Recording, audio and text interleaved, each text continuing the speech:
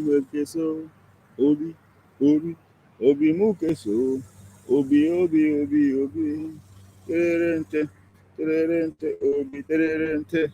What a time, what a movement, or I mean, what a party, I should say.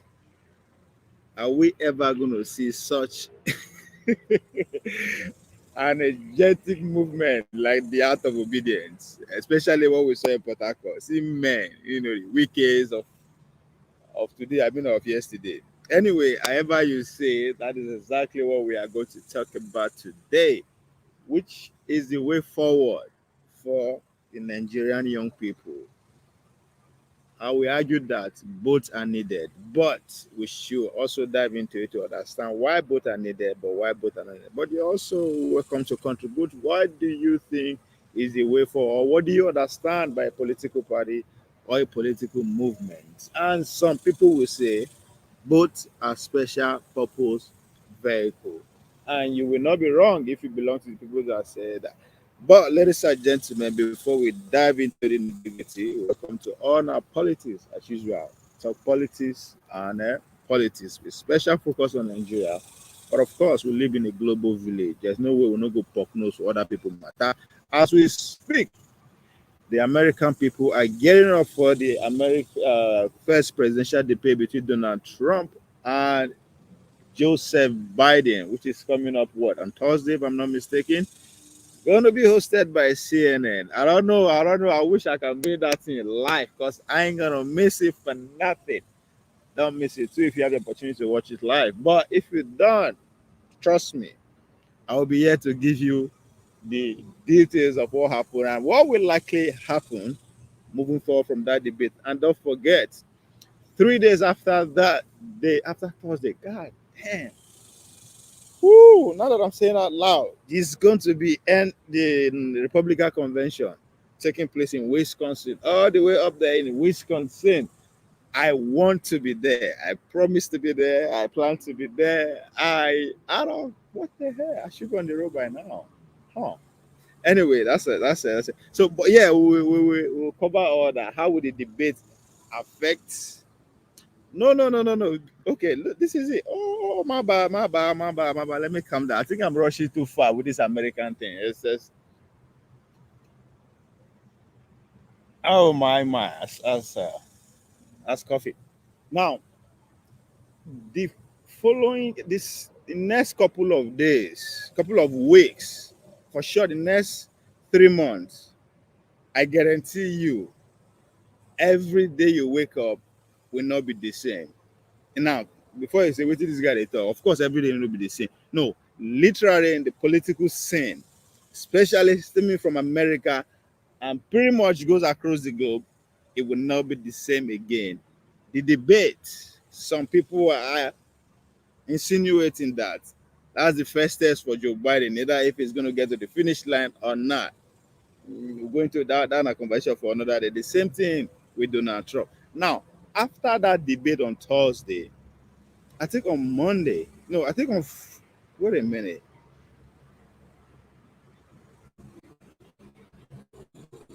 No, okay. After the this week Thursday, 2 weeks later, that will be the sentencing of Donald Trump. Remember his felony conviction in New York. The sentencing will be on the 12th or on the 11th, if I'm not mistaken, one of those 2 days. Then the National Convention, the RSC Convention, the Republican Convention, Donald Trump Convention, most people will say, will be taking place 3 days after. So now you understand why I said after the debate, every day, especially in America, political scene will not be the same again. Because that debate will actually set a lot of things into perspectives, right? Actually, move. A lot of people will come up and speak. When I mean a lot of people, I'm talking about the billionaires, right? The people who actually who run the shows, right? And I ain't talking about everyday American. Everyday American, we no get choice. Whatever there's no, I not include myself. But I did, yeah, we no get choice. Anyway, they don't follow, we follow. But you will now start seeing individuals, right? Started really coming out to speak for whoever that he or she or whatever that need to be done. Corporation will be now be seeing the head of corporation coming out and say yes, this is so things will not be the same again. Then the conviction of the sentencing of Donald Trump will be the next on the line. Is he going to be sentenced? How many years? How many days? How many hours? Home arrest? House arrest? I mean, America, anything is what possible. We keep our finger crossed, but most importantly, the guy, if he wins the nomination, remember, remember, it's just like Nigeria. The both parties don't have candidate yet. Yeah. It's arguably Donald Trump will win his own. It's arguably the nominee and Joe Biden, but it is not cast in stone yet until their national convention. That of Republican is coming up in Wisconsin on the 15th of July, starting from the 15th, if I'm not mistaken, and it's going to run for like 3 straight days. There's a lot of speakers that lined up, a lot of activities. I want to be there. I will be there. I'll bring it. But at the same time, I'm scared because we don't know where the sentence will go, change the mood of everybody. And so, but that's a different. I'm rushing through it so that you come back tomorrow and listen more. Tomorrow I'll slow it down. I will go to slow and down until when it reach that day. I'll come to talk one by one. But right now, let's fast. Let's see. Then that of Democrat is coming up in Chicago, Chi-Town, Chirac, whatever you pronounce that city. Hey, the city of Barack Obama will be hosting the Democrat convention. People are already meaning to that, right? If you follow Obama trajectory from his first national convention speech to his nomination, everything all happened within the corridor of Chicago. So I'm saying this to say, if you see they announce Michelle Obama that day, don't be surprised. Oh, no, that's I'm being conspiratorial now. But the city of Chicago will be hosting the Democratic Convention August. I want to be there too. But all these things tie pretty much into what we are going to talk about today. Because remember, there's no way you can talk about modern movements without picturing Donald Trump with Make America Great Again movement. One will say the words, according to Hillary Clinton, the deplorables. However you want to, the American first. However you want to classify that movement, it's a movement that will not leave our memory for the next 30, 40 years to come because of his success, his failure, not just in America, but as we speak, pretty much across the continent of Europe. Brexit, those who understand what Brexit means, will understand. Nigel Farage, you know those characters? They all keen to the ideology of what? The Donald Trump movement. Oh, if in case you are confused about what I'm saying, you need to just understand what Breitbart Media is and start from there. The likes of Steve Bannon, who's currently going to jail. Yeah, he's going to jail. Anyway, that's that's another different. But the power of movement. But at the same time, the success of that movement cannot be complete without the Republican Party. Then, if you now transplant it to the Nigerian question that we're here to address today, I think that's what people like Obi trying to do. But I think Obi on has a lot of pushback, and you can question the success of Obi movement. We'll dive into that too. Pretty much because he is a politician, unlike Donald Trump, who pretty much perceived as an outsider. So imagine that's why I'm drawing this to analogy here with that of America and that of America. So political party and movement, both have a very, very defined vision and mission of what the reason why these two are set about. Whoever the individual interest, however you want to define your party or movement, you all have one goal in common. Even though that of the movement varies from movement to movement. And that's another thing we have to talk about. It varies from movement to movement.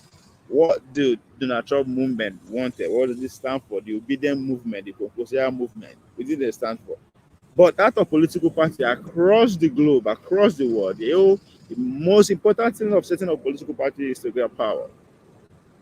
It's to win power. It's to take power, however you want to define it. But that's the opposite. We'll go into that. But to set the mood right, we'll read some articles that will, guide us into this conversation. Maybe I put the link in case you are ready to come and join the noise making section. Here we go.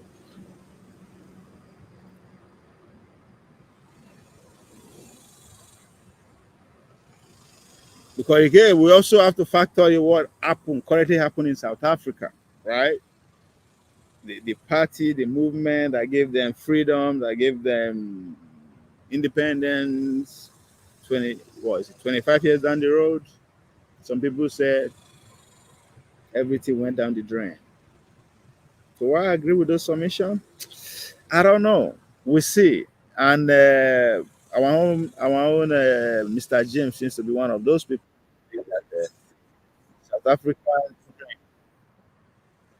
has been.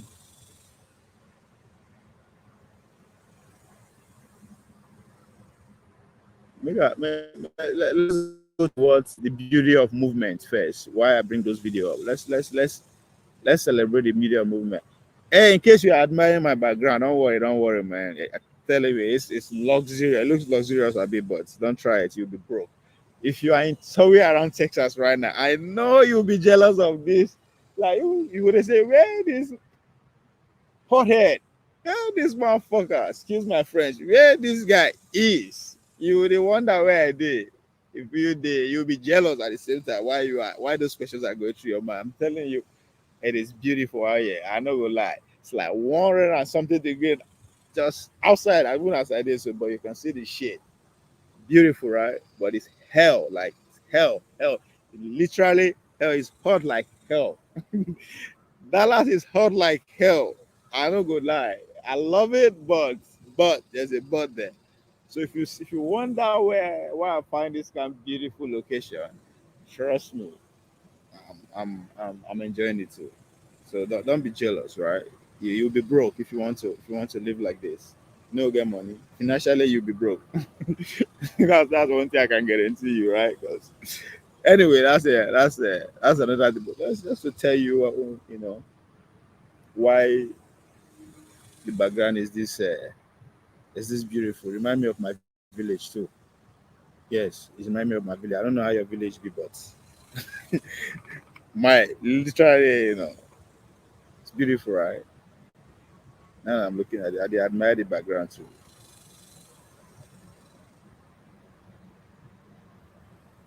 Maybe not so. I've been. I think I should because one of the things why they think of Prince Adebayo interview is many concepts they come my head. I don't want it to be boring. I wanted it to be family oriented conversation whereby I will do the interview from a family setting, from family busy. I go have husband and wife and kids also ask be part of the conversation. That's a concept that I'm thinking of. Omega Karan go lounge. I'm thinking of being in a lounge and have like a couple or two, three people ask questions from my own end, then before people will jump from wherever is that. I'm thinking of just going straight to the street. Going to the street. If I go somewhere in North Dallas, right, where Nigerians dominate, if I just sit there, conduct my interview with them, I'm looking at that. Oh, I just can't give them this background. Anyway, that's another thing. Oladipo, are you in a ranch? Man, I'm not in. I'm not in a ranch. I'm in a park. I'm in a park. You know, there's one thing you can give to Dallas, not their park. Those that they invest in park. It's pretty much a competition between the counties. There. Yeah, I'm in a park. It's not a ranch. I wish. I wish I'm in a ranch, man. That's not the real life. Anyway, so I am concluding on Saturday. On Saturday to do that interview with Prince Ade, Adewale. I thought you live in Houston. Nah, man, I live everywhere, my brother. Auntie Marion, just like you. I do everywhere. Why? No, but I can say Dallas is home. I'm always back to Dallas anyway. I know that I can't. I don't know. I don't like Houston. I don't know why people they live for Houston. I don't know. Houston. I don't know. I've been to Houston so many times that I don't know. I don't know. I wish Uzo would go move from Dallas. Uzo is the only person that actually maybe they live life out of Houston in a way. But I don't know. I'm not in Houston. I tried to one point or like 2, 3 years ago. But anyway, I'm not. I mean, I'm currently, I think right now I can tell you I'm in Dallas. Tomorrow, I don't know where I go there. About yesterday, I was in Selena. Those who are familiar with this area, I will tell you where Selena is. Selena, Texas. That was pretty much maybe 10 hours ago. So I don't know where I'm going to be. Well, no, I will be in, let me see, tomorrow.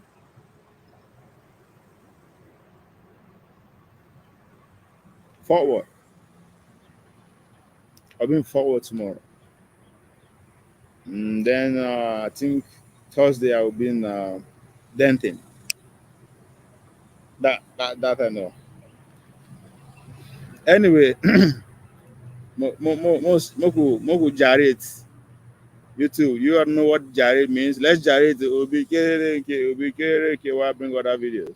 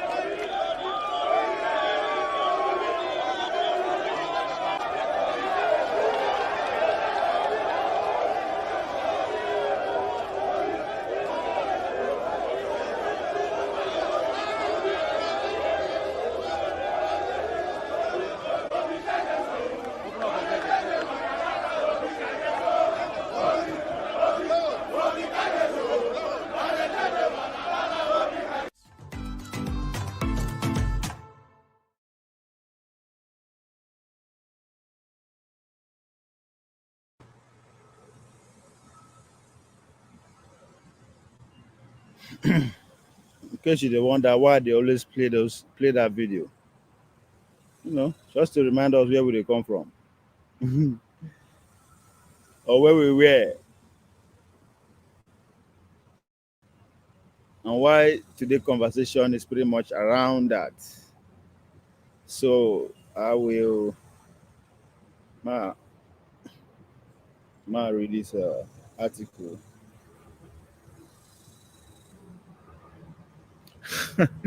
Austin is on, bro. I don't know, man. I don't know, man. I've never been able to see what people like you are saying in Houston. Maybe if I can see it, I will buy what you are saying. But as I now, I lie you, I no agree. As a man no agree for anybody. So I no agree you too. Oh, now let's read what we believe the building movement, what the potentials, everything that people saw before the election, if I'm not mistaken. All right. This is Austin B. Abo and Obishesan Okoye, February 23rd, 2023. And they write this article. So, the obedient movement will shape Nigerian politics beyond 2023 presidential election. Now, the emphasis here for me is beyond, right? Beyond 2023. We don't pass 2023 now.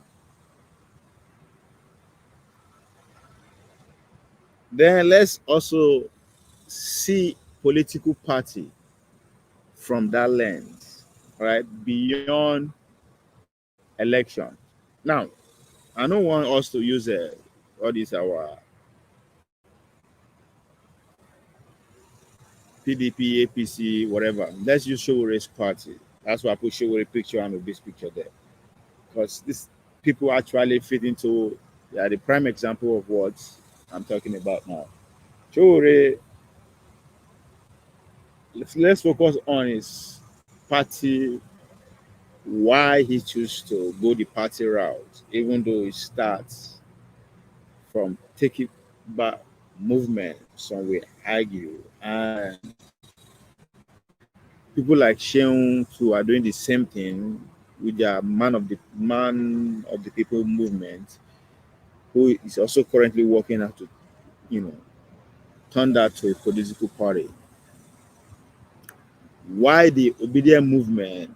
It has its own different, you know, they are not interested in actually metamorphosing into a political party. There's nothing wrong with that. It's an interesting, it's not something new actually. I mean, the 60s and 70s in the United States of America were shaped by movements, right? Civil rights movements. One of the most successful movements in human history, one would argue. So, but let's see what people saw beyond 2023 with the obedient movement, if there's anything to go by.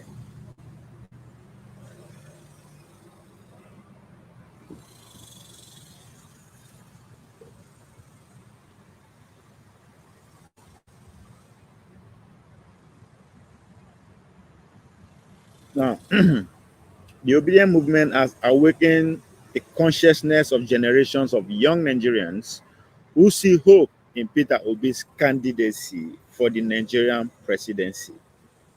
The movement will outlive the election regardless of the results. Right, Augustine B. Abo and Obishesa Okoye. Ha! The question now is, because these guys seems to be putting out statement of fact, they believe that like there's no other way it's going to turn out other than the movement outlives the election regardless of the result. Now, how we ask, or how we argue, is that happening as we speak? Is obedient living or at living 2023 election? Now, before you answer that question, you have to actually put a lot of things into consideration, right? We are not in the next phase of election yet. As a matter of fact, we are still in the first quarter of, as in the first half of post-election. That means we are not 2 years into after election years. Then look at the characters that shape the obedient movement who are leaving the party as we speak. From the top echelon, from the hierarchy on the top to the ordinary obedience on the streets, who are saying, Now, I'm making that obvious because unless anybody will come and show me from that election day or night to today, I have not seen people who have converted to obedience. Instead, I see people who are living the obedience. Yes, the name is still very out there on our lips, of course. So, but is the movement outliving that 2023 election? Now, let's see why they actually come to that conclusion even before the election took place. Now, on 11th February 2023, remember the election took place 25th, was it 25th February, if I'm not mistaken? Yes. On 11th February 2023, teenager Yusuf Alami stood in front of a car carrying Labour Party presidential candidate Peter Obi with his arm outstretched. The candidate smiled at him through the car's sunroof. I remember that iconic picture. Let me help us. Let me see if I can get that, so that I refresh our memory why this person was why he decided to start his article like that. One and over, I'll bring back the article, but look at that image. It's indeed iconic image. The only image that can be more iconic than this boy's image was that of Yusuf. One of the dear Yusuf, Aisha Yusuf. Bring back as our girls iconic fist up in office in the pretty much a statue now. You all remember this guy?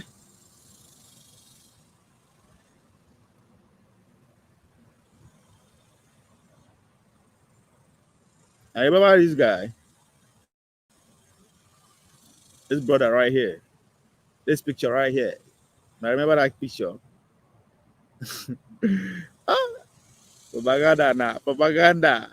Ah, guy, they trash. I had to give it to them. Remember how this literally, my. Ah, God. I'm happy that I followed this 2023 election from the beginning to the end. We have stories to tell.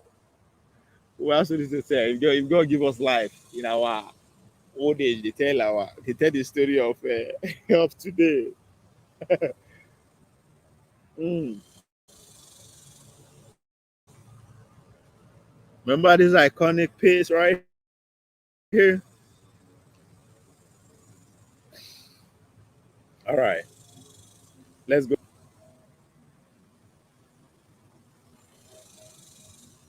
The only picture of recent memory that pretty much that will outlive that will actually make a brother rich than this guy was Aisha Yusuf. Bring back our girls, which, as I say, pretty much a statue now across the world. So yeah. So, but boy, again, what's the big deal about Yusuf?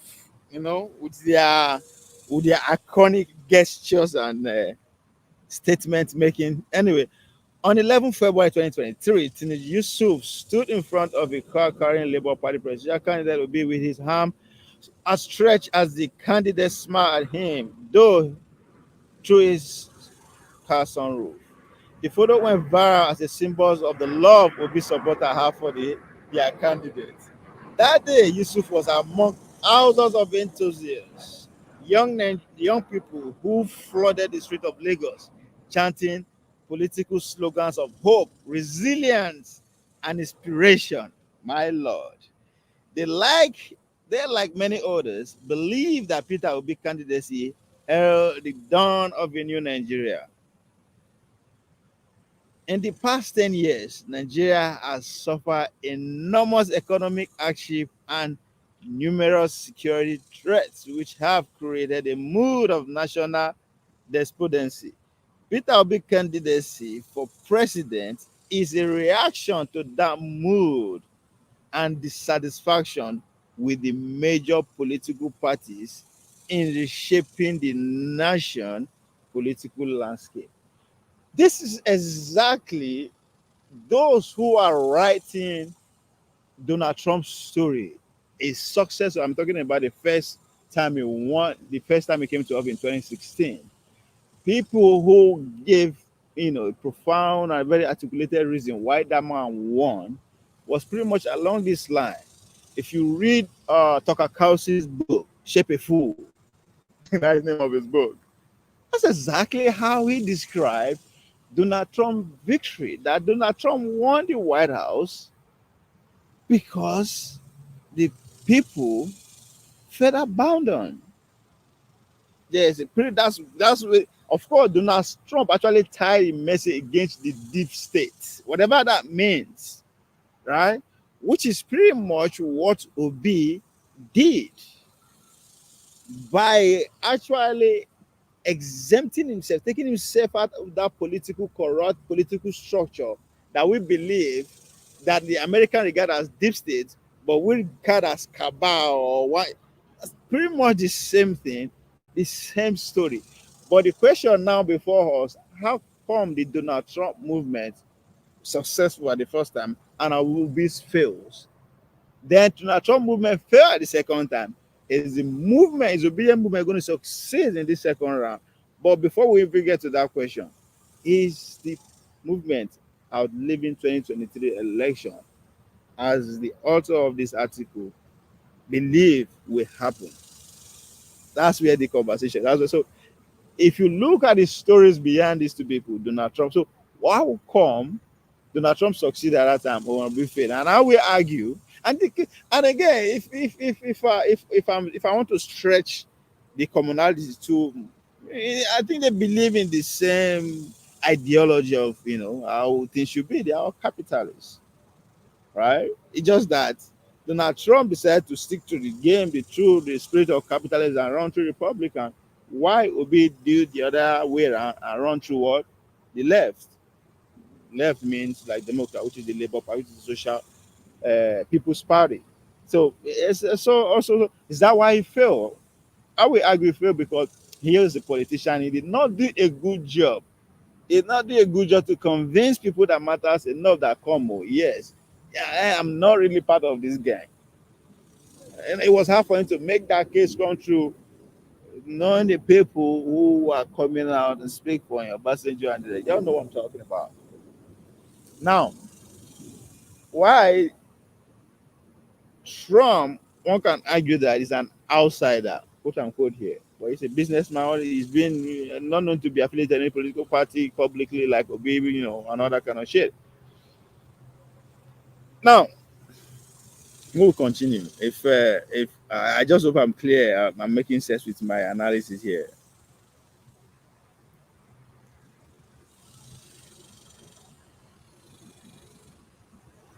Peter Obi is the former governor of Anambra and previously had a career in banking.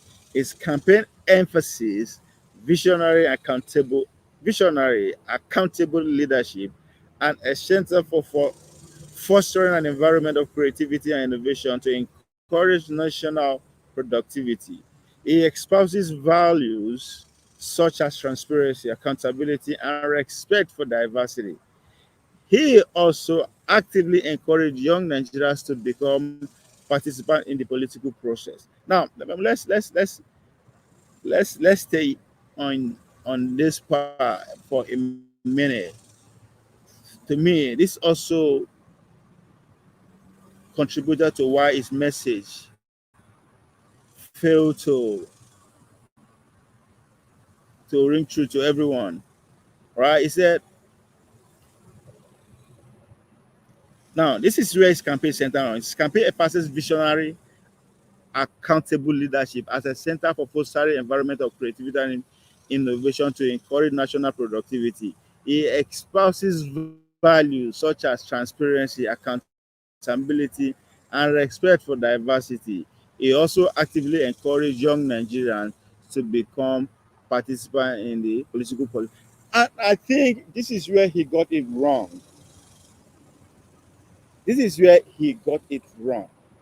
The young people are not necessarily directly asking for this. They are asking for this as a body, but including the head of that body, which is which are the characters, but most importantly, the houses that house those characters, the political party and the people that occupy the political party, which he could not differentiate or separate himself from in a way. Donald Trump, on the other hand, went straight by speaking his followership what language. He wasn't trying to say, you know what, yes, I can still make this system fair, work, accountable, transparency within the system that's already been bastardized, the diversity that is not being respected. The young people, that's not what the young people want. All this should be gone with the people and the structure that house all these things should be gone.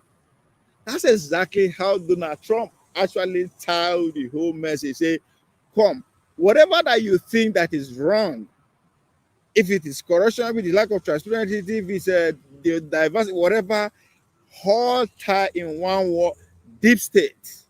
And everybody who has been this deep state one way or the other through the media, via their media supporters, via their all the anybody has a tie to deep state. However, military, religiously, they all have to go. That was what, but Obi took his time to say, okay, no, yeah, the military is corrupt, but the whole military doesn't have to go. We just have to find people who can navigate through the system. I mean, no, no, no. See, for me, that's where Obi actually hit with his followers. He can see his followers' feelings, what they want. He ability for him to not to just relate, but show and play that role of irritability. He lacks it. He don't lack it, but there's no way he can play it without him being directly affected.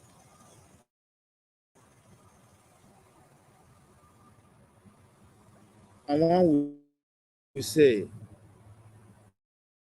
whatever Donald Trump is going through right now, maybe we'll be saw it ahead. And come, if I do anyhow, I will see anyhow. That's why I continue to be here. Just should go and have Zeke to hard and do. Continue.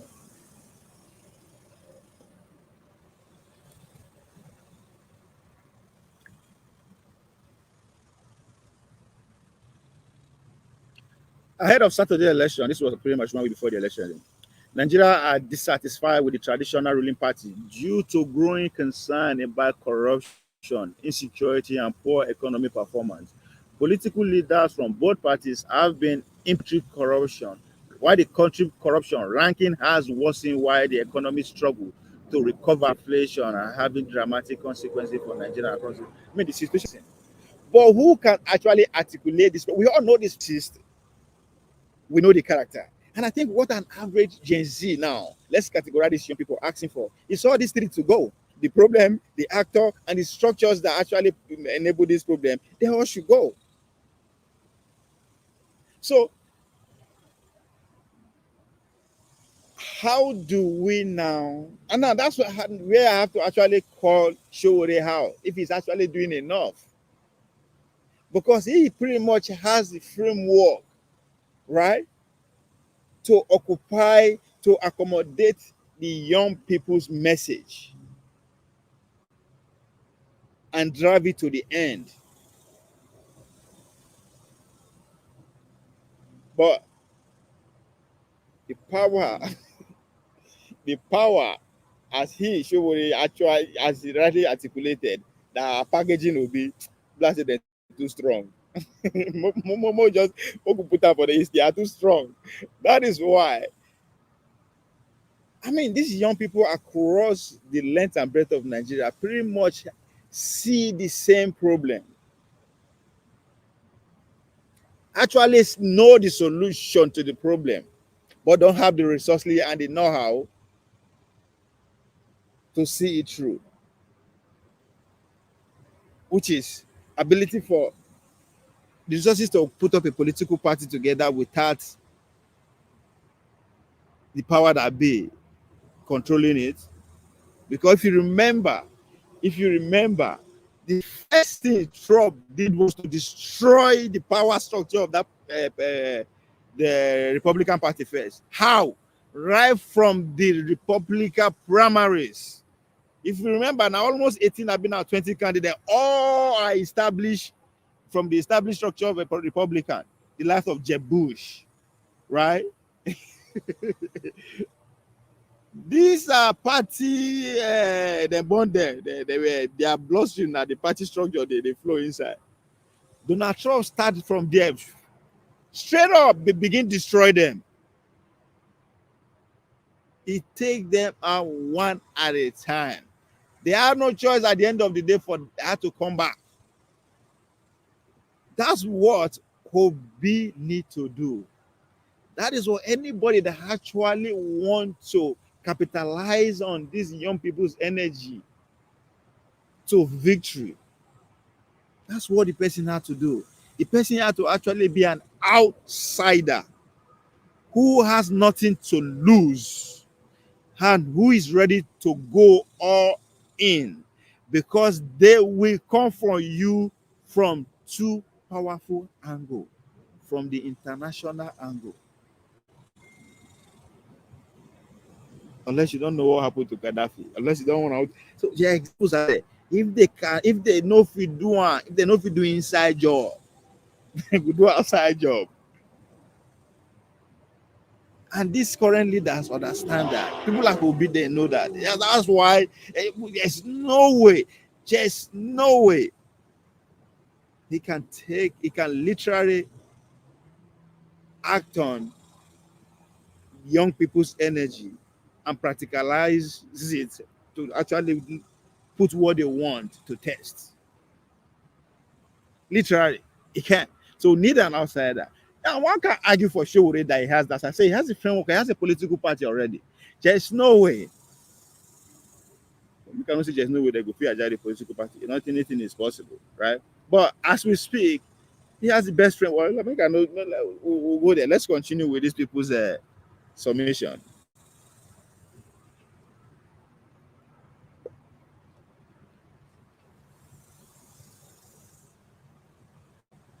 I hope I'm clear enough for Wabeg. If not hear me, I see one or two people watching. If you one or two people can hear me, give me a sign. Give me a sign. Make it not me say I talk to myself. Uh, if you are just listening and you are not watching, but you can hear me, please give me a sign. Say yeah, you can hear me, so I can continue. If not, if not, allow me to continue doing my www according to Drake www. I need a sign before I continue, please. I need to know I'm not here talking to myself. I mean, I need to know if I'm audible. So yeah, that doesn't matter if I'm the only one talking. I don't really know what is it coming through, so that people that will see it tomorrow, next week, next month, next year, they will hear me loud. They'll see hear the message. Please, if you can hear me, let me know. I want to know that I'm audible so I can continue.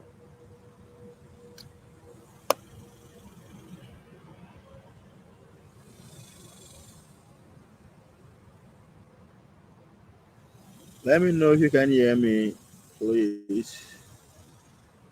If you are there and you can hear me, give me a sign.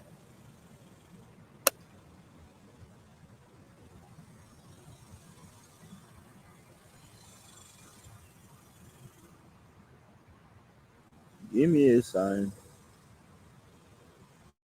Give me a sign. Give me a sign. If you can hear me, give me a sign. Okay. Give me a sign.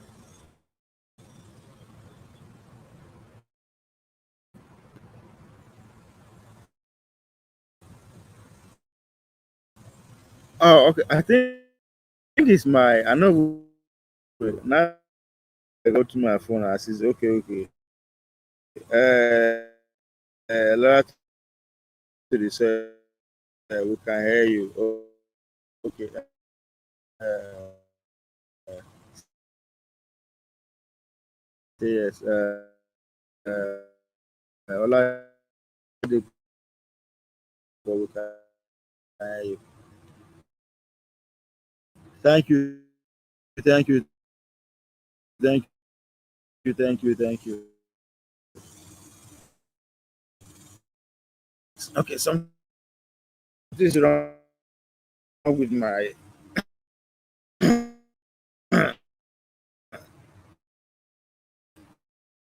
laptop. That.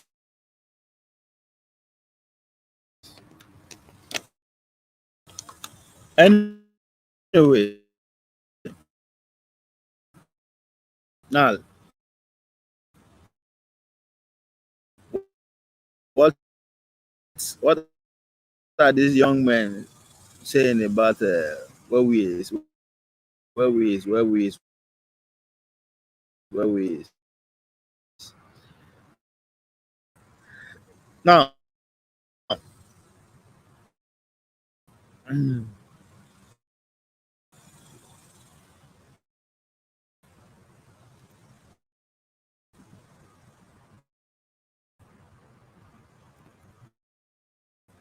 the system, the system, the system is frozen. Oh, my bad. I think I know why. Too many gadgets on, crippling the slowing out.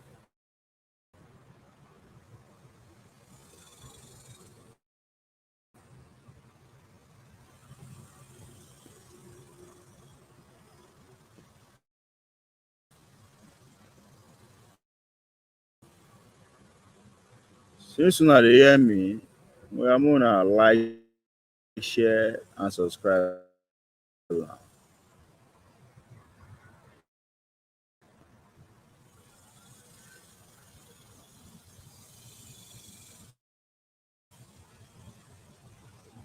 Laptop is frozen now.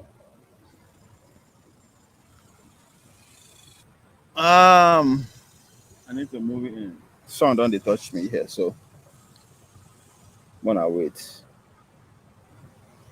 Wanna wait. The sun is sunning. Let me move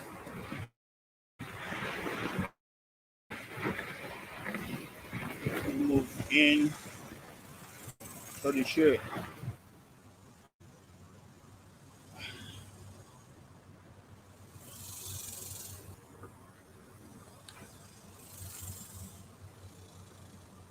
have move it.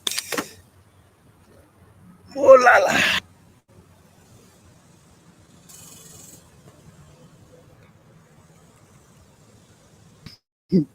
Lyric. More like, share, and subscribe. And even though Naibo are using our money small, but at least no, they use subscribe to. And they using our money subscribe to. So your money is actually going to building the permanent side. Smoking also is part of the building. Gas be on. Anyway, let's get serious. Yusuf Alani action capsulates the aspiration of deprived, bitter, and oppressed generation who see Ashwaju Tinubu is all about renewing hope. They know Peter Obi governance philosophy and whose platform has incontrovertibly reawakened the political consciousness again. And they always has, as far as I'm concerned, I think Nnamdi Kanu member number one single individual organically who has impacted on young people's Obi effort will not be overlooked. But with the kind of machinery, I mean, come on, man, come on, man. You can't give it to him. He is doing it, but that young man has awakening young Nigeria more that I know of for the last 30 years.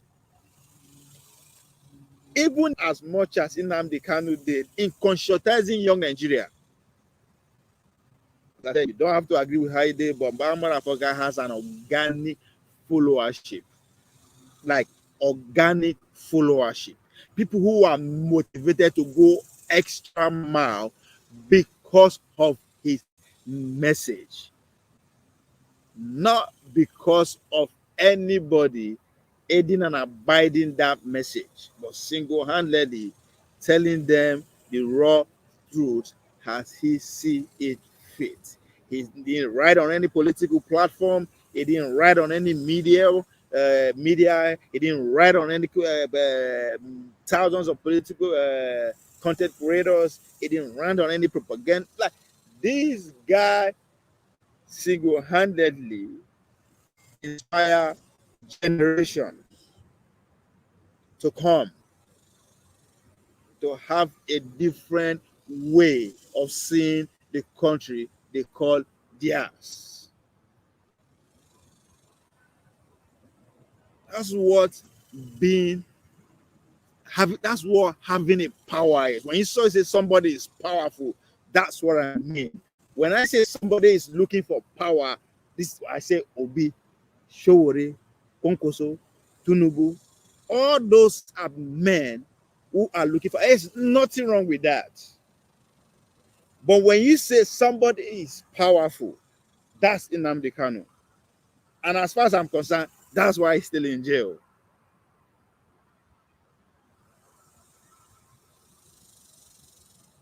When out of your just sheer conviction, you are able to persuade millions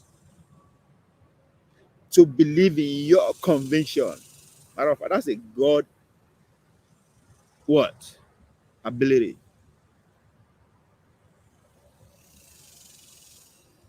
That's exactly what it means. The guy knows spend money. He know hire musicians. He know hire pastors. He no get running mate. No political party. No coalition. No jumping from plane to plane. Donating money or contributing money. Going from diaspora organization to one. That guy did not do that.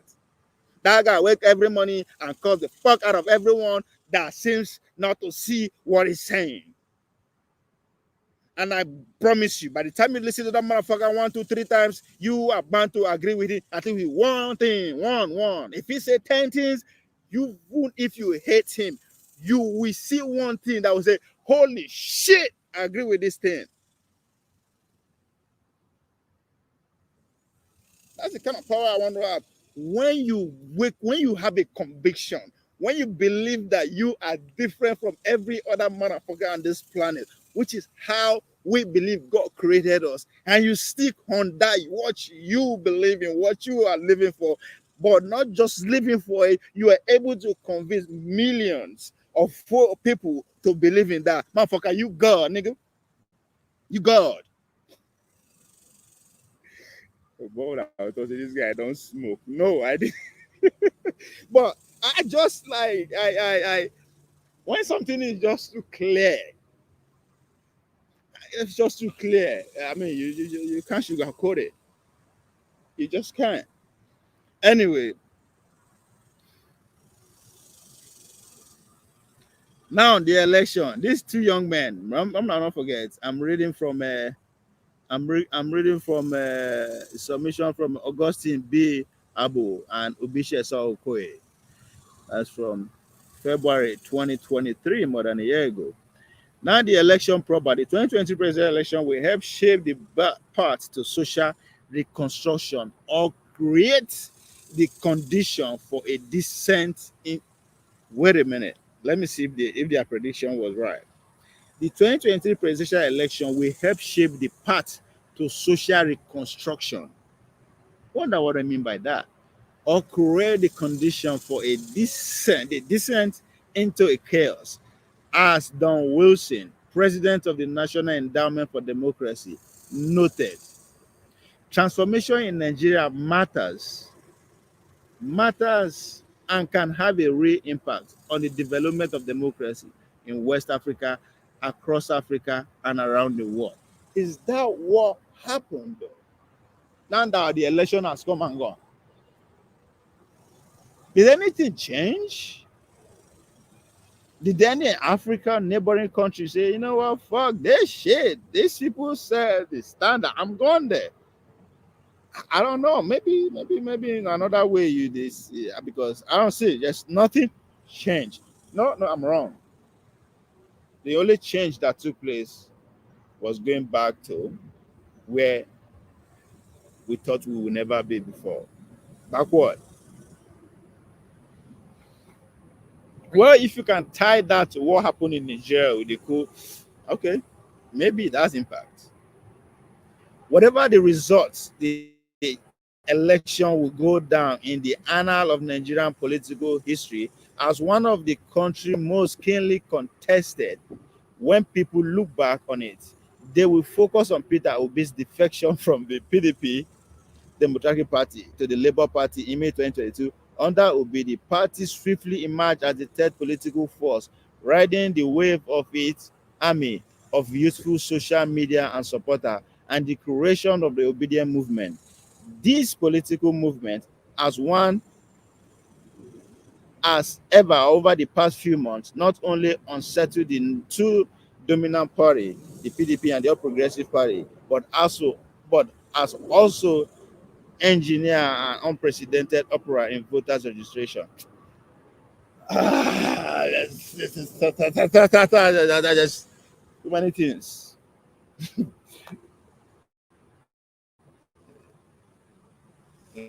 Let me go to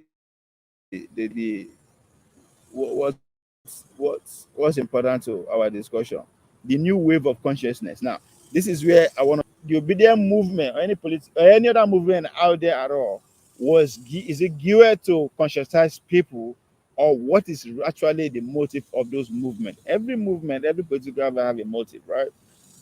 But what they are trying to tie the OB movement to, I don't think that movement deserves that, because some people have already conscientized Nigeria, as I say in Kanu. And I will also go ahead and put Showore before Obi in terms of people who have conscientized young Nigeria more in today Nigeria.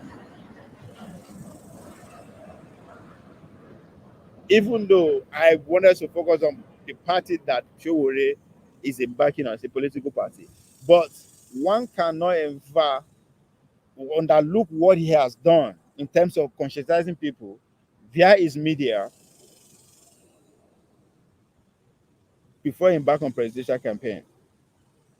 He too, to some extent, amounts millions of organic followership as a Sahara Reporters founder more than as a political as a political party founder. It's now you maybe it's getting clearer now. Showore as a political party founder or as a Showore, you see that? Anyway, Showore as a party founder and as a what? As a media who, how did he impact the consciousness of Nigeria? Which direction impact the consciousness of Nigeria more? Now, let's see where these two young men are going, the kind of credit they want to give to the obedient movement, and see if they deserve it or they are undervaluing the obedient movement. One of the legacies of the obedient movement is the new wave of consciousness spreading across Nigeria that has increased youth participation in politics. Okay, okay. Yes, I agree with that. I agree with that. I agree with that. If the consciousness has a context to it towards political participation, which is that's the caveat that I agree. I give it to. He does that very good. Of course, he's a politician.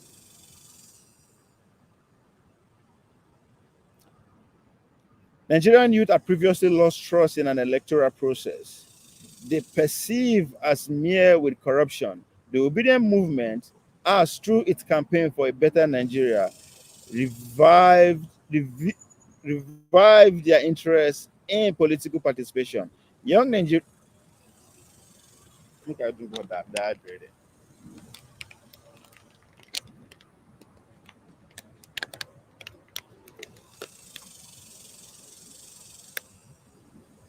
The young Nigerians have shaken off their complacency and demonstrating their unwillingness to accept another round of political failure. The movement political mantra in New Nigeria is possible. And I think that's another thing that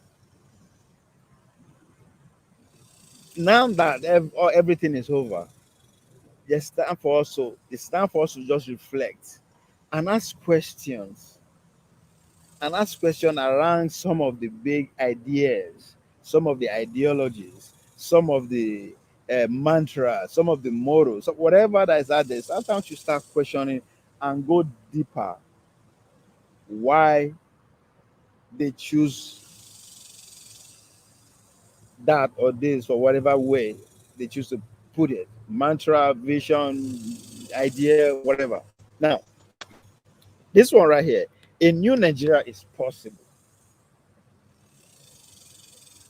What is that new Nigeria? I mean, if you are saying a new Nigeria is possible, and you are saying that new Nigeria,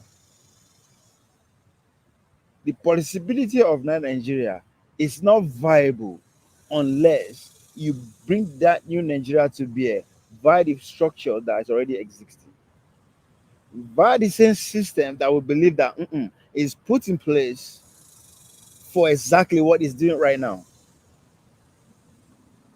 So when you say new Nigeria, I don't know, very fancy way of putting things, but how? You are not a new. It's not that we've not. You are part of the old Nigeria. I'm not saying the new cannot come far from the old. It can, but I'm not convinced with the way he's going about it. If Showode is taking that message because of his political party, I agree. But you cannot be throwing that kind of mantra, that kind of message with the same framework of the system that is already existing now. I don't get it. Again, maybe not because I never smoke. A new Nigeria is possible has been a rallying call for Nigerian newly political conscious youth. It is not surprising that the youth who are primarily driven by their admiration and fealty to Obi are also united by their disgust with the country failing leadership to which he has been part and parcel of. And they hope that their votes can contribute to the process of building a new Nigeria. Uh, Regardless of whether the obedient movement translates into electoral victory or not, it has been successful in inspiring a generation to be politically conscious. That is a great victory for Nigerian democracy. Ah,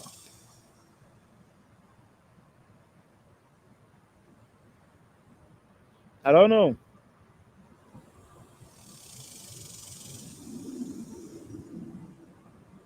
I don't know. Because looking back now, I felt that the young people have been deceived. I felt the young people have been taken advantage of. And I felt the young people have been abused and sold cheap.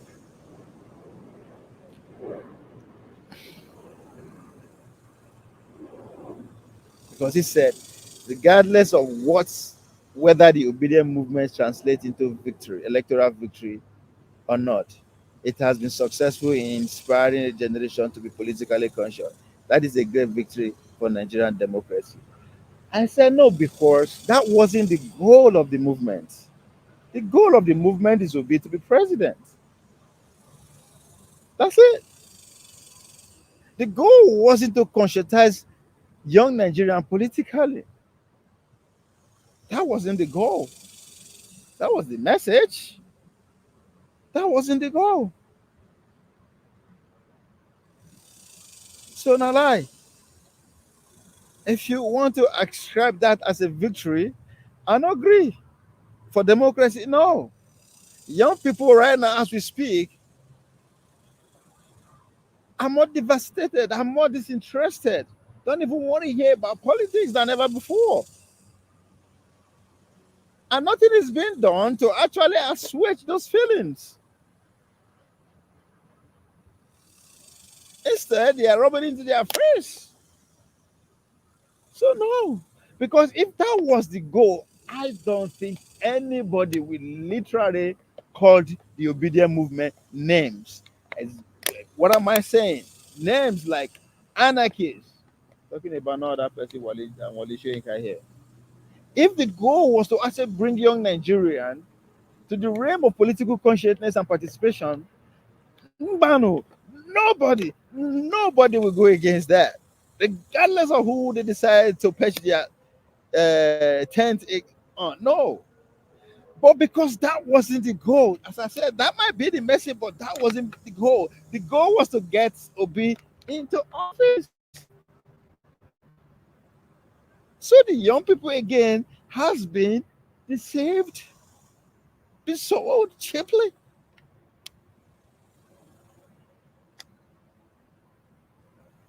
So I don't agree. Austin being Ball is a doctorate student in global governance and human society at UMass Boston. His research interests include security, peace, democracy, terrorism, and organized crime. Nigga, you should have stayed to that, man.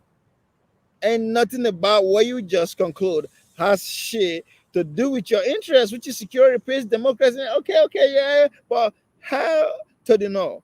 Now I know that you're a doctorate student in Boston. I now understand why your conclusion had to come the way it comes across. Of course, people are paying for your master's or doctorate.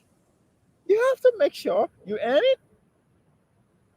Now, Obisheda Okoye is an assistant professor of justice and peace, studied at the University of St. Thomas in Minnesota. St. Thomas, I thought it was St. Thomas. I know St. Thomas. I've competed in St. Thomas. Yes, yes. Anyway, an author of Punctuated Peace in Nigeria Oyo region. I would like to read that too. I would like to read that book, Punctuated Peace in Nigerian Oyo region. But anyway,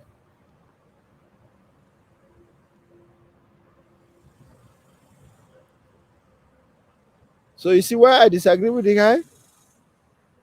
So the OB movement, is it outliving the 2023 election? That's the question I want to know. I said no because of the flowing all their building blocks has been thrown away one by one. So it's even gonna last. It's even gonna meet up to the next election.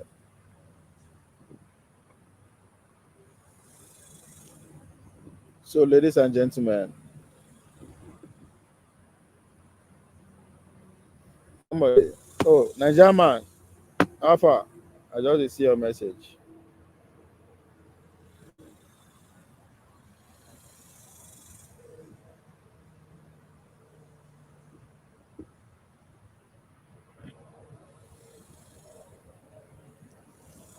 Let's gyrate for a minute.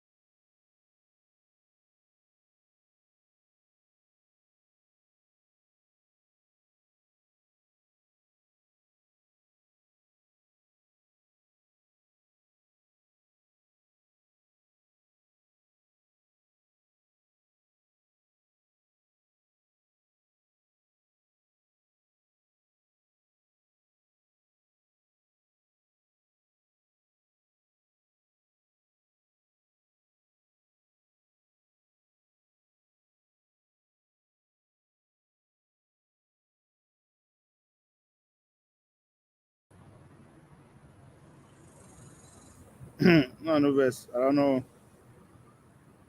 See my go.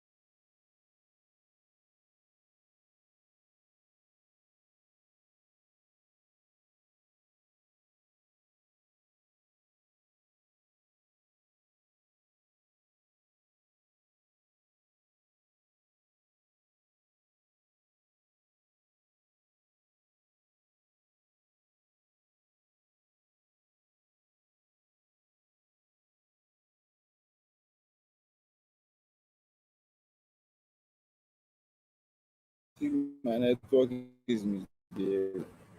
One and over.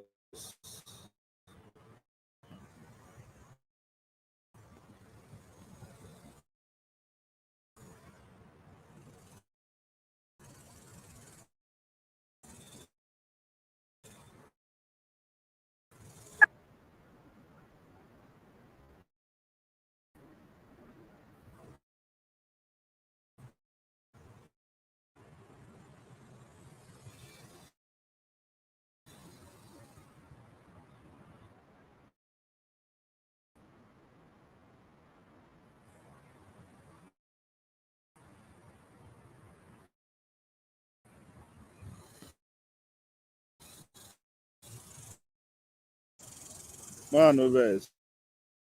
The hell,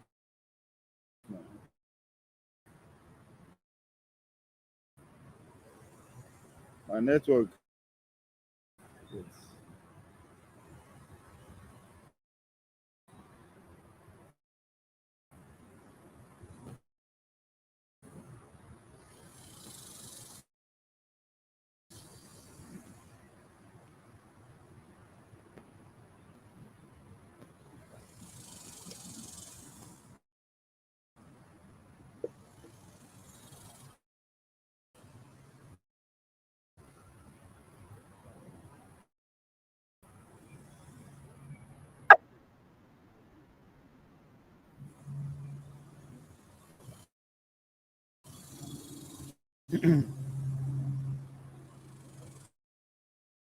Yeah, my network. Oh, it's at the middle of nowhere. So, Princess, if you too, oh,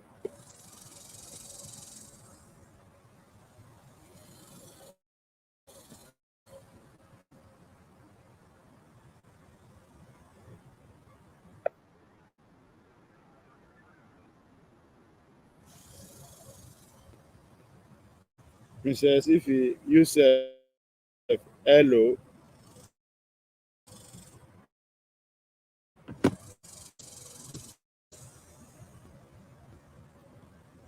Elohi, Elohe. Um, that article that I just read has about 5 comments to it. Let me see what the people are saying. Mm.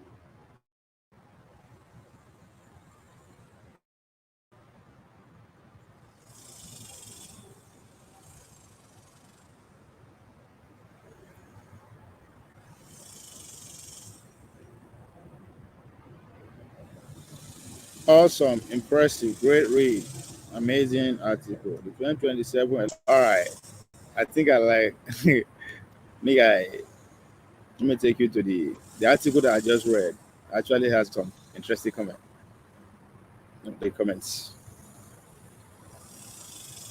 It's hard, even as I sit there in the middle of shit. It's hard.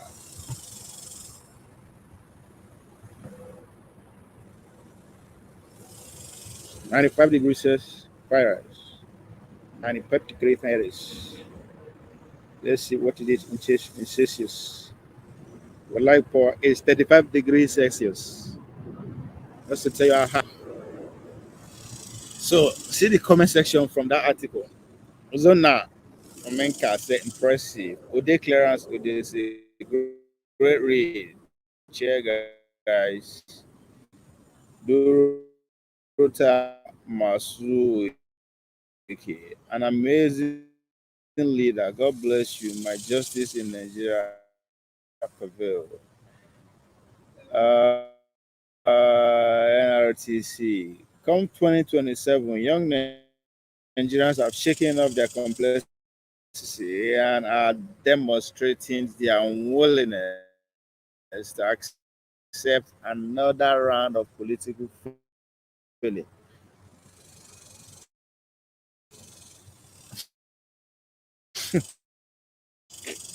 Is that what we are saying? Are we sawing? Are we sawing? Are we sawing? Are we seeing? Or is there hope? Are we seeing? Is that what is at play currently? Does it seems as if young Nigerians have shaken off their complexity and are demonstrating their unwillingness to accept another round of political failing?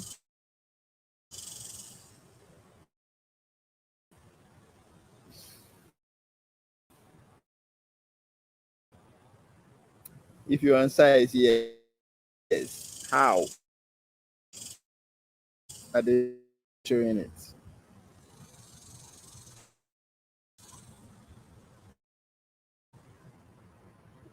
Your Nigeria are still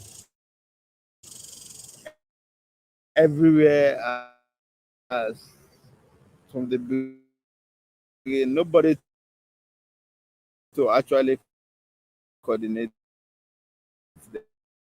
them genuinely and ready to go to war with them, politically speaking. Showore, who seems to be demonstrating that capacity, the power that be, as far as I'm concerned, are swaying, are, are keeping the young people away from him. If there's anything like that in the first place, because I said that because how many million people has Showore from his take it back days to AAC now has can he boast of having legitimately?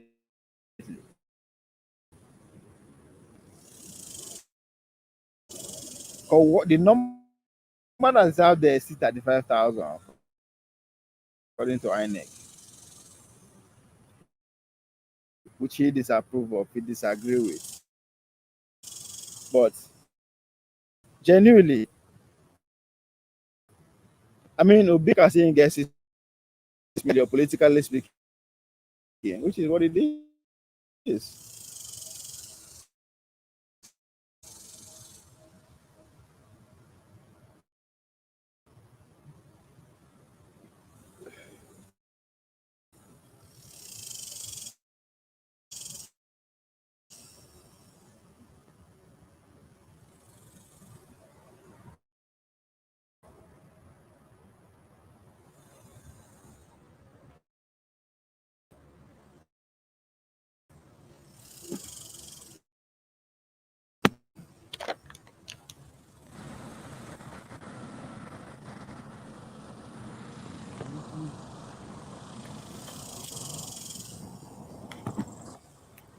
Two snake sound we dey hear for one wey come.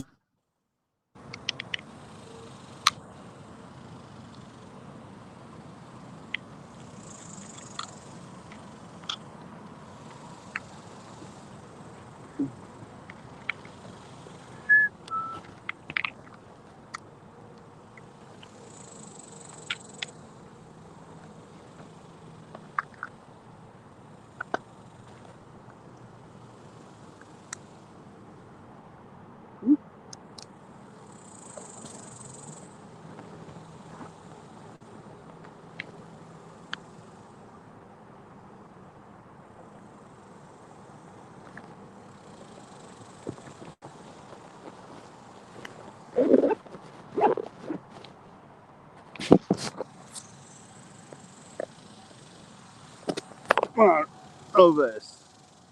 I need to change my location. Hopefully, we will get a better reception. If you can hear me, shout hallelujah.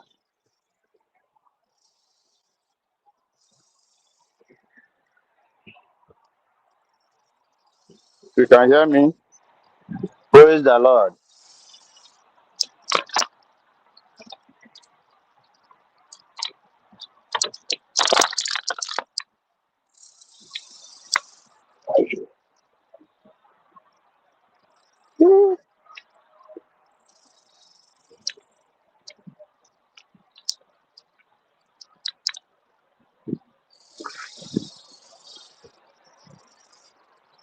If you can hear me, praise the Lord.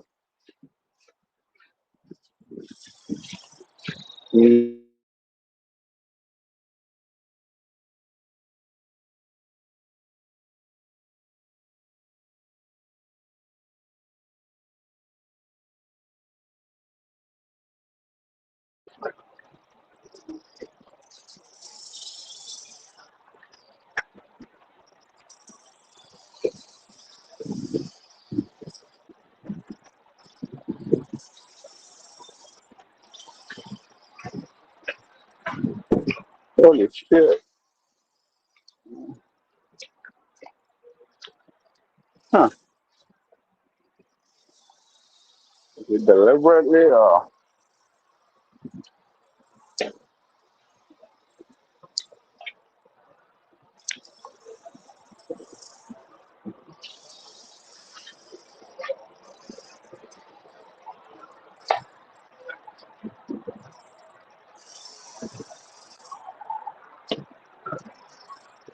Hello, hello, hello. Yes, we can hear you clearly. That's not what I said.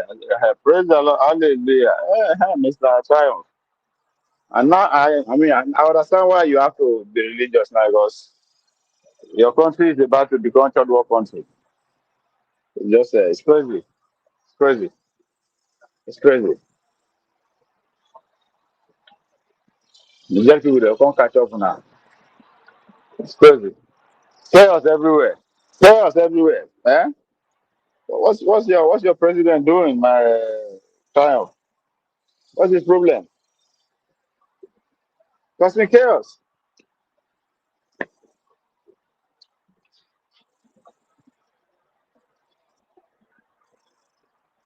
Ah, sure. I'm not gonna lie, you. The weather is great, it's beautiful, but God, eh. Ah, France is the number one in Europe. Yeah, yeah, yeah. Ah, I agree. I don't disagree. I agree to disagree. Ah, you know why? You know why I agree? Because Germany will be the first to become a third world country before France. That's why I agree. Germany don't fuck up. Germany don't. In fact, Germany now. I mean, well, they don't fuck up. Now colony of the United States. So I got it. Yeah, yeah. French then stop Nadia paranoia. Now I go make them survive. No be say no be say anything. Right from day one, then they are stubborn. You know, now people will not forget who they were, how powerful they were. I think the day. So I got it. I got it. In Europe, yeah, yeah, yeah. We see, but if they as they fuck around, so they go see anyhow. If they say if fuck around, you find out. If they do too much for you for Russia, they go find out too, and that might that would be funny. That one will take them from number one to the bottom. We are taking back Africa. God, this guy. So, what are you talking about? Yeah, that's no. This is not the level with you. I don't the president as small small now. I know the small president of the year now. Another the abuser taking back Africa. What are you talking about? So I think, wow. Taking back. Where will now part enter first? Now where that before now we take am. Na Mali, I been na Senegal. Now follow enter abi. Yeah. I like this guy. There's this small guy check the shake. That be French one. Today, no, don't forget say no because of NATO backing. I make them they do it. Now Metro come first.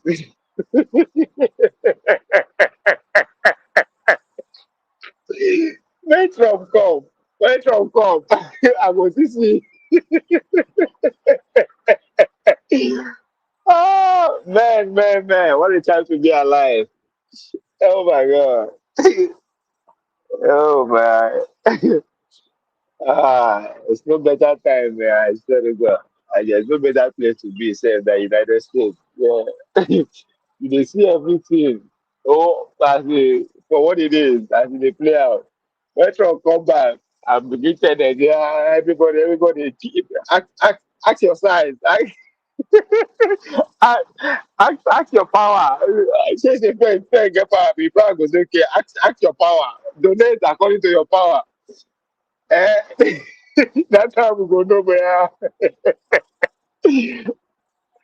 Ah, man, what a time. Some go say, ask your power. Now when I don't get free uranium, I don't get free Nigeria, I don't get free Agro, I go say, how now they act in my power. When Trump don't put in for chokehold. You as you did, so you come back, you go wear boot again, you go you will go fight for Ukraine. That would be the clear. Eh? Eh? Oh, I need to talk to Tinubu. Anybody that is coming back from Europe, should go straight should go and serve in the Nigerian military. Because the reason why they don't come back is because they don't want to go fight for Ukraine under their respective alleged country. So they won't come chill out for us. Mbanu, go ahead listen because after you go fight us we need to fight Boko Haram.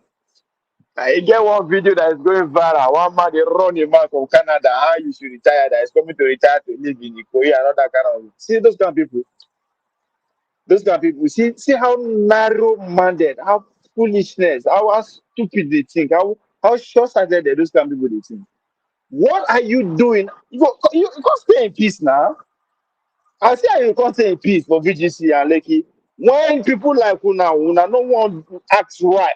So make sure we fix that goddamn country so that when you retire, you can we go see. Say you are banking on when you come, you will need Nigeria police to police that yours. We go see. Kutuma Boro, but oh my god. Make I see first. I need to play that video. I think that call for a conversation. I don't know. I was reluctant in a way. So so to even go into that conversation. Now I'm going to use Triumph as a point of contact to all the diaspora returnee. When I no one do anything, una think say the man the brand say, I can't afford it, it's too expensive, I can't afford it. It is beautiful. The homes are beautiful, but I can't afford it. I don't like come and live in Ikoyi. You think this is oh, come on, more. Come on, more. I'm a more see wo. Ajegule ni wa gbe lo Ajegule. Man triumph. You see you go come back, come sit down for GRA for go sit down for GRA for Benin. Mbanu. Uh-uh. Efuru, Efuru, and then run about. Now we carry go. Uru Junction. Hmm? That side. Efuru water side. Now you na go. Oh, in fact, I think people no go understand what they talk to. Very soon they go they don't come back. We go they don't come back. We are looking for safe time. The way these motherfuckers are running around now, all these new cons, the way they are running around the world now, they cause trouble everywhere. Very soon, Nigerian diaspora they will they don't come back. Say peace no dey Europe again, no dey make we come fight. No, you all will be enlisted. Una go join Nigeria police. Una go join police. We go make sure say una join Nigeria. Una go go fight war. That Kutuma Boroba, Shegu. That and I am I am vexing. I am vexing. I think I've gotten my mojo back. Let me see. Mr. One man say, Mr. The right wing is gaining ground. You people should be prepared to go back home. No, that is never. Come. If not, please stop him. Go. Which home? Which home they won't go to? Which Huh? Which No, there's no vacancy. No, no, Nigeria is full. Nigeria not full. Go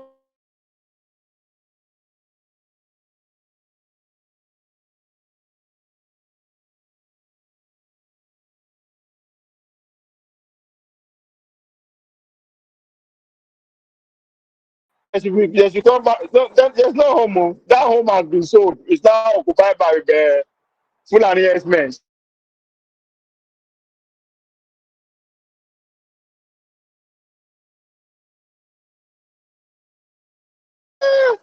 Make una act like people wey don dey see food chop for one, so that una go empower the Gen Z who are doing the best they can and to actually set the country right. No, una go dey there dey make demands and order. Now una wan come back home. There's no home o. Mbanu, home, no home, no peace, no peace. The kid wey say mama no go sleep, if dem no go sleep, una dey run. Na no wan fight war. Na wan come Nigeria. War dey Nigeria. Kutunwa. Mburu Obanenda.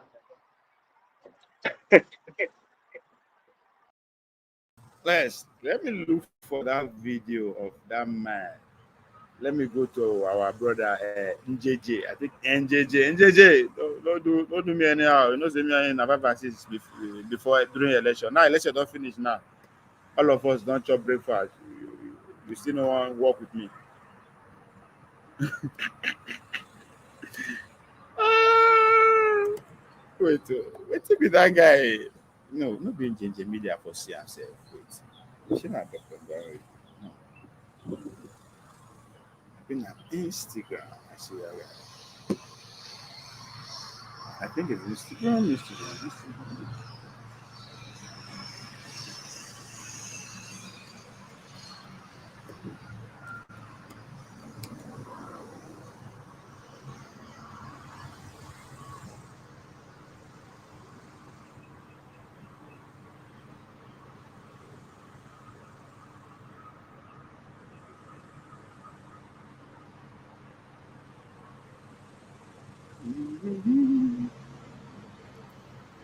When I won't come back home. Home, which home? Home. When I say na Fulani don't take over. Hell no. Home. I lie. There's no home. There's no home for the weekend. Make I show you the video. Eh? They'll be coming back home. There's no peace. Home is on fire. Y'all motherfuckers don't want to fix it. You also support the show by late. Yeah, live there. Live there. Now maybe they approve that they beef me. They think that maybe they approve that. They don't want to support my platform. Buro Oba. Shegu. Now, more than listen to this thing. Let's be serious. Let's get serious. When people like us they talk about the future, some people go to tell us as you say we are sound with the sound conspiratorial. Let's look at it. Let's look at it. Let's listen to this young man from Canada. Hi guys, Dr. Zoe again. I was coming to work this morning. Just got to the office, and just before I had a couple of minutes, so I looked at my friend's page. Tunde did not speak this morning, and I saw interesting, stories. A lady trying to convince people to, build houses back home. Another one trying to convince people to own houses in America, and they're both nice. I agree. But I said I'll talk about it. Because honestly, we as Nigerians and abroad, we think about retirement late, including me. So my topic this morning is Nigerians getting old abroad. I will talk about it because I'm in a position to talk about it. The reasons are this. In the next 12, 13 years, I'm going to be considered a senior here, retirement age. That's me. My kids are all grown. So that's one. And secondly, I look after a lot of elderly people here. I say it all the time. I think I look after the richest people in Calgary and the not so rich in Calgary, a lot, 10 senior homes. That's why I do that with my group of doctors. That's what I do. I even look after a rehabilitation home where you have, where you have people that are recovering addicts and stuff. I have a lot of experience when it comes to that. And I'm telling you, I don't think I've seen a Nigerian in one of those homes. Not one, not one. These things, whether you like it or not, they affect the way you think, the way you reason. I've personally, these homes are beautiful, lovely, fantastic. It's like living in Nuga all your life. But they are most of them are expensive. And I've made up my mind. I've called my family, I've called my daughter and my wife. I said, guys, I don't want to be here. I've got one, I can't afford it. It's too expensive.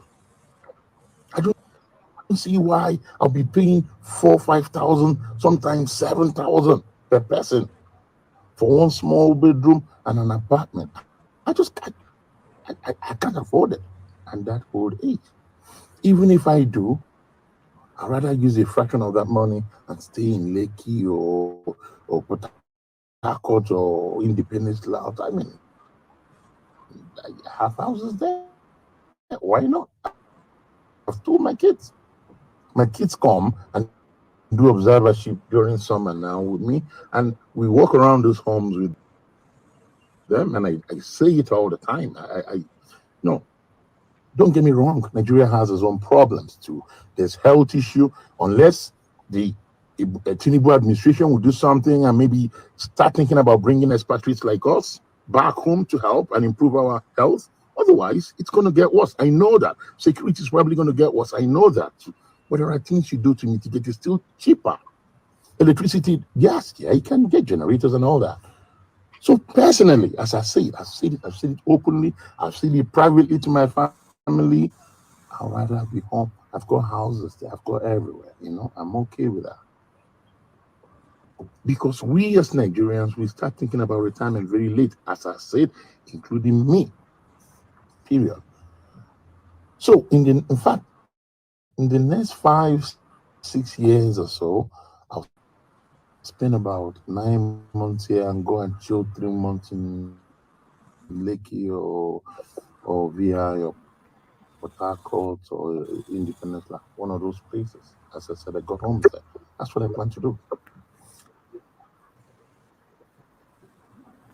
Thankfully, my job is such that it doesn't involve physical activity. I love what I do today. It's more of mentorship and training the young ones. But anyway, I see myself doing this for the next 20 years, believe me, because one, I love it. And secondly, it doesn't take anything physically out of me. Thankfully, I lost a lot of weight lately, so I feel great health wise. But that's what I want to do. I've told my daughter, I've told my wife, please, God forbid, if I wake up tomorrow and Dr. Zo can't talk or take me back home, take me that to that lake. Yeah, I'm okay there. In fact, you wouldn't believe it that some of my friends here, some of my doctor friends here, were making jokes about it because some of them have bought houses too from CDV, same area. We're all going to be neighbors in old age. If I say it, they say, I see, he didn't plan well and all that. I have a lot of stocks. And let me tell you, listen, I have a lot of friends here in Canada. In America, I have relatives too that have been through the same thing. I have an auntie that worked and made a lot of money in her lifetime. Unfortunately, she developed dementia late 60s, and there was no house. And the problem, even when you have the money, you sell your stocks, you have the money to build a house at that age, you don't have the physical strength. It's not easy. You're going to tell me you're going to buy. It's not easy. Trust me. In this our Calgary, Canada, let me tell you, there are some shell people that came here a lot earlier than me.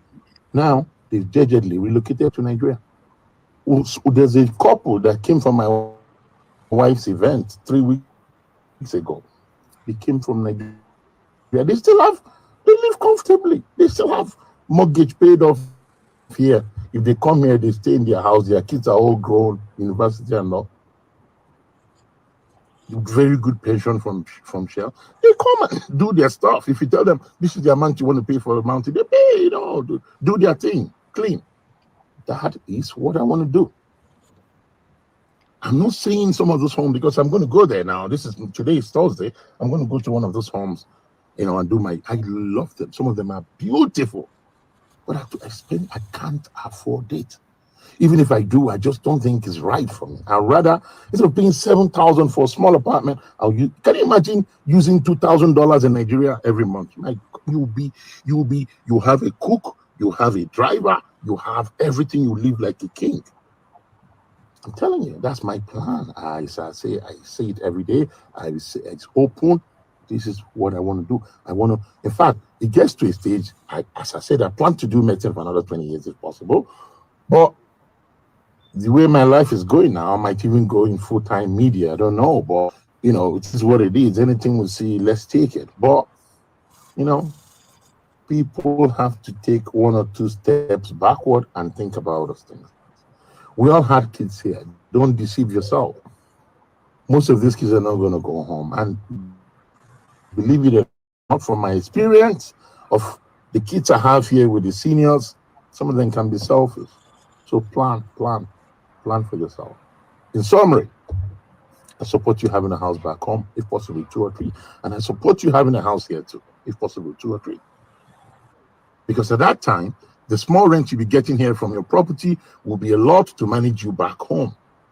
But the one I don't agree is to go and put myself in all this. It's too expensive, guys. Even the ones the government can help you to put it, you might not like to be there. I'm telling you, this is my opinion.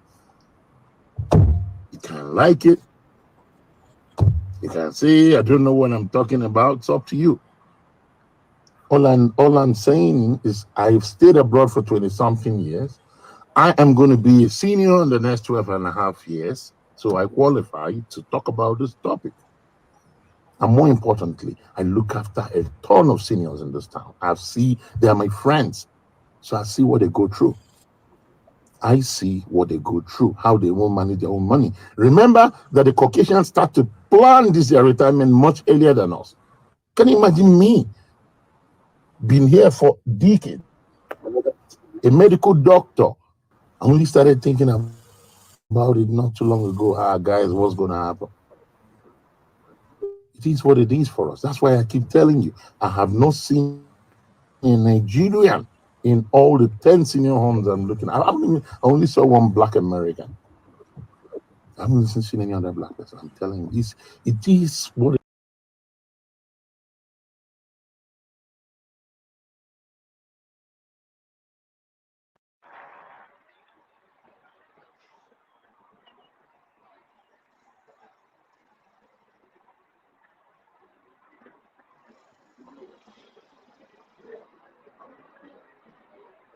We are in trouble.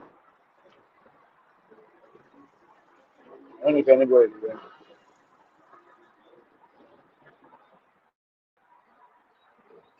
Alright, let me know if you can hear me. Wow, the best. Oh,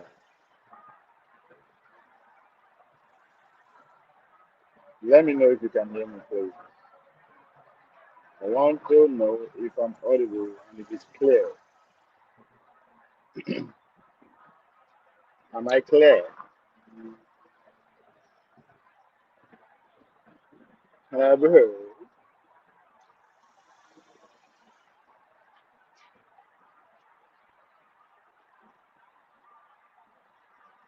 Thank you, Trav. Trav. You see, you see the kind like ah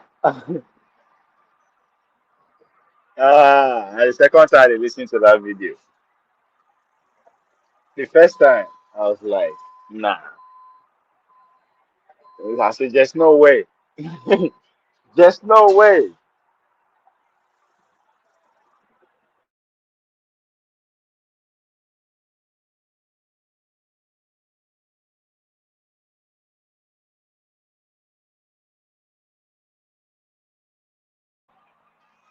Two things come to mind.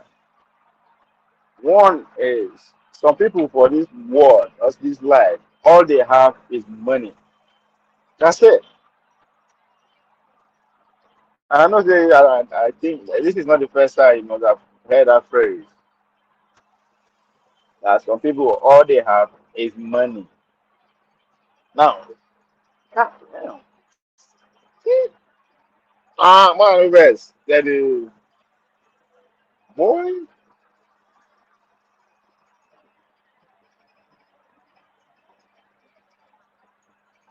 That is. No.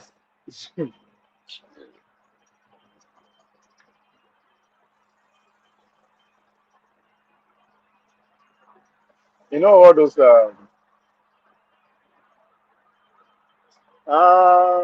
mobile toilets, whether they put for mostly construction sites. If you live in America, party side like some occasion party side, so there you go like stadium, outdoor activities, like big picnic or reunion, park. So nine a day, you can no show now. So nine a day, they are replacing it, right? Picking up the old one, maintenance shit. So it's like for Nigeria, if you want soccer way, if you want to see your soccer way, serious system, as they call it, you know, those we are truck. So sorry for that. Whew. So two things, hit me immediately when I did listen to that video. That some people all they have is money, but it's not even good enough. It's not an excuse though. Like they don't get common sense, or in this case maybe they are just selfish. Is that even be the way to describe people like that? Or people are like them Trump. Ah, as I that, I'll use Trump as the point of contact. Now, the second thing will really hit me now.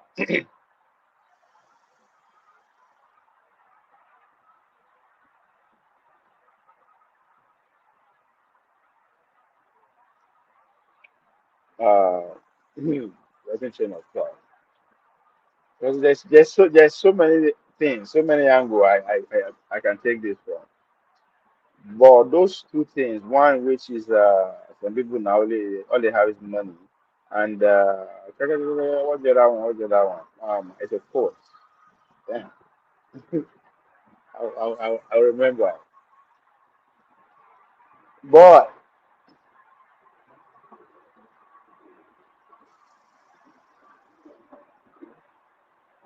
now it's very easy to make excuse for that kind of person, right?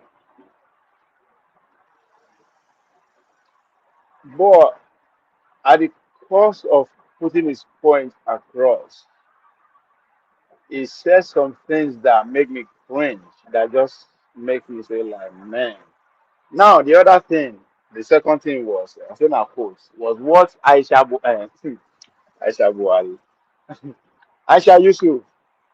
I think one Nigeria, you understand, he has the correct, he has the actual words where Aisha Yusuf to describe in diagrams, where they are the most stupid, whatever, like, there's something that Aisha Yusuf said on Dr. Damage's shows, and it kind of went viral and caused a lot of controversy.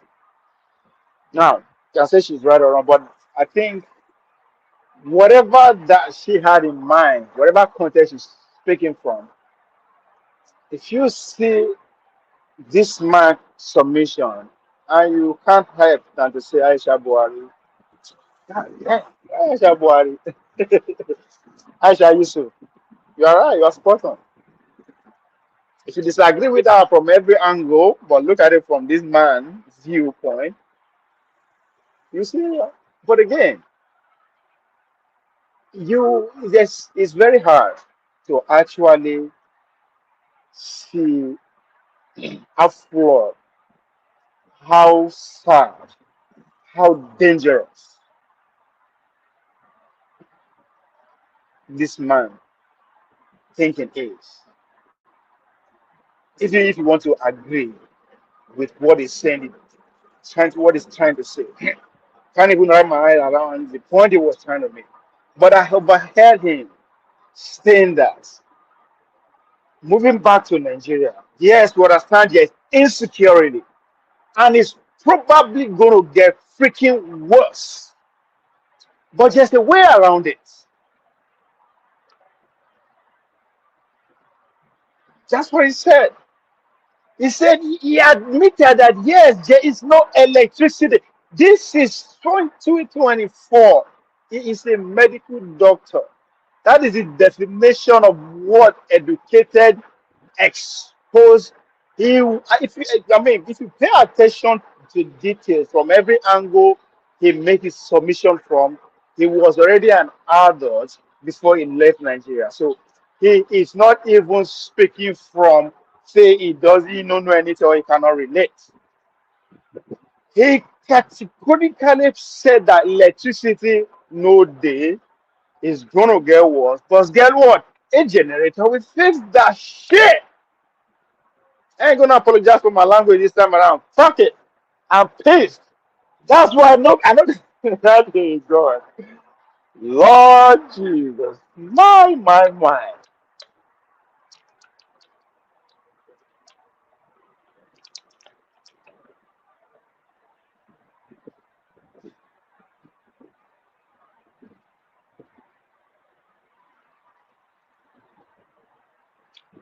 Another thing again he said that just oh my Lord.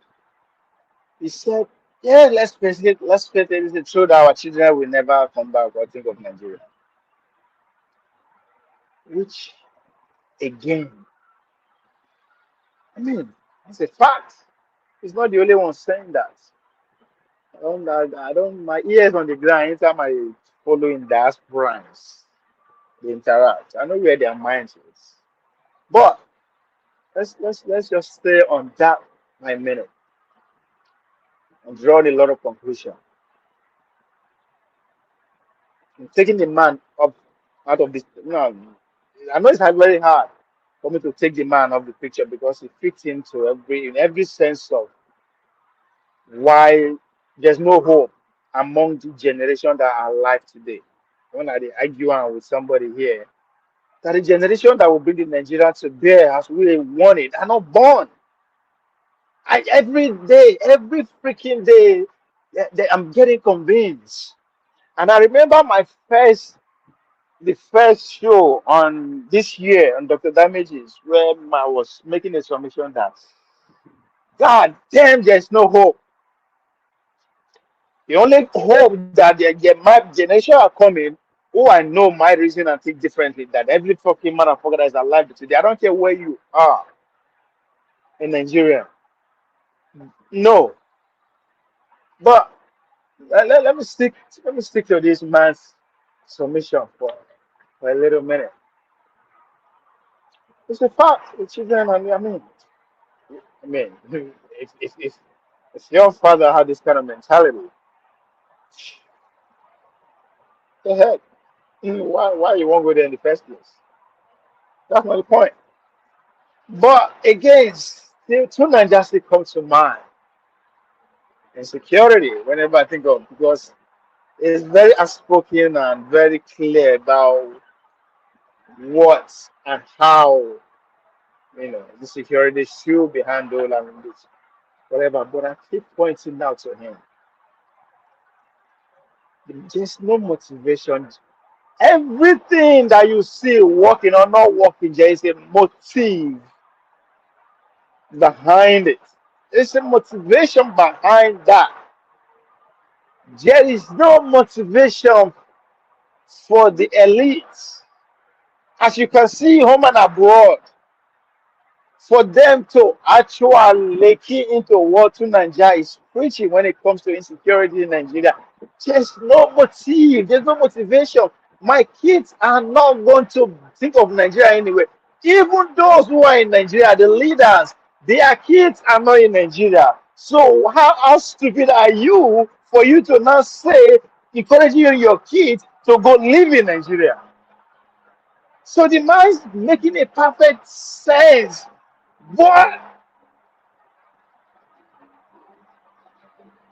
again, some people, all they have is money. And according to Aisha Yusuf, the diasporans are the most useless Nigerians. Hope I'm not misplacing your words. This is exactly what she is talking about. So, to Nigeria, if a man who is in diaspora like you, which I 100% think, if you have the resources today and you are asked to move to Nigeria, these are the things you will consider first. The generator will go to your house and how you go to secure yourself before any other things. I ain't blaming you. So why are you not seeing from that lens? When there is no motive, it doesn't matter how important that thing is to you. When there is no motive for that person you put in charge to take care of your problem, it's not going to do it. The future of our leaders are not in Nigeria. What is their future? Their extended family is not in Nigeria. There's a reason they are sending their kids to come and school abroad so they can fit in. Not necessarily so that they can get the best of education, so that they can also fit in. But can you really fit in? We have been here long enough to tell you hell fucking no. But guess what? To a slave is still better. I mean, if you have a slave mentality, shit, you take this over anywhere in that part of freaking shit or any day, anytime. So, my Nigerians who are in Nigerians, listen to us all the freaking time with what? Ah, so to some extent, those who are questioning our genuity in actually preaching what we are preaching online, in a way, they kind of right. We might get angry at times. I'm one of those that say, hey, hey, hey, hey. But again, I don't understand what you're trying to say. But my Lord, don't y'all should forget about us. I am telling you, we have not changed. We are worse than what we were when we are in Nigeria. We quick to forget how it was yesterday as a Nigerian, being in Nigeria. Once we don't come out, see a little bit of modern slavery, thinking that this is it. According to Jackson, this is it. That is how life should be. That's why in Nigeria will become and say, oh, you are more successful than African American. They are lazy. You are more. What the fuck are you successful? I don't fucking get it. No matter what you have, it is given to you. I don't give a fuck how sweat you work, how hard you work. You can always be better in your own home. I don't even need to even sugarcoat that. It's none. Now, my other problem with people that think like that is if the Canadians, the Americans, the British people, The Chinese have the kind of mentality that these kind of people have. Motherfucker, you will not even be saying whatever you are saying from where you position you are saying it from. Now, that's why they always vex when people like Pastor Tommy jump to use Mao, how Mao was evil, to go after the intellectuals and pretty much take them out of existence because of people like this. My brother, my learned colleague, if I have to borrow the lawyer's words to describe how I see Playboy, trying to make a case that we had the administration of our future generation to the ideology that makes us who we are, we think today. Trying to ask to just make a case for what is obvious.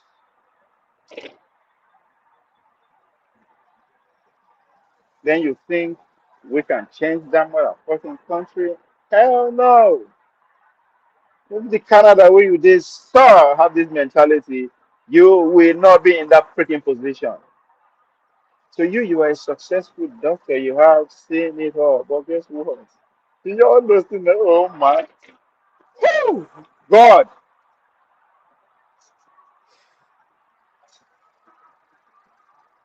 No verse, I beg. No verse, no verse, no verse, no verse, no verse, no verse, no verse, no verse, no verse, no verse, no verse. Just I know I'm best I'm now. just looking at what's the next 50 years, what our future holds for us. But Why would I I don't invest? know. If I invest for anybody now, you are one best one. I'm not best for you now. So I mean, I don't know. Have you prepared for your retirement? Na Ikoyi, I've been na na I mean, with your generator and your personal security, the Is man that not even insane? Is that not is insane trying that to. is that not insane that you have your personal generator and you have your personal which kind of country now? Which kind But look at the people we are looking up to go fix it. This is how this man is thinking. He is very happy to go live like that. That is better. I don't even want see where the angle that is coming from, but to see that people are thinking like this. Like if you say you are not going back to Nigeria again, it's bad. Oh, I will respect you for that. So you know what this camp movement will be? Because as soon as you go back to Nigeria, get his own general, personal security. Guess what is going to be happening? In go they support the politicians who are enabling this kind of lifestyle. That's exactly what it is. You understand? Because that is how the people, our ruler, our people, they govern us. That's because he said it. His children will never go back to Nigeria, and that's a fact. The people who they govern us, their children, they will never live in Nigeria, and that's a fact. So where lies the hope? The question they always ask, that national mind. Where lies the the hope? You understand? yeah, I'm yeah. not questioning his right to live however he wants to live, oh, but I'm questioning the impact of his thinking and the impact he's going to have on this if we actually even want to divide, because we can never divide. That is why that would do how that me and you want. That be after that me, in fact that true self indignation that we me and you work for every Nigerian and our future children. That true freedom, not be even wealth now. That true freedom, rational mind. That me and you know that the Caucasian who own this country are living our future, that one day that our children can actually truly live that in their home abroad. It's not in sight when we have people who think like this. I It don't is know. Maybe the Igbo the smoke is the overthinker. I don't it know. is insane. Nigerians are the most selfish and the most how do I say self-centered kind of people on earth. That's why we are very selfish. We're self-centered. We're still the most, I would say, people who are uh, determined in a sense. I mean, determined in a sense to be an achiever in our own personal space. We don't usually look at the generality of. I mean, I think those Yeah. those those years were gone when we used to be communal. It's all about the community. It's all about the family. We thought about the extended family, the extended friends. I think I won't say we are becoming individualistic like we are here in the West. I think our own is more of selfishness. It's not here. People are individualistic, right? There's an element of selfishness and self-centeredness to the living here. But however, people still care about, for example, if say where I live here now, if I decide to go to one of our park here and I start to the piece there, they throw away, they litter anything there or they shit everywhere. Somebody will carry phone, go call police or go call the county and go tell them say this black guy here they do so. So they still care about their surroundings, they still care about so that's what I'm saying. But an average Nigerian doesn't care. An average Nigerian doesn't care about if they kill you inside your house, they don't even care. Or maybe they see one dead body for road, they don't even care. They don't care about, okay, how do we make this community better so that everybody can enjoy this thing that we have in this country? The Nigerians don't care. As long as in their own house, they don't design it very well. They don't put their own garden or their little, they don't put the security for their house, like you were saying. You see, Nigerians are very, I would say it's individualism. Like we are going where Nigeria is not entering a phase of individualism like it's here in the West. Nigeria is about selfishness and self-centeredness. I think that's what Nigeria is all about. So, like I gave you a contrast of what we see here in the West versus what we see in Nigeria, or is gradually playing out in Nigeria. In Nigeria, here, I tell you, if even people live on their own, they live in their own apartment, they live in their own bubble, but that does not mean that they don't care. If they hear somebody they scream for the next apartment, they will carry phone. They don't call police, or they see somebody fall down on the street here, in the past, even though they know go help them, they will call EMS, or they'll call the emergency. They'll come pick them up. So that's how people care. But Nigerians don't care about them. Nigerians don't care. They kidnap their fellow man. They cannot enter bush. They just drive, come out, just go. They don't care. I mean, I see somebody who told me that was kidnapped. That while they were kidnapped, some police were driving past there. They didn't even care about them. So you see what kind of banana republic is this? I mean, what kind of it's interesting. It's interesting the example they are giving, right? Because what you talking about Aqualina Black, all those things in Nigeria, you know, say in that same example in Nigeria, if a rich man, a wealthy man for your streets, let's say a house they burn, and fire service come immediately, right? Or you know, that very fast pace, or as you said, police are come to the rescue at a very fast pace. You know what the poor people around that environment go to see? How go say money good oh. Money good oh. You understand? Exactly. We never talk say come oh. Last week where this thing happened to me, I call police now the following day night they come. So we not go see as we go dey tell us come oh. Make I kuku get my own monies be like that man. Exactly. And so what you said, that's how this man is thinking now. You won't go live for Ikoyi, you won't go live for Lekki, where who people they live, our oppressor they live. You understand? So that's your dream. It's my friend. The only way to explain that thing is, I think, my God. See, Bobby, the only thing is, you see, one thing about me, the way I read things is, I don't know, it's quite different. I read things differently.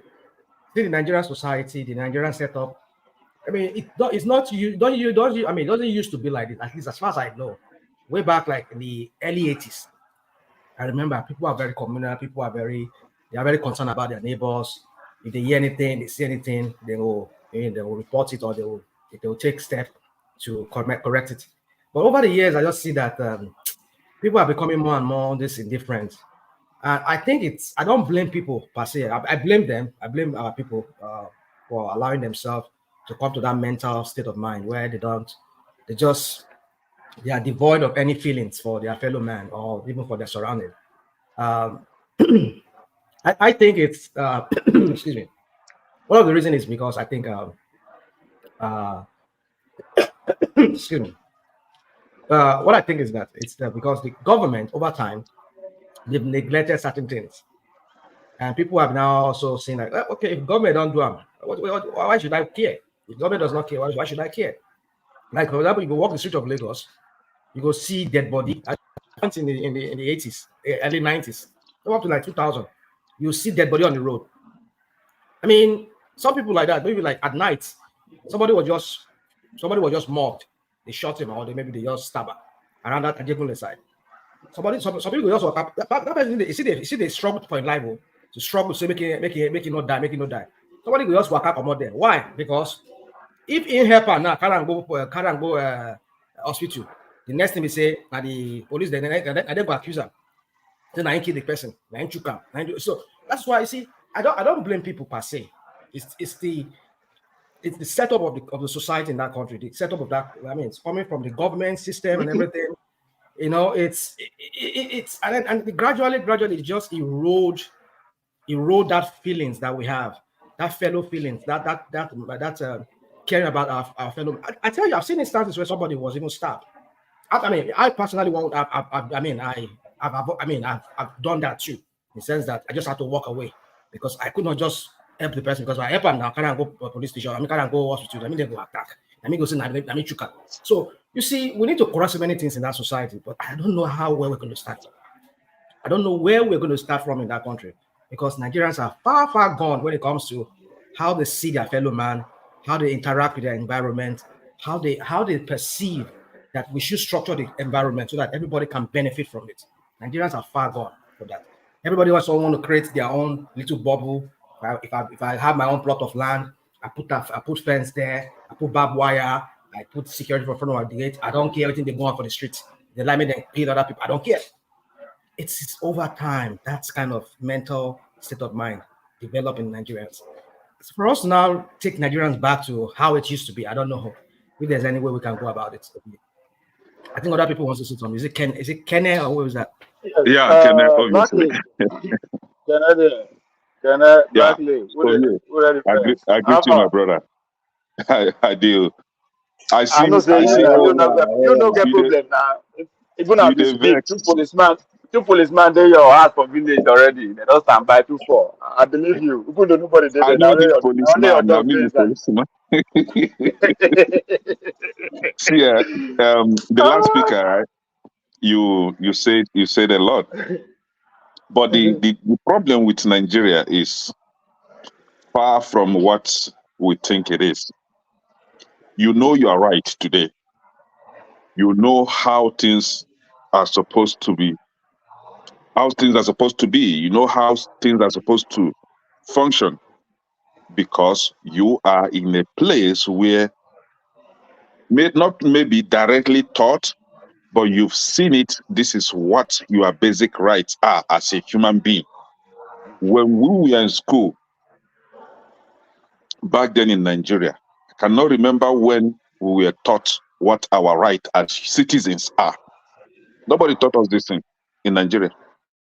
So the curriculum, the school system in Nigeria is what they are using to making sure that the citizens don't know what their rights are as human beings. We're not even talking about what your right is as maybe a civil servant or a staff of one useless company where you are being used like a zombie.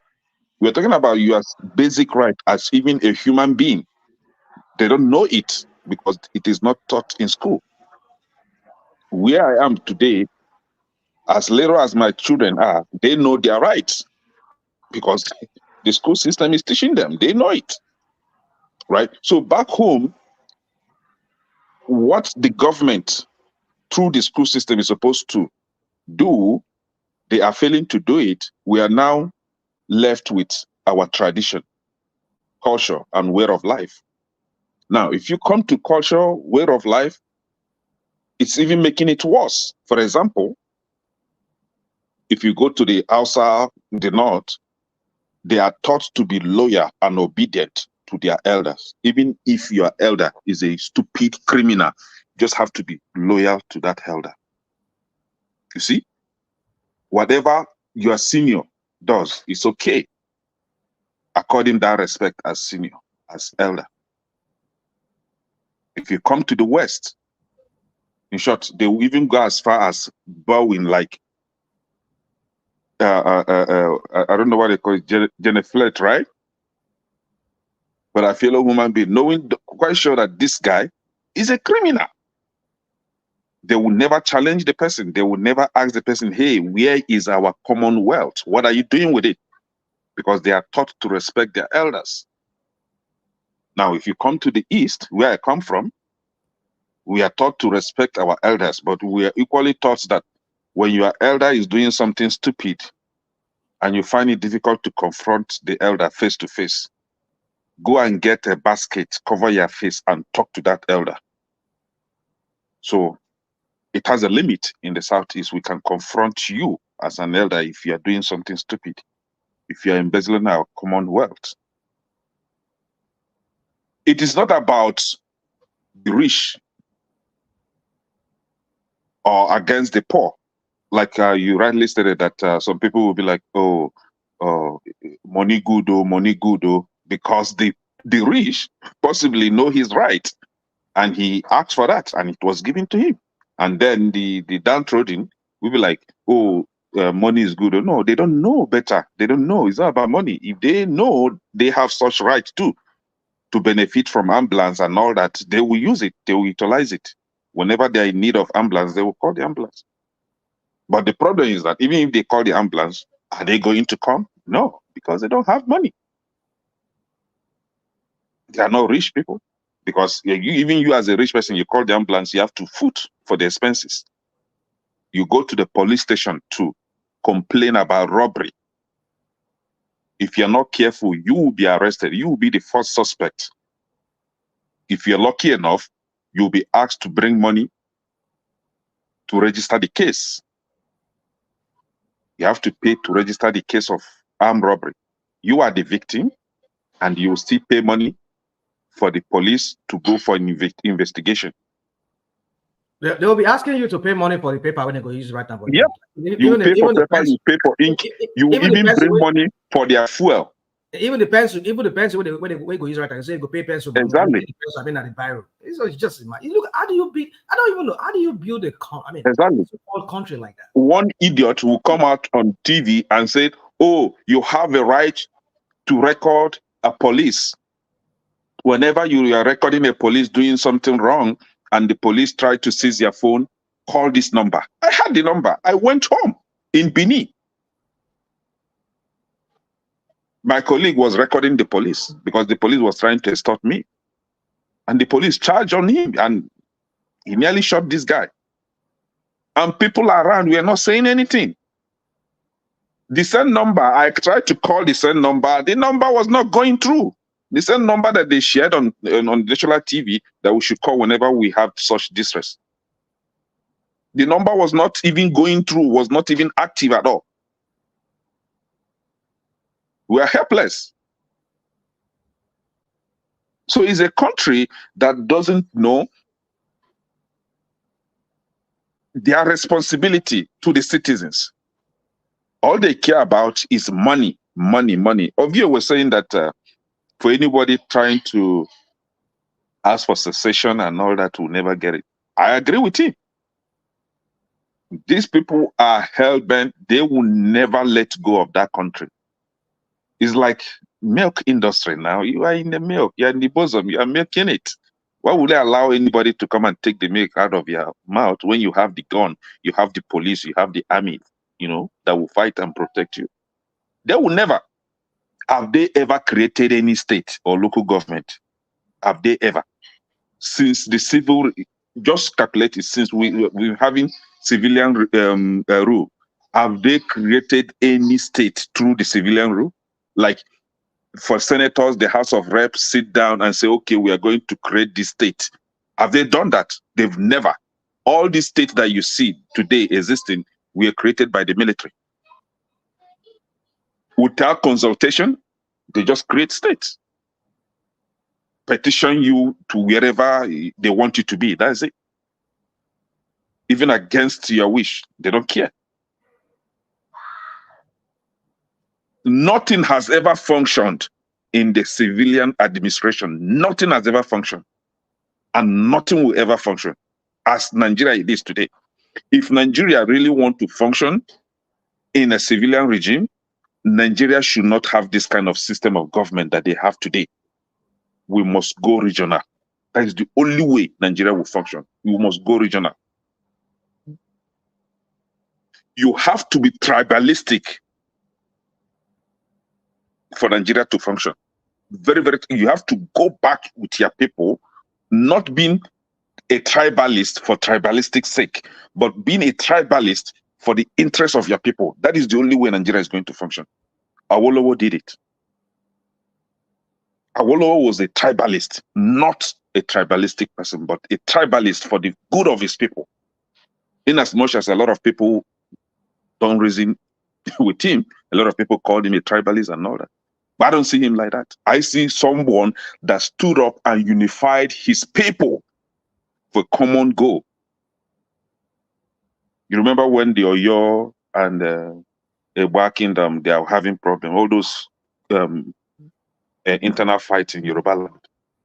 Awolowo stood up and unified his people.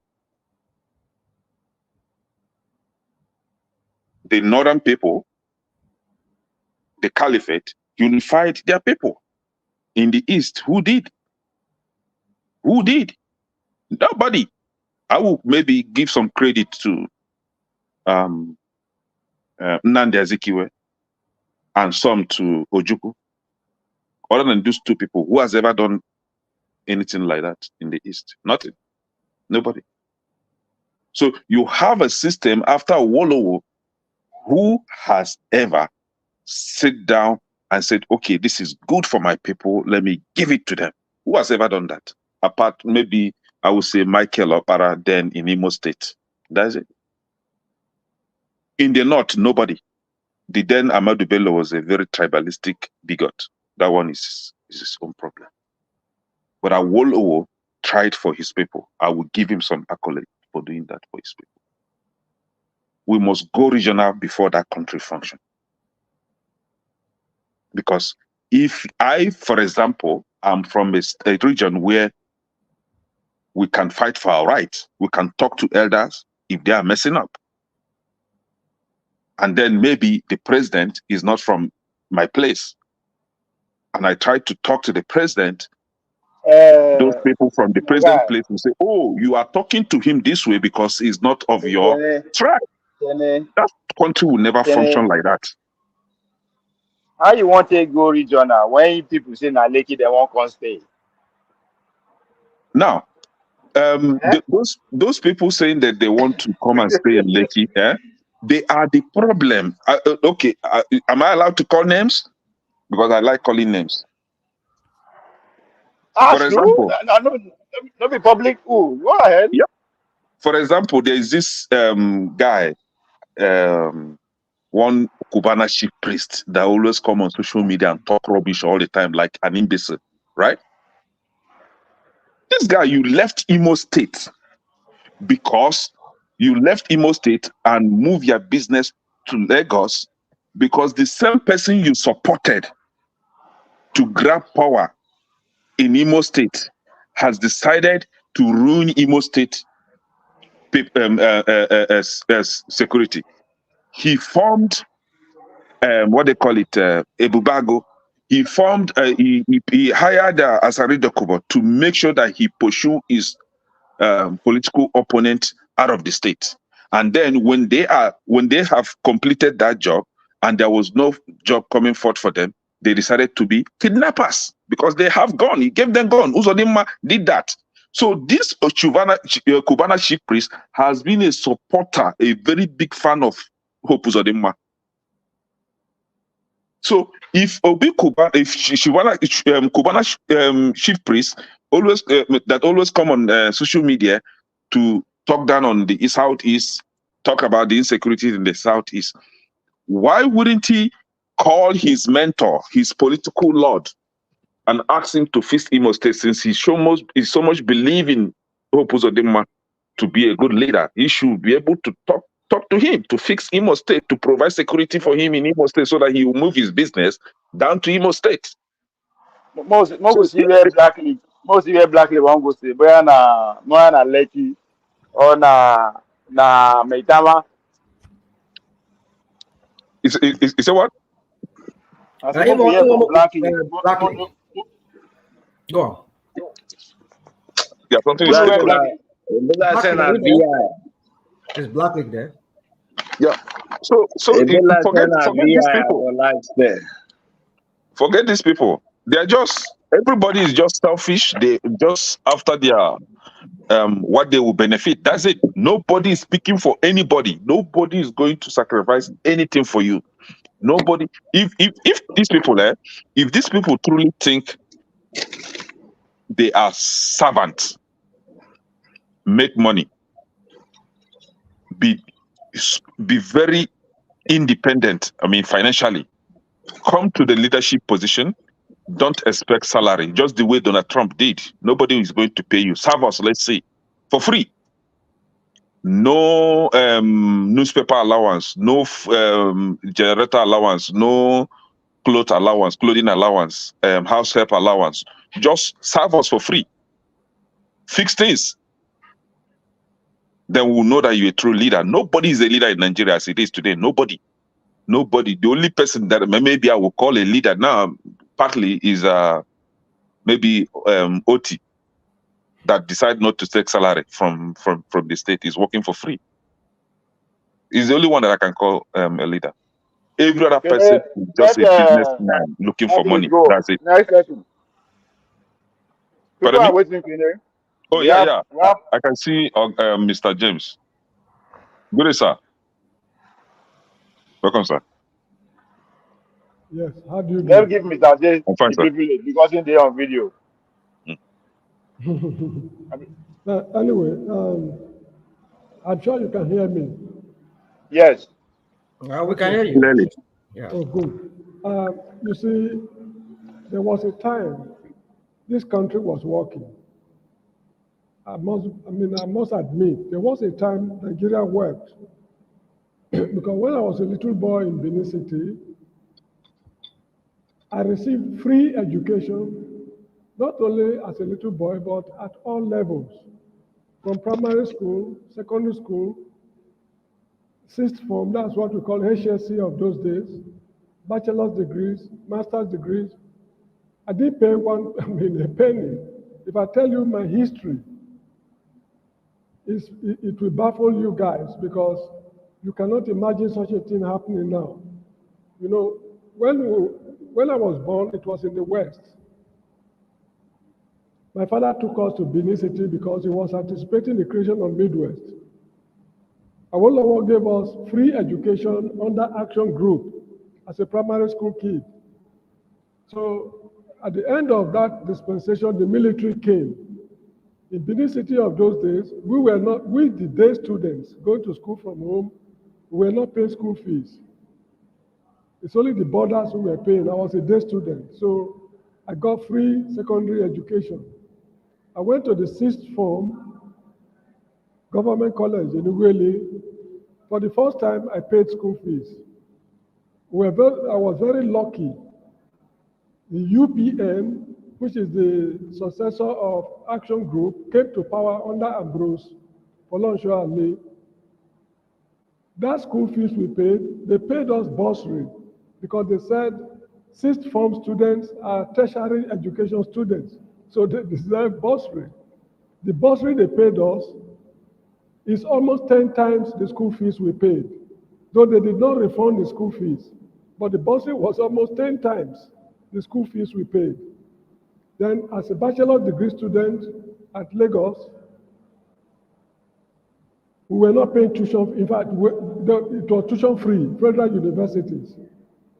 Now, first year, I had no accommodation at the University of Lagos because it was a problem in those days.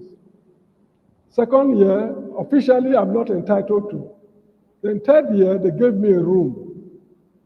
When I got the room, some boys came and said they want to squat with me. So they paid the accommodation to enable them squat with me. So I did not pay for the accommodation.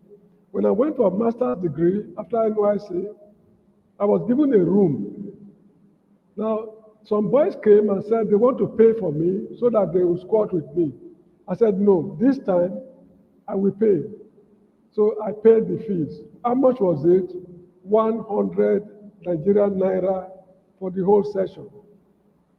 That is the only amount of money I paid for my education since my mother gave birth to me in Nigeria.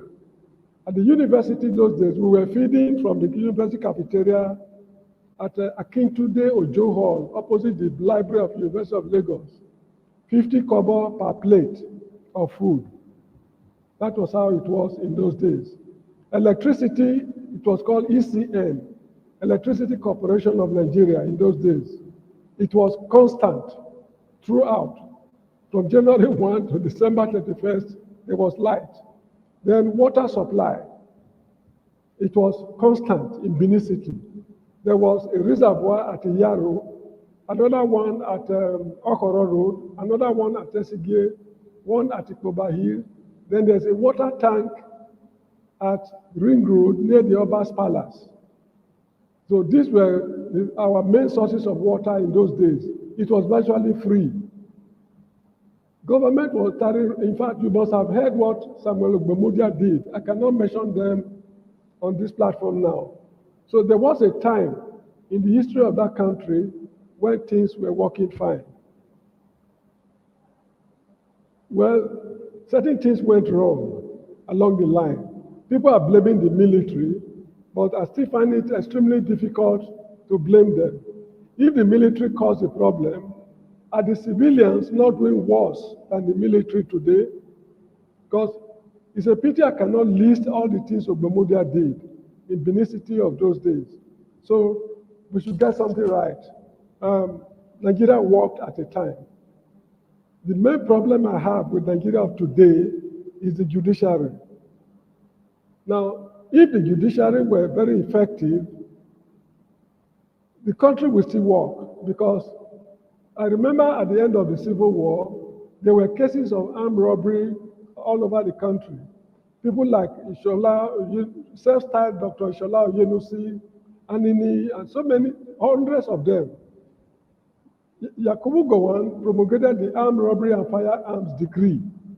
Anybody found guilty of armed robbery faces death by firing squad.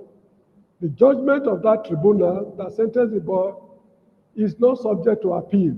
Once a man is condemned, the Benin people will say, okay, that is till the next life, till you reincarnate again. They just forget all about it. Although robbery did not stop, but it reduced it considerably. People steal a hell of money today and nothing happens. See a man like Yaya Bello. He has told the country I am not going to court. Nothing is happening. In fact, I've not even felt to him for even mentioning his name, because people have done worse than what Yaya Bello did. So this is the country we find ourselves. If the country will remain as one and it will work, I think we have to start from the judicial service. The judiciary must be reformed. I hope you are hearing me. Yes. Good. Now, Yes. of recent, I read a book. The title of the book is Penguin History of Latin America. I was reading the history of Latin American countries like Brazil, Argentina, Chile, Mexico, Cuba, and other countries. These problems we are going through today, these people have gone through it over, should I say, a century ago? I mean, decades. I mean, they've gone through these processes we are going through now. If you read the history of those countries, they've not gone to the promised land, but from the look of things, they seem to be well organized. I'm not saying we should follow the route they followed, because all societies are different. But one thing I noticed with them is that they take their government to task. And not only that, they've had more experiences of strikes, demonstrations, military intervention in politics, and that history is very, very complex. Despite the complexity of what they are going through in South America, they seem to be doing better than us, because the Brazilians, as we are talking right now, by our African standards, they are industrialized. Argentina is industrialized. Chile, they are well organized, although they have serious internal political problems in this country. So we should not lose hope completely. But if there is no way out, there's nothing wrong. They can break up the country. After all, Czechoslovakia, Yugoslavia, Ethiopia, Ottoman Empire, and so many other countries, they've broken up into pieces. They seem to be getting on well with each other in their new dispensation. So this is how I see it. Anybody who's interested in reading that book should get in touch with Ovie. I will send it to him electronically, then he will send it to you. It's a book worth reading, the history of Latin American countries, Penguin history of Latin America. So that is just it, Mr. Ovie. Thank you. Welcome, Mr. James. Blackley. Dan, don't go. Dan.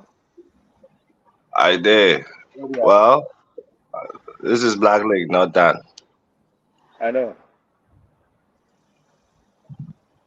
Mr. James, thank you for that submission. Please send that book, The History of Latin America. Is that what it's called? The History of Latin America. Okay, I will send it now to Ovie. I don't have the link here, but I have the book on my system. I will send it right now to Ovie. It's a bit voluminous. It's about 900 and something pages. But just take time to go through it carefully. Read between the lines.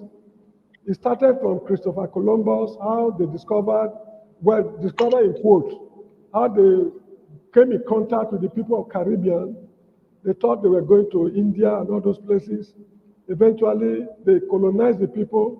They wiped them out of existence virtually. Disease, guns, and everything. They dealt with the people ruthlessly, took over the place. Now, when the people were dying, eventually they started bringing Africans from Africa to act as slaves on plantations and in their mines. And they gave back to about 4 different races: the white race, the black race, the Native Americans, and mixed blood. That is the half caste. The mulattoes.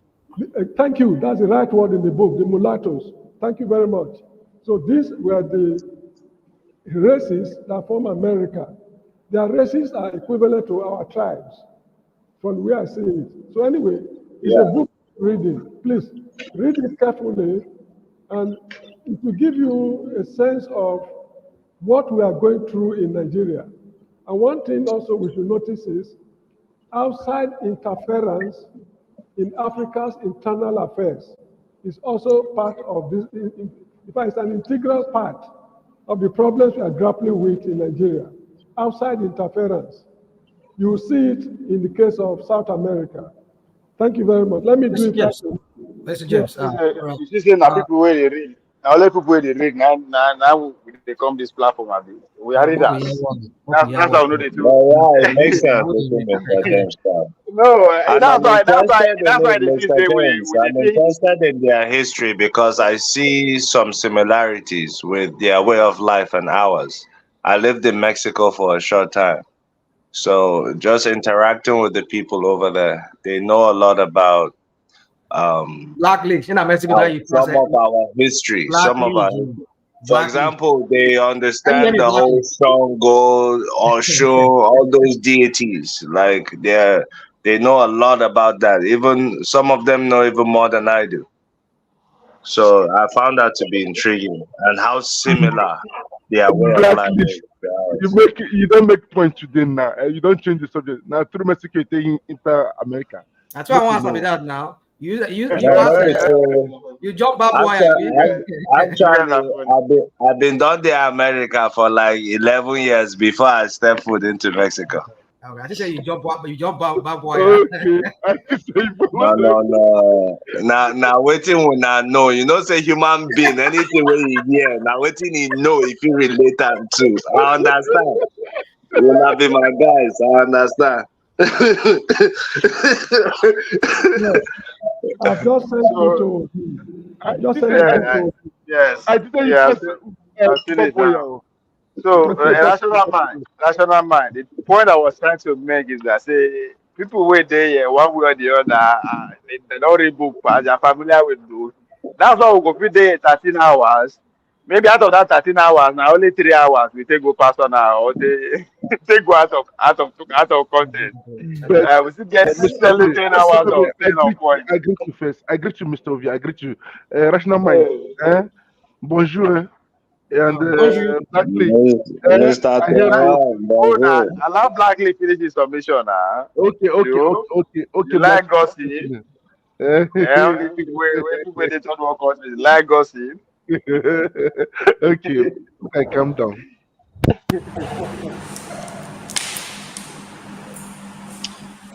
Well, my submission be Can I say just want to, okay, go on. on the topic now that video where you play, Abi, Pretty much. But where it was that? was about movement, and I think the real topic for discussion are movement and policies. Uh, everybody seems to be saying the youth is doing it, but they can't get to the finish. So my question is, which is the viable vehicle to make sure I mean, if youth, I'm talking about the Gen Z now. Which one? Who is the viable vehicle for them to follow? Is it movement? What would be the goal? Or is it, that's why I put and with the obedience. Then the political party, show that's which he represents. That's actually the point of discussion. Then come in this man from in diaspora who, in a way, Nigerians are hoping they will come and change the country, but their dream for Nigeria is different. Their dream for Nigeria is this is what is happening in Nigeria. Nigeria as it is now a paradise. If you have Yeah, place it's like that Lekki man. and all It's that that. man I want to So, focus on. all right, yeah. So that's part of Okay. it too. That's Because part of that it. man is educated. Abi, he's a medical Oh doctor. yeah, Am I right? Or a nurse or something absolutely, like that. absolutely. Medical doctor. Okay, he's a medical doctor. So Yeah. top notch when it comes to academia. Medical doctors are respected for just how long they've been in school and all that. Right? Yeah, but I think more of a So behavioral doctor. I don't know. I think he worked with group homes, but wealthy group homes and rehabilitation homes. At And the upper social echelon workers of the too. society. Social workers too. Social yeah, workers. Yeah, but but what struck me out of all he said was when he talked about the option of going back to Nigeria. And of course, the problems, we all know the problems we all think of when that topic comes on is electricity. It's like, oh, generator will solve that. yeah. It's like, I'm looking at all that time this gentleman has spent schooling. And that's the solution to that problem that he could come up with. That's the part that struck me is just get generator. And you are a medical doctor.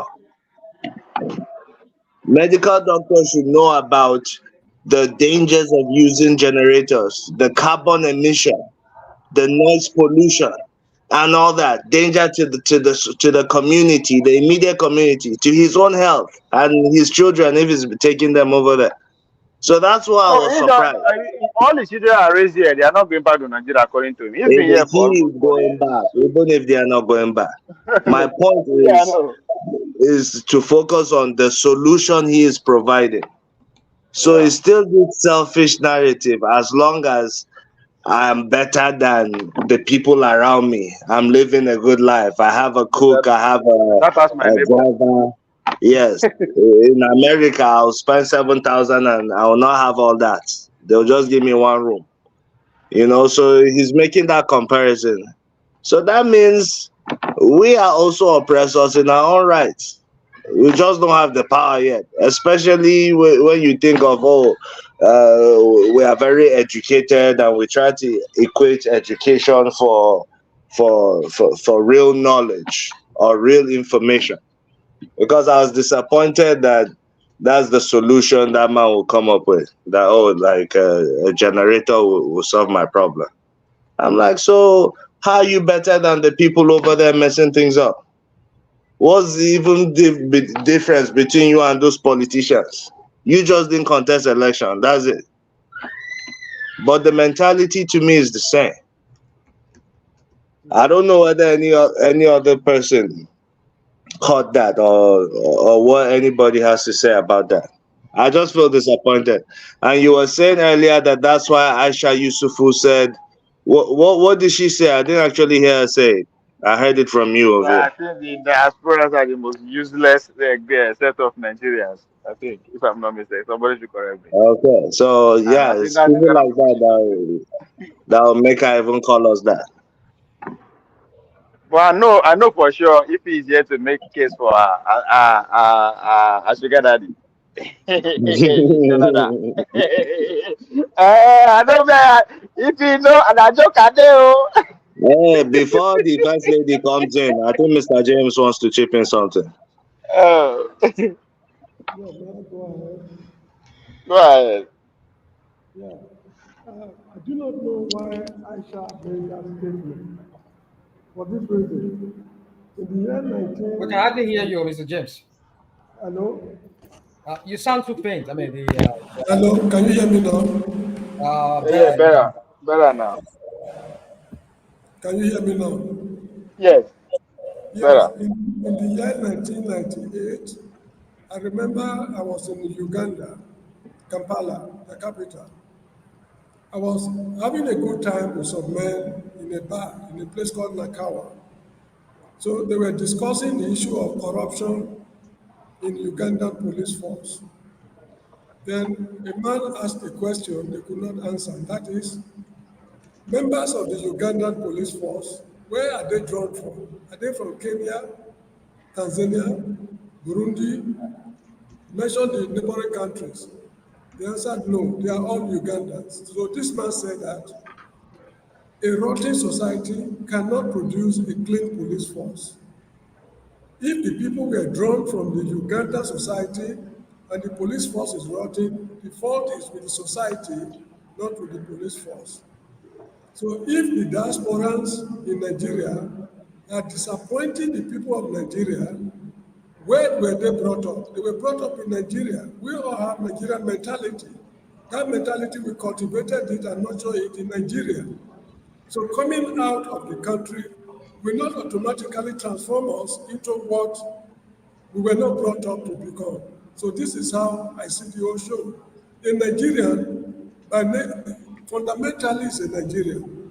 There are certain things that are associated with us. That is why when we go out, people identify us easily. When I see a Ghanaian, from his behavior and accent, I know. If I see a South African, I know. If I see people from East Africa, the Gambia, I know them, provided they speak English and from their mannerism, the way they behave. So they should not expect us in the diaspora to come home to work magic in a situation where they themselves, who are feeling the pinch, are unable to do anything. What do you want an outsider to come and do for you? If I come back to Nigeria, my coming back will not make me a European or an American coming back to Nigeria. I'm still a Nigerian. The mentality is still the same. Family connection, tribal affiliation, and what have you. So I think Aisha Yusufu got it slightly wrong. Let me put it that way. She should not expect too much from us. The best we can do is to support them financially, send children to schools. Instead of relatives to sleep outside, we can build houses for them. That is our contribution. But the fight is their fight. They are the people at home. We are doing what we can from outside. This is how I see it. Mr. If James. Okay, go on. So, Yeah. Hi guys. Good hey, afternoon. I don't even. I don't know how Aisha can make that statement. this your sparkling forehead. Now Stop. because of that man. You saw the video that I played. Listen. I All don't right, go even know ahead. Sorry. why. Honestly, Aisha, I'm surprised. I don't know.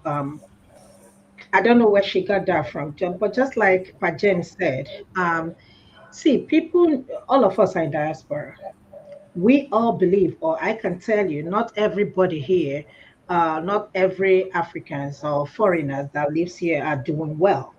A lot of them are homeless. I see a lot of them in the hospital. In fact, the last one I saw is from my Anambra State, from Obunike. He's been here since 1980 something, and he hasn't talked to his family. So, Faisha to say that a lot of people that are leaving to go to diaspora, they don't even know where they are going to. They don't even know how they're going to survive. All they want to go is just to get out of Nigeria, and have a better life. So it's not even easy for people living in diaspora. It's not. People are really struggling. I see these people every day. Nigerians are struggling. Africans are struggling. So the little we can do is just to support people back home. And if Aisha actually made that statement, I will tell you that I'm really, really disappointed in her to make that utmost, statement. I don't know. Let me not judge her, but if that's what she said, I'm really disappointed. All of us will not be in If Nigeria. we, We're all if American. we, if we, if you saw, did you listen to the video I played? I didn't listen to everything, but I started from where the man. I didn't listen to Aisha's version. I listened to the man's version because I was No. busy. So what do you think of the man and his Yeah, I'm submission? coming to that point. The man is as stupid as I, I'm Okay. trying. I'm Sorry, trying I'm not. not trying to. Sorry, I'm not trying to interrupt you because I'm trying to say if you believe the man is the way you are saying the man is, don't you see Aisha is in a way right in her submission? No, no, no. It's not. No, Go no. ahead, sir. Go ahead. Finish Let me finish. tell you something. The man Yeah. himself, I am disappointed that he's even in abroad talking about this nonsense. That is very, very. I'm like, who is this? You said that you're a medical doctor and you're thinking like somebody at Ochanjamaka is selling orange. How can you even talk about somebody buying houses? You build three houses in that. With what job? With what job? Even people in Nigeria, how many houses? Even the rich people themselves. How can you say that you have houses here, you have houses here, and you can retire and go here, you can retire and come here? I mean, that doesn't make no sense. I don't even expect that. I've heard him speak before, but I don't even expect somebody educated like him to even make that statement. People are suffering and rarely, rarely can afford one So house. so if I agree with you by the way, but why can't you see what Aisha is saying from people like that man? Aisha is talking about people like that man. Okay, let me tell you. Right? Yes, even though she put it in a general context, all the diaspora, but he is actually speaking to. I mean, you can find example just as we say, just as me and you are agree that the way the man thinking is not the way, is not the right way. So that's exactly what Aisha is saying.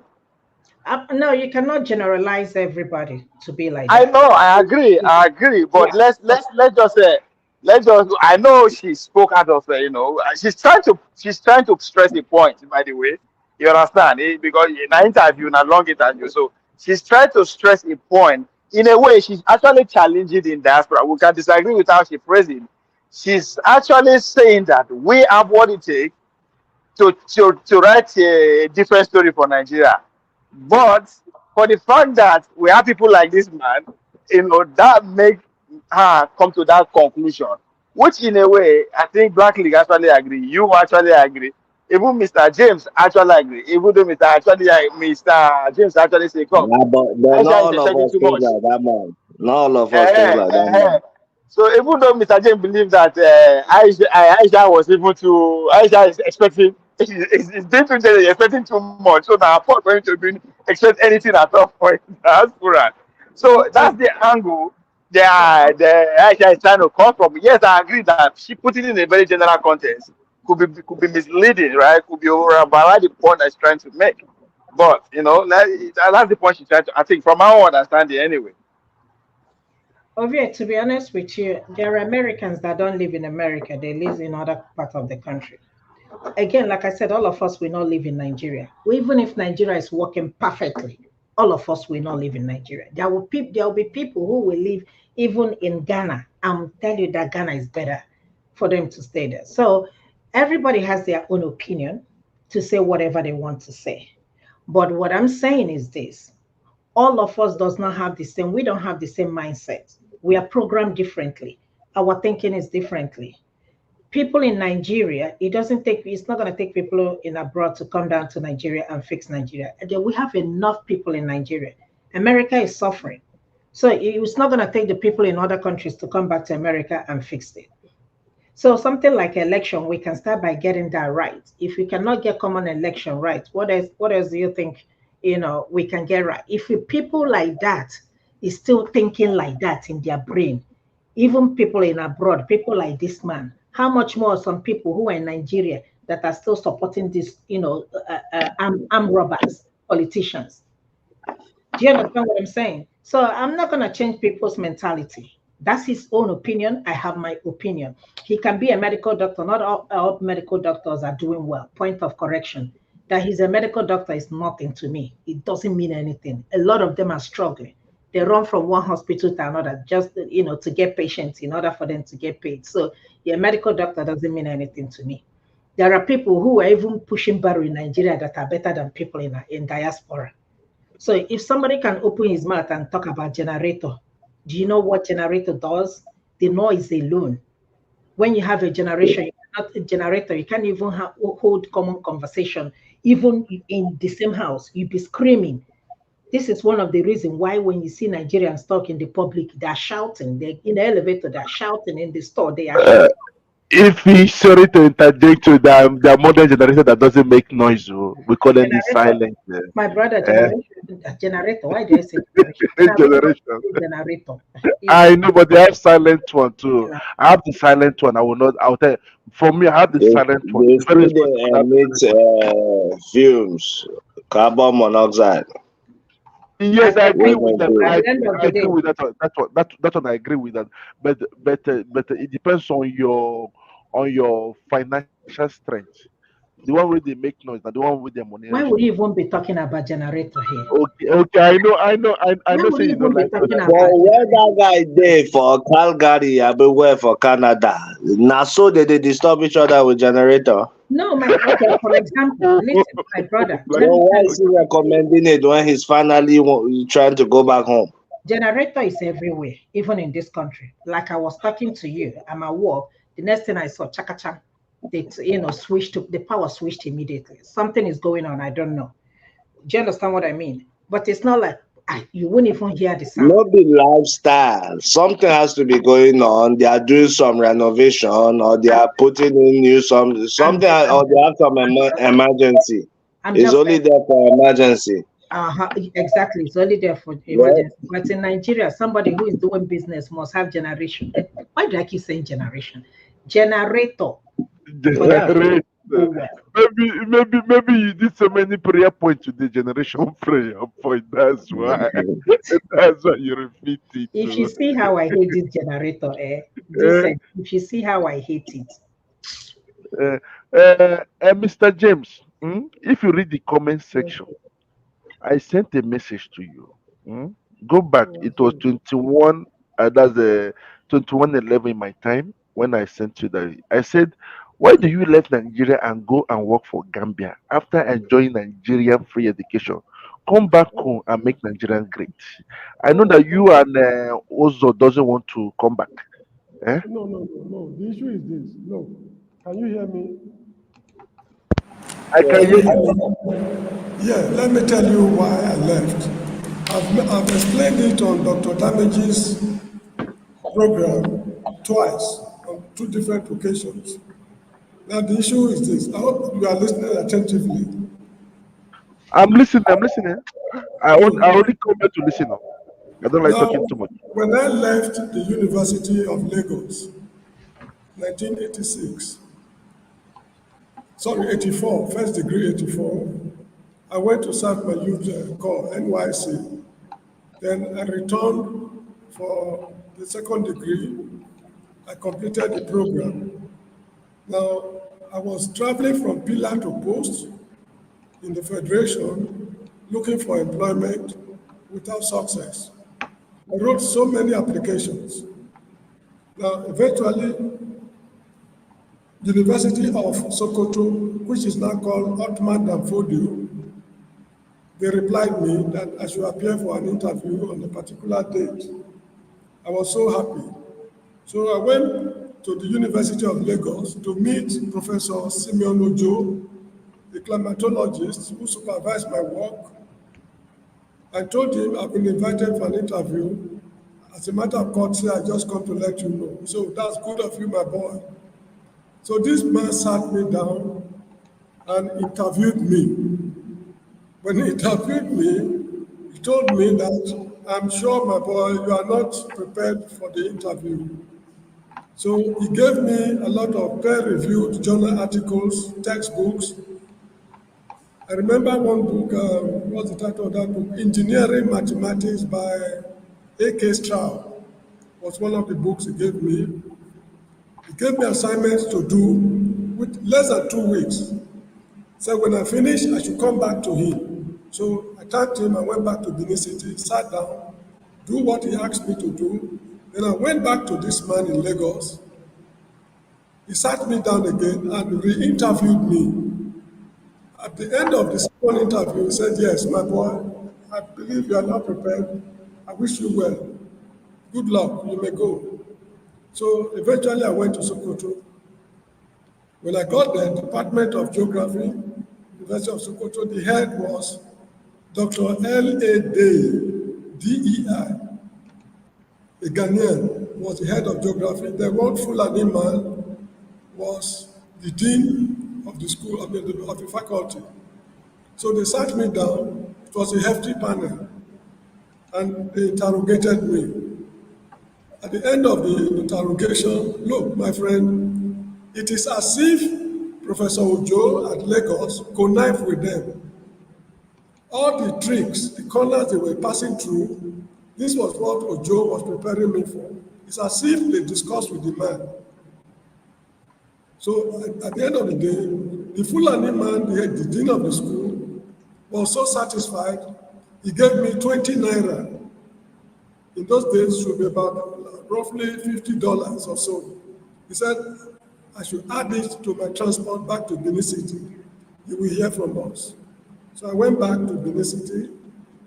I waited and waited. I didn't hear anything. So I went back to Sokoto. They told me, oh no, don't worry, you'll hear from us. So I went back to Benin. So I was shortly from Benin to Sokoto, from one end of the country to the other, continuously. So an Hausa man saw me. I hope you are listening. I'm listening. I'm We're listening. listening. I'm We're listening. listening. I'm listening. So an Hausa man We saw can hear, me. we can hear you. We A can hear typical you. Hausa man saw me. This man called me aside and told me, quite frankly, look, boy, we'll be seeing you coming up and down for this job. The truth is, you did well during the interview. But the problem is that you were born in Ondo State, Akure, Ondo State. You cannot get a job here. Why not try any of the Western states, or you intensify yourself in Benue State? Maybe you'll be lucky. So I thanked the man because I was getting frustrated. That was my last day at Sokoto. So I went back to Benin. I intensified my search in Benin City. Then the Ministry of Education in Benin City, they said they are going to give me some work to do at Arinze Primary School. This school is along Abo Street, what's it? Iseme Road. Abo Street and secondary circular. That angle there, that is where the school is located. I attended the school, I think around 1963-64, as a primary school student. So they said they would give me some work to do in that school so that I'll be earning some little money. But the wahala was so much, they were just twisting me up and down. And my father was actively involved because he was with the Ministry of Local Government, not Oredo local government, the ministry, State Ministry of Local Government. So he tried to use his connection to talk to people. One day, he came from work, called me, sat me down, and told me, look, my boy, this idea you are propagating of going abroad, I think you have to work on it vigorously because certain things are happening which I cannot understand. Then I asked him, what is it? He said, the people helping me to get the job are telling him to come and join a secret society before they will give me a job, a master's degree holder to work in a primary school. So at that point, I lost confidence in Nigeria. I entered motor to Lagos. From Lagos, I got another to Accra. we stopped at a place called Tudor Motor Park in Accra. From Accra, I took another to Abidjan. From Abidjan, continuously like that till I got to Monrovia, Liberia. When I got to Liberia, in less than a week, I got a job at St. Samuel's High School, number 52, Center Street, Monrovia. That was my first job in the federal, when I got my, degrees in Nigeria. There were rumors of war, that there's going to be war, Liberia is not settled. So 1 month when I got my pay, I entered the aeroplane, Nigeria Airways, and flew to Banjul, the Gambia. That was how I entered the Gambia. So the crux of the matter is this. If a Nigerian born in Ondo State cannot get a job at the University of Sokoto, and a Ghanaian from the Republic of Ghana is the head of the department, what sort of country is that? This is what annoyed me in Nigeria. And let me draw your attention to something. I'm not a Benin man, but I was brought up in Benin City. I hail from Delta State, an oil-producing state. That is where the Federation is getting all the money with which they build Abuja and all the development projects in Nigeria. If a native of Delta State cannot work at the University of Sokoto in Nigeria, what am I looking for in the country? So, you see my story. Gentlemen. Okay. We have heard you. We have heard you. We'll talk more in the future. Because of today is our day. What are you talking in the future? I mean, what are you No, doing? no, no. We'll talk more. I cannot What are you continue doing like here? that. Try No, and no. what are you doing?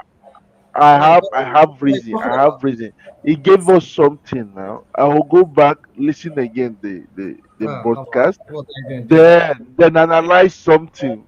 If I'm going to at least people like Mr. James has a very good way. If he can, everything is all about negotiation in life. Understand? Let me ask you a question. Are I you like.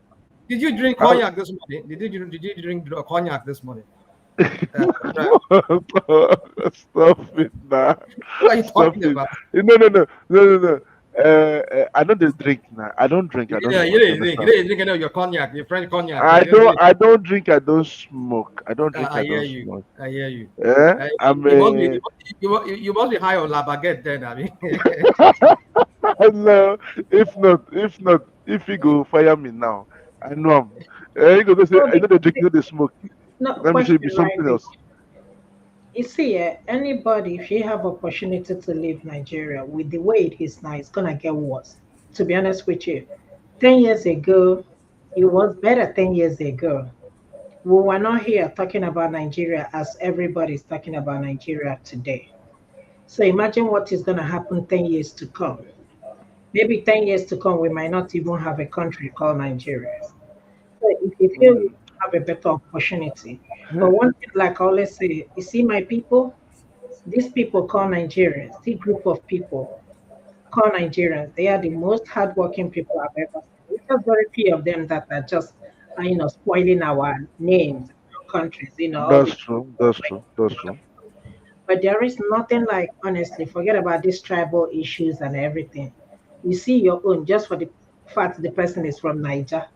You be like, my sister, my brother, how you day? You dey work here. That kind of gives joy. The issue, in as much as we want to go back home Sunday, but I don't see no future in that country. I'm sorry. You might disagree with me. There If is you no come future. for okay, if you let me ask you this question Hold now. on. If okay, Hold on. The only thing I can agree with the man in Canada is that these kids are not going to go back to Nigeria tomorrow. When he's talking about investing in Nigeria, you ask yourself, invest in what? Building houses. Is it an investment? Houses, is it an investment in Nigeria? The money you use to build a house in Nigeria, you will use it to make a bigger profit if you're in abroad. So I don't understand his analysis about you can buy, build a house in Nigeria for what? no, Unless you have house in Nigeria. it wasn't talking like that. If because I listened to the guy very well 2 times, it was saying that Normally, some people like in diaspora, they can have 2 to 3 houses in diaspora, 2 to 3 houses in Nigeria. How many Just like people even have 2 to 3 houses? How many not of them? everyone now understand. Not everyone. Not everyone. That's what I explained to my siblings that things that money grows. They say that the world vomits money. That means Adana laugh. Understand? Wars never vomit money. Yeah, it's when you have money in your account, you put your card, money will come out. So you will spend money you don't have. Yeah. So many of them don't understand what is going on. So, and again, I don't tell people not to come, but can you feel the heat? There's a friend of mine that came. He only spent 2 months. He went back to Nigeria. He cannot stay. He said that no, he prefer Nigeria to Europe. I was Nigeria is shocked. good. When you have money, you will go. The thing is sweet. Understand? Yeah. When you have money, I like it. One thing is that I'm not gonna lie you. eh, I like homo, not because say I'm going for politics too. I would like to help people back home, just to at least just to make you say Nigeria we get somewhere, but I can't learn something from one person, another person platform say everybody go repair your home, go and develop your home, and there is truth behind that sentence. Develop your home, because everybody the money no go finish you. Money when they thief. Sorry to use that word. When they take, when they borrow, when they borrow. You know they finish you. Nigeria will never break up. One, and will never be poor. Two. You never, These two don't things. say that. Don't say that. When I keep telling you, okay, like Mr. James said, sorry, my brother. His state is the one of the richest, or rather, the richest state, one of the richest states with rivers. That is exactly where the government is getting the money they used to do run the affairs of the Nigerian government. But look at that state. Look at how that state is today. And you are telling me that people will not be fed up? If it's not in our generation, it will be in generation to come. People will be fed up. Watch. Now, may I come in, please? Okay, Mr. James, you can come in. You can come in, sir. Yeah, you I'm see, listening. that book I sent to you, please try to read it from cover to cover. It's Okay, about, okay. We know that we Nigerians we blast for no, general. Not we don't no, read no, books. Eh? but All the right. point I'm making, the point I want to make is this. Don't say Nigeria will never be broke. Countries like Argentina, Brazil, Chile, Mexico, while they were mining gold, what's it called, nitrate, which other mineral, gold, nitrate, copper, and other agricultural produce, which agricultural what items they produce. The countries have run into monumental wealth at certain times, and at other times they broke beyond repair. Then they come back again and rebuild the society. This is why they had so many demonstrations, strikes, military takeover, military intervention in politics, and a lot of movement, the role of the Catholic Church, and nations go up and down. So don't say Nigeria will never be broke. You get the point? Now, I remember when the war was on, I mean, when I say war, I mean Second World War. Argentina made a lot of money from the sale of meat to European countries. It was just, I mean, it was a very, very good period. I think that was the time of the husband of the husband of Evita Peron. The wife was called Evita Peron. Now they made a lot of money, but when the Marshall Plan came to rescue Europe out of destruction, the Argentines they ran into terrible problems. The meat was still there in Argentina, but there was no market for it. Argentina was broke. Brazil at the time was as broke as Nigeria is now, whereas that country has produced a lot of gold and other valuable minerals. So I don't think it is very correct. I'm not saying you are wrong, but I think it's not very Because correct. of me, I deal with a certain data, Mr. James. Sorry to cut you off. I deal with the data that this former Prime Minister of Britain, that's James Cameron, if I'm not wrong, he said this thing that during that time when he was Prime Minister, that when they calculated every money that left the country is over $20 trillion. If it is the Western world. They don't. The currency have collapsed. The country have collapsed, but Nigeria is still standing strong. I don't know what is behind this No, Nigerian, but excuse No. me. Mm-mm. I'm sorry. Mm-mm. Excuse okay. me. The issue is this. The issue is today, there's demand for crude oil. Assuming tomorrow comes, there's a breakthrough. There's an alternative to crude oil.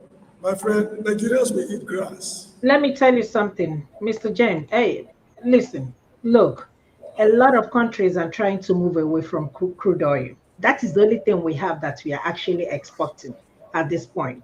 Just like Mr. James said, we have Tesla. It doesn't use crude fuel. We have other, even GMC and the other car companies, motor companies that are producing these energy efficient cars.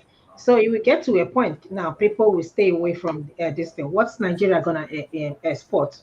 We won't have anything. We only rely on Because huh? We only uh, rely on this crude oil. It's a e- question of I time. know, I know, I know. But crude oil, through crude oil, we produce plastics.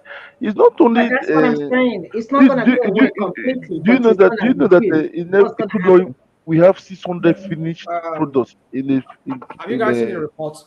Have you guys seen the report from I think was it DWTV or one of those newspapers I saw recently? They said it's been a slowdown in this um in the what they call it energy efficient car. This new kind of green technology or whatever they call it, whereby yes, uh, the car manufacturers now, this electric cars and all those energy efficient cars, there's a slowdown now, and there's a gradual shift back to fossil fuel. So you see, it's still like this. I think the industry is still in its nascent form. Uh, it's still developing, evolving. Some of us thought that it's like it has peaked out because it's like from the data they're seeing now is that more and more people are turning back to uh, uh, fossil fuel powered vehicle and machineries, not like people depending on electric car or using electric car. There's a slump in the buys of people no longer buy electric cars or the likes that doesn't use fossil fuel. Do you So know why? I think what's the reason if you have any reason? Number one is the cost. Number one, and let me tell you, The what is it what? the cost. Let Okay. me tell you something. Something like Tesla, right? My uncle got a Tesla. We are having a conversation, and I told him about this guy that did a review and said that Tesla is a good car, but if the battery breaks down, I think he said the battery alone is about 17,000, and I'm like, who's gonna cover 17,000 just to buy a battery? So when you're talking about people not buying it, there are people still who are using it. I don't know where the studies come from, but what I'm telling you is that any country that rely one, which is that is the only thing we are relying on, just that crude oil, that relies on one natural resources in order to sustain that country, sooner or later it's gonna break because there are other I agree countries with that you. are other countries that export crude oil. We're not You know Nigeria. what is going on in Saudi Arabia now? Saudi Say Arabia, they, Saudi they, Arabia. they just dumped the petroleum dollar, so petrol dollar. Our shop. Well, Mr. James, I'm coming. Excuse me. I just want to say this so that I don't forget. There's something I want to talk about what you said, Mr. James, but I think I will have that conversation with you later. So, but what I'm trying to say is that even Saudi Arabia is preparing for what might come next because they know at some point, um, fuel, fossil fuel will be something that we cannot be in high demand anymore in the market. So they are preparing for it now. I think they are diversifying. They are going into some other kind of I don't know what is that. This is their crown prince is doing now in their desert there. So, but in our own case, like you said, Ify, is that our own case in Nigeria, we just don't. We have myopic kind of leaders who are so fixated in just wanting to just be president or be governors. They don't have any ideas. We were debating that yesterday, so a few hours ago, yesterday precisely, on a platform where we were all talking about it. Our leaders are just this kind of leaders. All they just care about is, you just want to be there as either councillors or as governors or as chairmen. They have no ideas. Like, like a while ago before you guys joined, myself and Ovia were talking about this selfishness and self-centeredness that you see in an average Nigerian. It is people that becomes leaders are taken among these people, among people who are just ordinary Nigerians. Not as if these leaders that we're talking about, they brought them from sky or from space or from some kind of other planets. They are Nigerians like you and I. Of course, Tinubu was once a very wretched and poor guy, even though we heard about this crap that he did in Chicago. However, he went to Chicago. But I know he was not born with a silver spoon. Obasanjo himself was not born with a silver spoon. All these men, they were people from within us. But when they got there, over time, over time before they even became leaders or as they became leaders, things changed for them. So what I'm trying to say is this, is that it is among the people that these leaders evolve or comes. But the point is, these people are not prepared. Who are the people themselves? An average Nigerian, even if you wipe out all these criminals that are there, put an average Nigerian that is not corrupt. Do the same thing. It's the same thing because they are not really prepared for leadership. Well, it's not a job. Let me not even use the word leadership. So I think that word is overflowed. In the Nigerian context, I think that word leadership would not. We need people who know what they are doing, who knows that governance is about service to the people, creating a society where everybody feels that they belong. We can take care of our surroundings. We can plan for the next generation coming. Not just right now, I want to be leader. I want to go into Nigerian history or Anna book as somebody who became a leader. Who did, you just don't. That's what are Nigerian, maybe African leader, let's just narrow it to Nigerian politicians. They don't have ideas. All the ideas is, I gave flight tickets, or I got a Umran ticket for two of my constituents. I give them what's it called, cutlass and hoe as empowerment. I give them what's it called, sewing machine. Come on, in this time and age, people, we don't have leaders that are visionary, like people like Awolowo was, like somebody was talking about a while ago. These are people who saw tomorrow that, okay, if we have an illiterate society, our hope of becoming a developed society, a society that would contend, that would rival other countries, other industrialized countries, is going to be almost impossible. So the first thing is, let me educate my people first, whatever it takes. I know they will not be able to pay for education, so let us make it subsidized for them. Let us make it free for them, so that they can mass these people that will come about, that will become inventors, that will become people who are literate, who can think for themselves. So you develop minds that way. So that's how Awolowo thought, no doubt. Because I could read some of his book I read, and looking into his mind, a glimpse into his mind, I saw the kind of person he was, who he had this foresight of wanting to see the future. Oh, okay, go. I think you want to say something. Sorry, Mr. James. You want to say something? Okay, let me quickly say something. You see, as Nigerians, we should learn to do things differently. We don't need to imitate anybody. Now, if we want to plan our economy, we should plan it with indigenous ideas. Now, this is what I mean. Now, the fact that something works in Singapore or in South Africa or in Argentina does not mean it will work in Nigeria. The conditions prevailing in those countries are not the same as ours. But one thing is certain, this world we live in these days, what is propelling it is engineering. What is propelling it is engineering. That's what is propelling the world these days. We have enough young men and women we can send to fine universities in Nigeria and outside the country to acquire knowledge of engineering to develop the country. Now, can you imagine, let's say, for example, let's say rocket to space, to outer space.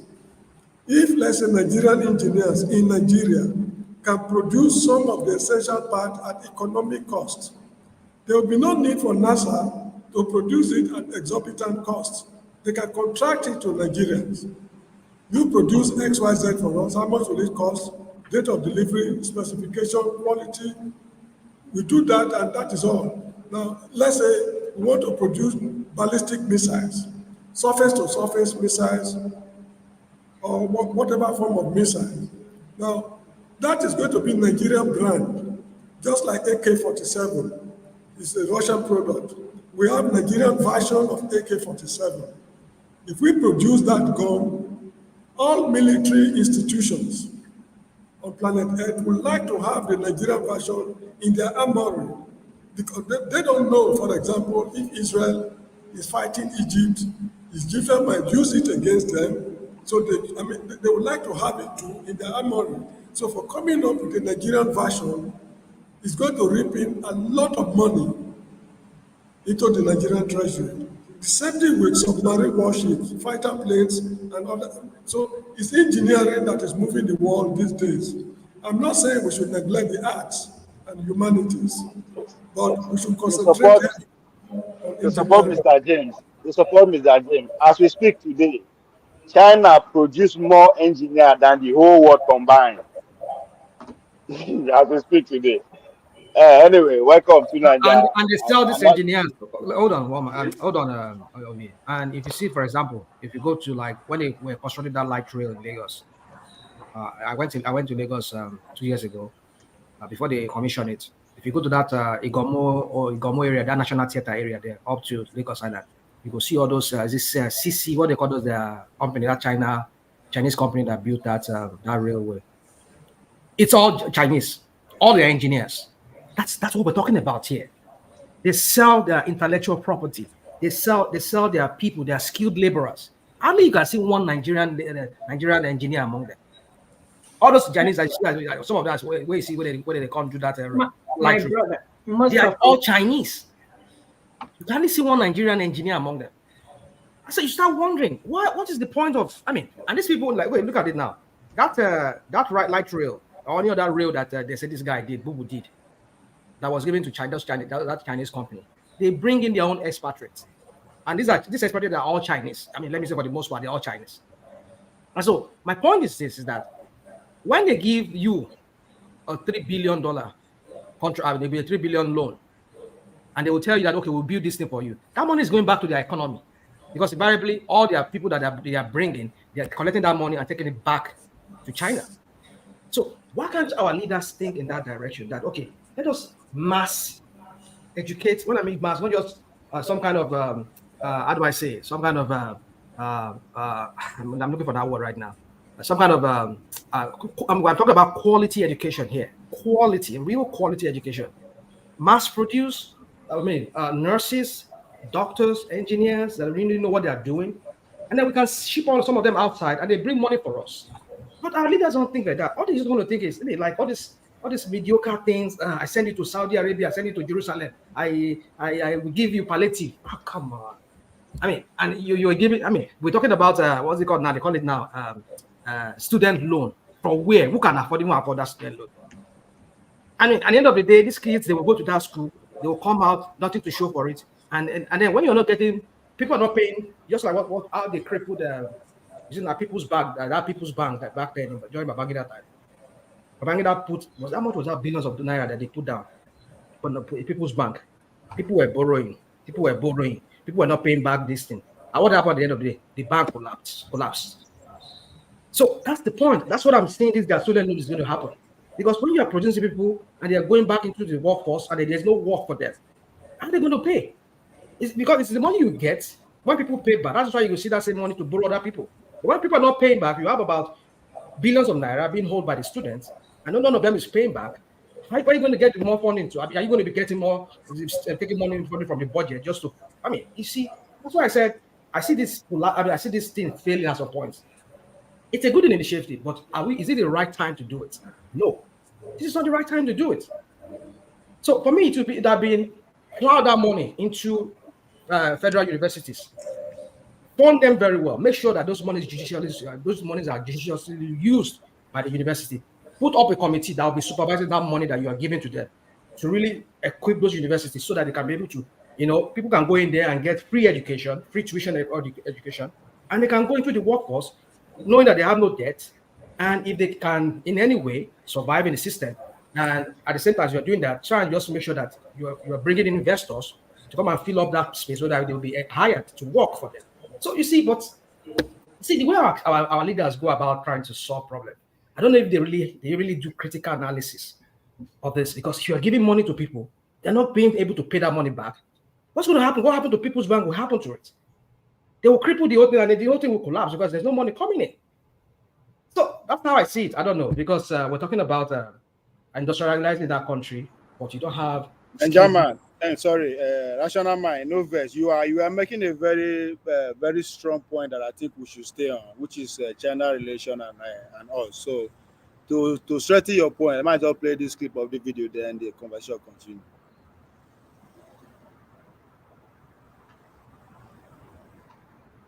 We talked about the Middle East. We've talked about South America. We touched on North Africa a little bit with Egypt, but I want to get into that continent a little bit more, because I think the developments that have occurred across the Sahel region over the last 3 years, eight government coups, I believe, sort of flipping from a Western leaning government to an Eastern leaning government, another 6 failed attempts. The Wagner Group, the now infamous Russian Wagner Group, has been rebranded as Africa Corp, and they're parading around the Sahel region offering regime change protection, meaning we'll keep you in power, we'll protect you from further coups in exchange for amazing deals on natural resource extraction. They can then ship out through the port in Libya in North Africa. So is it a very similar trend and this has been going on, I think, a bit longer, but in Africa is a very similar Chinese influence via Russian proxies? However, what's your take? Africa is several different places. And it's more complex. It's a much more complex situation. The education level of African education and infrastructure is much lower than that of Latin America, let alone Southeast Asia. So much harder to assimilate people into an industrial economy. Okay. Nonetheless, you have a very large number of people in Africa, and Africa is the only source of population growth in the world. Yeah. Right. So the Chinese are doing many different things in Africa. North Africa, of course, is Arab, Muslim, and very different than sub-Saharan Africa. That should be viewed. We talk about that as Middle East North Africa, MENA, and it's very much part of an integrated Chinese salient towards the Muslim world. Egypt has been a relatively minor priority for China in the past, but they appear to be stepping that up. Chinese foreign investment in Egypt has been quite low. They've really aimed for the low-hanging fruit with the Gulf monarchies. The Gulf monarchies have the money to buy whatever China wants to sell them. So their exports to those relatively small populations have been much greater, simply because the cash is there. Egypt is a perpetual basket case financially, and a very poor credit. So the Chinese are a bit more cautious about committing funds there. In sub-Saharan Africa, China's long-standing policy was purely extractive. Chinese were notorious for moving into a mining area in sub-Saharan Africa and bringing everything, including their own wheelbarrows, their own cooks, their own mechanics. It would be a hermetically sealed Chinese operation. They didn't employ the locals, didn't have anything to do with the locals. That's beginning to change. The Chinese are trying to reach out to the locals in a different way. So, for example, a lot of Africa is unbanked. A few years ago, only 20% of Africans had bank accounts. But if you got a smartphone, you can go straight from a barter economy to a credit economy. So you start with payment systems on phones. Those can be done with old dumb phones too. They have been for a while. But with a smartphone, Huawei has teamed up with African banks to use geolocation data and transaction data, and they run an AI algorithm to try to determine creditworthiness. So they offer microloans to entrepreneurs. They're doing this in Ghana, for example, and I believe also in Kenya. So this grassroots change in commercializing what was a barter society cut off from the world market, bringing people into the world market, fostering entrepreneurship, is something which the Chinese claim is a major prospective advantage. The other important thing is in countries that can't collect taxes, where people simply aren't on the formal economy, there are no taxpayers, you have no idea where their money is. Once you have transactions done on smartphones, you can collect a small amount of sales tax, and that helps stabilize currencies and give governments some money to work from. It also makes it easier to reduce corruption because payments are transparent. So the Chinese are looking to the development of Africa. They're doing a lot of PR about that. How successful they will be, I don't know. I attended last year's World Mobile Congress in Barcelona, where Huawei had half a football field of booths from their customers from around the world, including every African telecom company, talking about the AI and other applications that would help better people's lives through digital infrastructure. That's important as well. But for the most part, what China has done is to build infrastructure to support its extractive industry. That's been 90% of their effort. Whether this morphs into something more transformative for the grassroots of the economy, as the Chinese talk about, remains to be seen. Okay. Okay, sorry guys. Before I bring anybody in, it's good to understand that this is Western view of what they perceive Chinese is doing in Africa. So that should be put into perspective too. But I know Mr. James and Rashona might pretty much introduce this perspective of our conversation. But let me acknowledge two Nigerians here and this man who is part of the Donald Trump the Joe Biden debate preparation team. They are the one that are coaching Joe Biden for the debate that is coming up on Thursday. So you're looking sharp. Congratulations. But Nigeria, let's start from you. And I know I called you. I referred to your name. Not that I called you at the point I was making earlier. Or maybe you hear that one. I don't know. But welcome to Nigeria. And, hey, Ogie, can you give me a few minutes? I'm going back to a Zoom meeting. I'm not going to be here long. Go ahead. What are we talking about? What's the subject? I heard you talking about something has to do about Nigerian economy. You are on phone. The one where they introduce the topic. So just hold on, be patient. I know that Nigeria is ready to dissect and you understand when he speak. I mean, let's talk now. No. Okay, sorry, Rational Mind. Tell him what we talking about. No, we're talking about I would be as we bounce every time from different topic to different topic now. I think the topic was about which way forward for us to develop. Some of us are talking about we should rejig our judicial system, but we're talking about our people. We need to invest in our people, educate our people, bring them up to. Look at what that man said. If you listen to that guy when he was saying that the educational system in Africa, it cannot compete with the modern times and the modern technological advancement. I disagree. My brother, there's a point to that. But we'll come to that. It's not that we are not educated, but the point is that after education, what next? Well, yeah, that's what we're talking about. It's still part of the education. Listen, no. It's not to read. If you live in a country where they don't have anything to offer you, why are you going to stay when you have a better opportunity? Let me tell you something. Most of the people we have in these countries that are developing this country are foreigners. It's not Americans.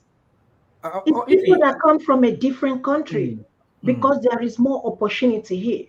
So how can you see somebody who graduated from a well-known university in Nigeria with first class, but the country doesn't have anything to offer him or her, and he or she has an opportunity to come to any of these developed countries where they can offer him or her a good job opportunity? Why would the person stay in Nigeria? I get your point. You have a point there, but the general thing we're talking about, I'll give you context to what I was saying, but Mr. Prestige, what we're talking about But was. So, do you think okay, our education? To show up this, Do you think? this Do you today. think You our want to show us that he's on suit, that is good let's take it looking, triumph? and Let's not go. Let's not go. That's but so. if So, that's the what do you narrative, think? I think it kind of depends, where you find your space. If that's the subject. I think I had a video earlier when I was online. That's the only time I was. So Bill was playing a guy from Canada or something like that. If that's the narrative that he's going to go to Nigeria, when he retires, some of that things that he was saying. I mean, my opinion to that, but the way Bill was talking about it, that he's one of those people who, part of the people who corrupt Nigeria. They don't want to look for the future of Nigeria, so they just want to go, and take whatever they have, whether there's no electricity, they're going to buy a generator, build a house and stay in a lake and something, enjoy whatever they have right now. And let it be what we have right now. It's pretty much the status quo. There's no looking forward or something like that. I think the man is speaking for a different audience. That's the way I see it. He was speaking for people who are here, who have not done anything to Nigeria, maybe who wants to go back to Nigeria and live. He's not speaking politically. He doesn't have the agenda about what's going to be better for Nigeria. That's not the perspective, he's coming from. I mean, Ovia, you narrated he doesn't care about Nigeria.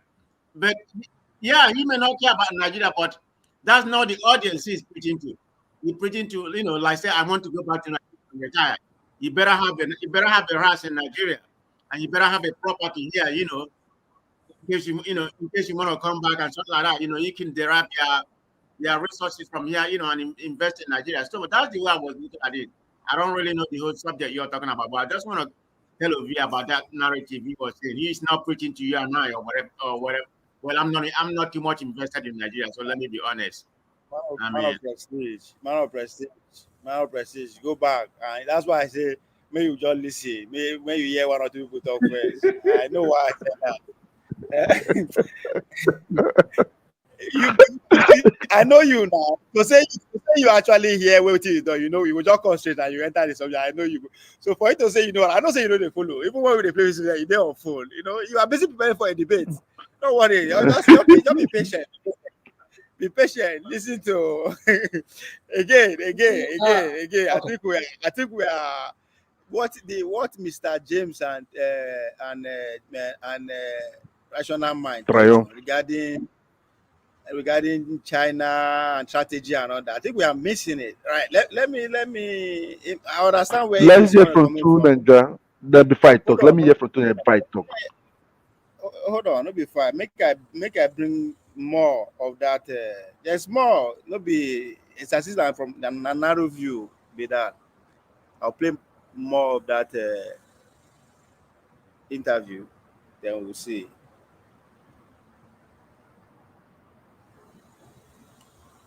All right, son. My one and always.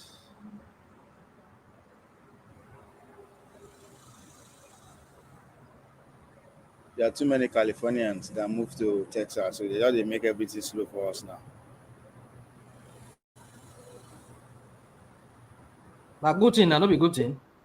No be good thing. Nah, they get more tax. Now more tax with that now. Is that not a good thing for you? Is that not a good thing for you, Vie?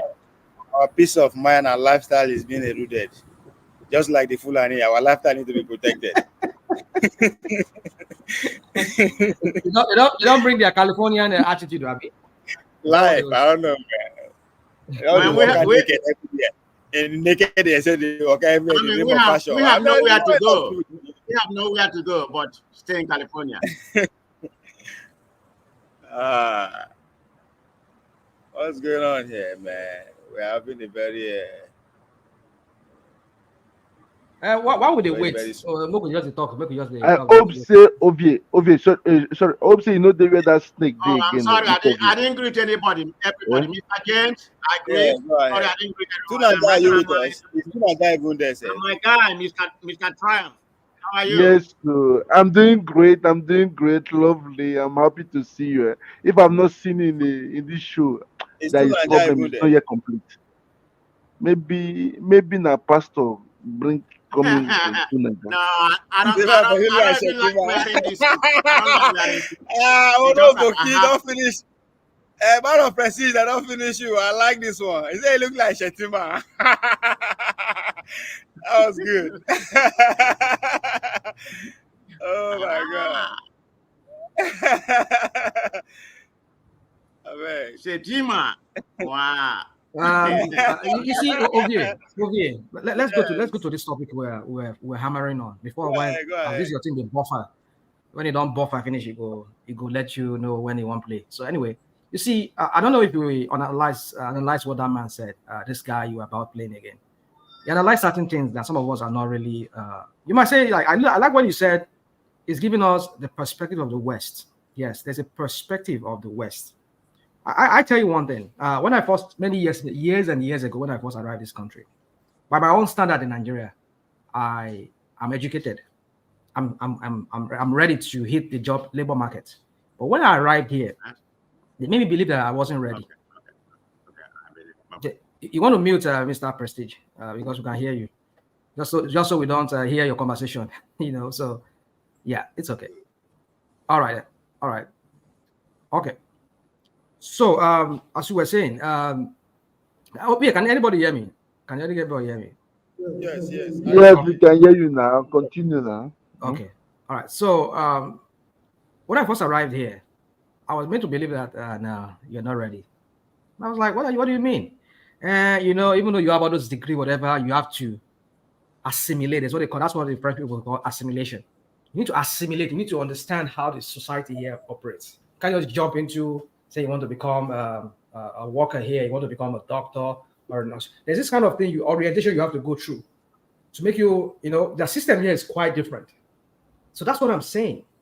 You see, it's not just enough being an engineer in Nigeria, but sometimes, those are our kind of school, our kind of education in Nigeria, engineering. It's okay. Let me give you an example. A friend of mine who came from from Nigeria, he worked for Julius Badger. When he moved here, he moved to Chicago, and he could not fit in because the kind of engineering that he saw, it was like this kind of type whereby the people that were doing the whole brain work of doing the whole sketching and everything, they were the expatriates within Julius Badger, and they brought all these guys from outside Nigeria. But he's just more like the office kind of guy who would just act like put on his hair, I had helmet, I had cap, a hat, and then he would just go out and then you do this, and you just write something down. They use it like an office engineer. He no get the the practical aspect of it. Even though you go university, you acquire the degree.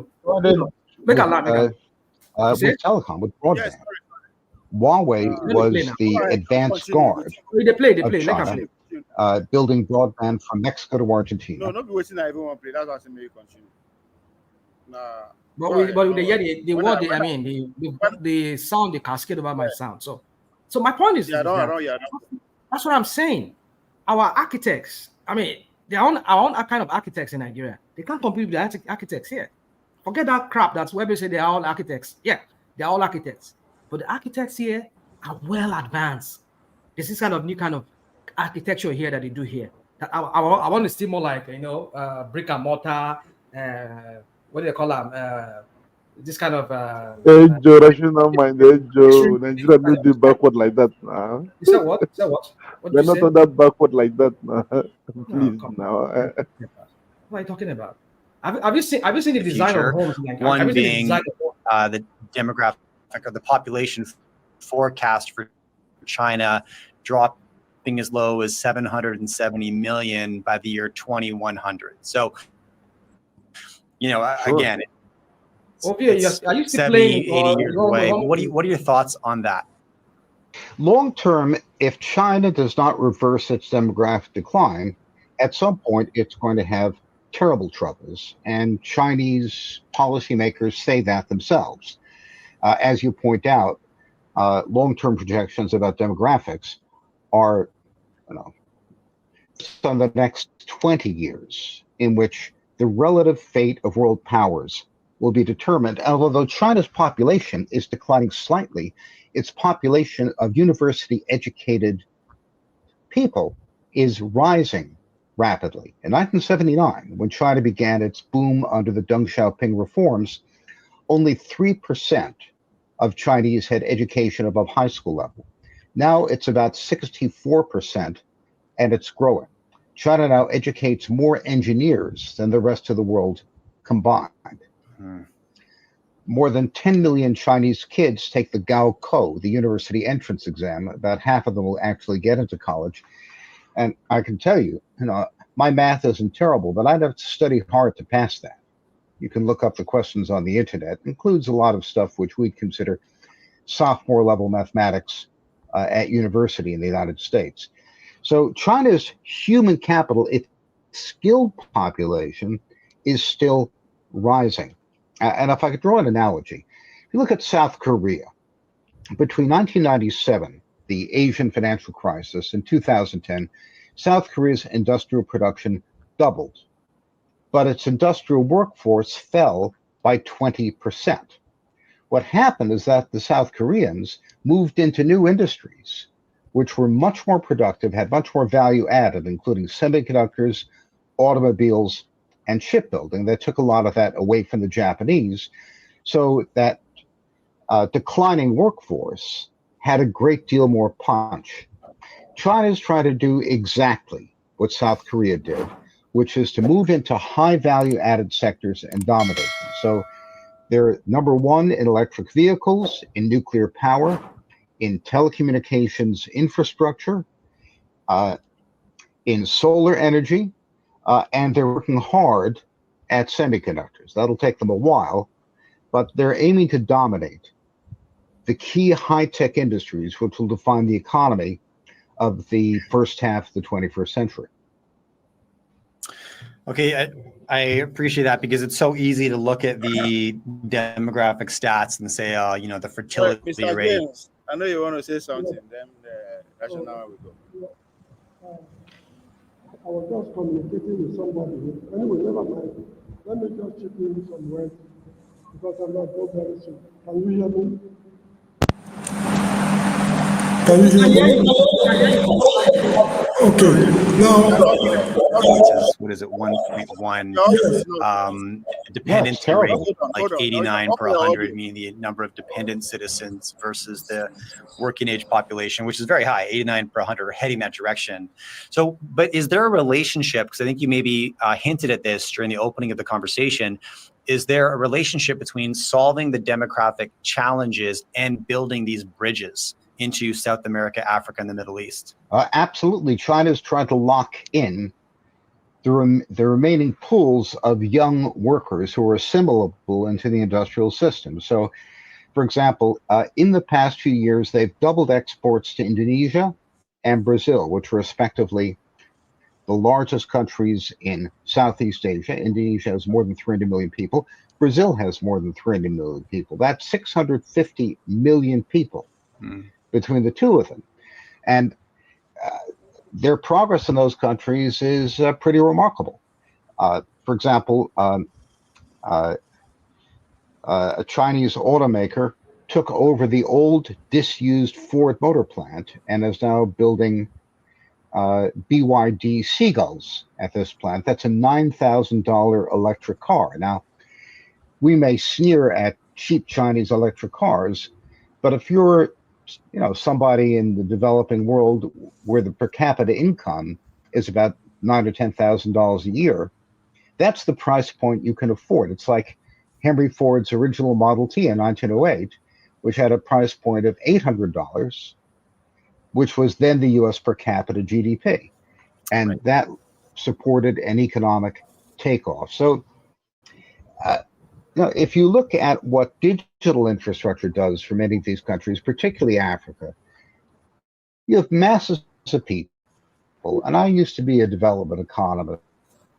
I worked for the Mexican government. I worked for Peru, for Russia right after the fall of communism.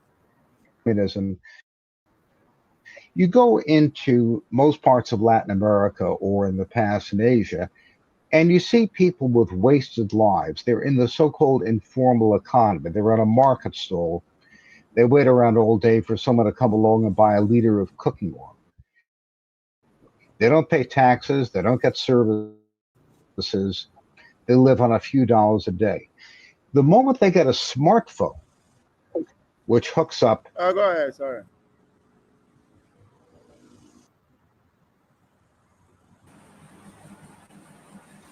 Mr. James. Can anybody hear me? Who wants to go? Yes. I can hear you. Now, let me quickly say something before I depart. We in Nigeria, we don't need to imitate people. We have our own planners. We have our goals and aspirations. We have our development plans, which we work on. If you remember, the only successful educational program Nigeria has ever implemented is that of Chief Obafemi Awolowo. There is no other educational program that is as successful as that. And the planning, the brainstorming, everything was done inside the Federal Republic of Nigeria. They did not go to Norway, Britain, Sweden, or anywhere. Nigerians did it. They took Nigerian conditions into consideration before they roll out that program. Now, as Nigerians, we should be thinking of doing things that other parts of the world are not doing. Not until we start reasoning up to that level, we will not be able to make any progress. If the Chinese are producing 1 million or 1 trillion engineers, may God bless them. They need those engineers. What we need, we should determine it, and we should have national development goals. By the year, maybe 50 years from now, we want to go to Mars. We want to explore minerals in space. We want to produce a machine that can travel faster than light. In fact, if we're able to produce a machine that is faster than light, do you know how much the Nigerian government and the industry that produced it will derive from the sale of that machine? Because if you are producing a machine that is faster than light, the Iranians would like to have it, the Koreans would like to have it, the British, the Americans, Canadians, everybody want to have it because you alone know how to produce it. All these economic problems we're having today will fizzle out with time. So we should start thinking of doing things that other people are not able to do. We are just followers for now. We are not thinkers. We are not using our brains. We have a lot of young boys and girls who are wasting. Now, if you graduate from university, for example, that does not automatically make you a qualified or, a skilled engineer. You are qualified, but you are not skilled. You have to go and acquire the skill, in the industries. All the mathematics you study, the differential equations, numerical analysis, linear algebra and everything, you go to industry and put them into practice. Use it to make something that other countries cannot make. That is what will take us out of this shit. If not, we are non-starters. Because I remember when I went to Israel, 1998 or so, I can't remember. I went into a workshop, an engineering workshop. I told the man, I'm looking for a job. The first question the man asked is, what can you do? I could not answer the question. So I started telling him, I can solve mathematics, I have some knowledge of differential equations, calculus. The man said, no, this is a workshop. What we are interested in is what you can do with your hands. The man just looked at me, said, okay, come. He started giving me menial jobs to do. In the course of doing those menial jobs, I started putting the man through. For example, if you want to construct a staircase to climb a building, I saw the man taking tapes, measured from top to bottom, from this angle. No, I told the man, no. Pythagoras has taken care of these things. If you use Pythagoras theorem, from this point to that point, square it and square the other side. If you find the square root, that is the hypotenuse. Or if you know I started explaining these things to this man. This man started noticing me from a different perspective. This was in the city of Eilat, in Israel, very close to Egypt. That was where I spent most of my time before going to Tel Aviv and Jerusalem. So The engineers are there, we produce them, but what they lack is practical knowledge. They need to put these things into practice. Nigeria should have Mr. James, is that not what we were talking about here? Nigeria should have research institutes. There was a time we had the Nigerian DIG, Defense Industrial Corporation of Nigeria, where they were producing SLR, self-loading rifle. They produced it in Nigeria. Why can't they continue with such things? So these are the things we are not doing. So this habit of imitating China, imitating America. No. It's you see, you see, I'm with you on certain things you said. We have to think local. We have to think inward. We have to look at our situation and tailor the solution to what is the prevailing atmosphere within our locality. I agree with you on that. But you just said something now. You were talking about when you're going to Israel and somebody was telling you how to build a staircase, and he was just telling you, and then you were trying to use these theoretical things that you learn, no doubt, from school. But then it's all about hands-on here. Here, there's what they call hands-on. As in what you can do with your hand, the practicality of what you can do. It's not about just giving theory. No. Hold on. Excuse me. That's what we do in Nigeria. That's what we do in Nigeria.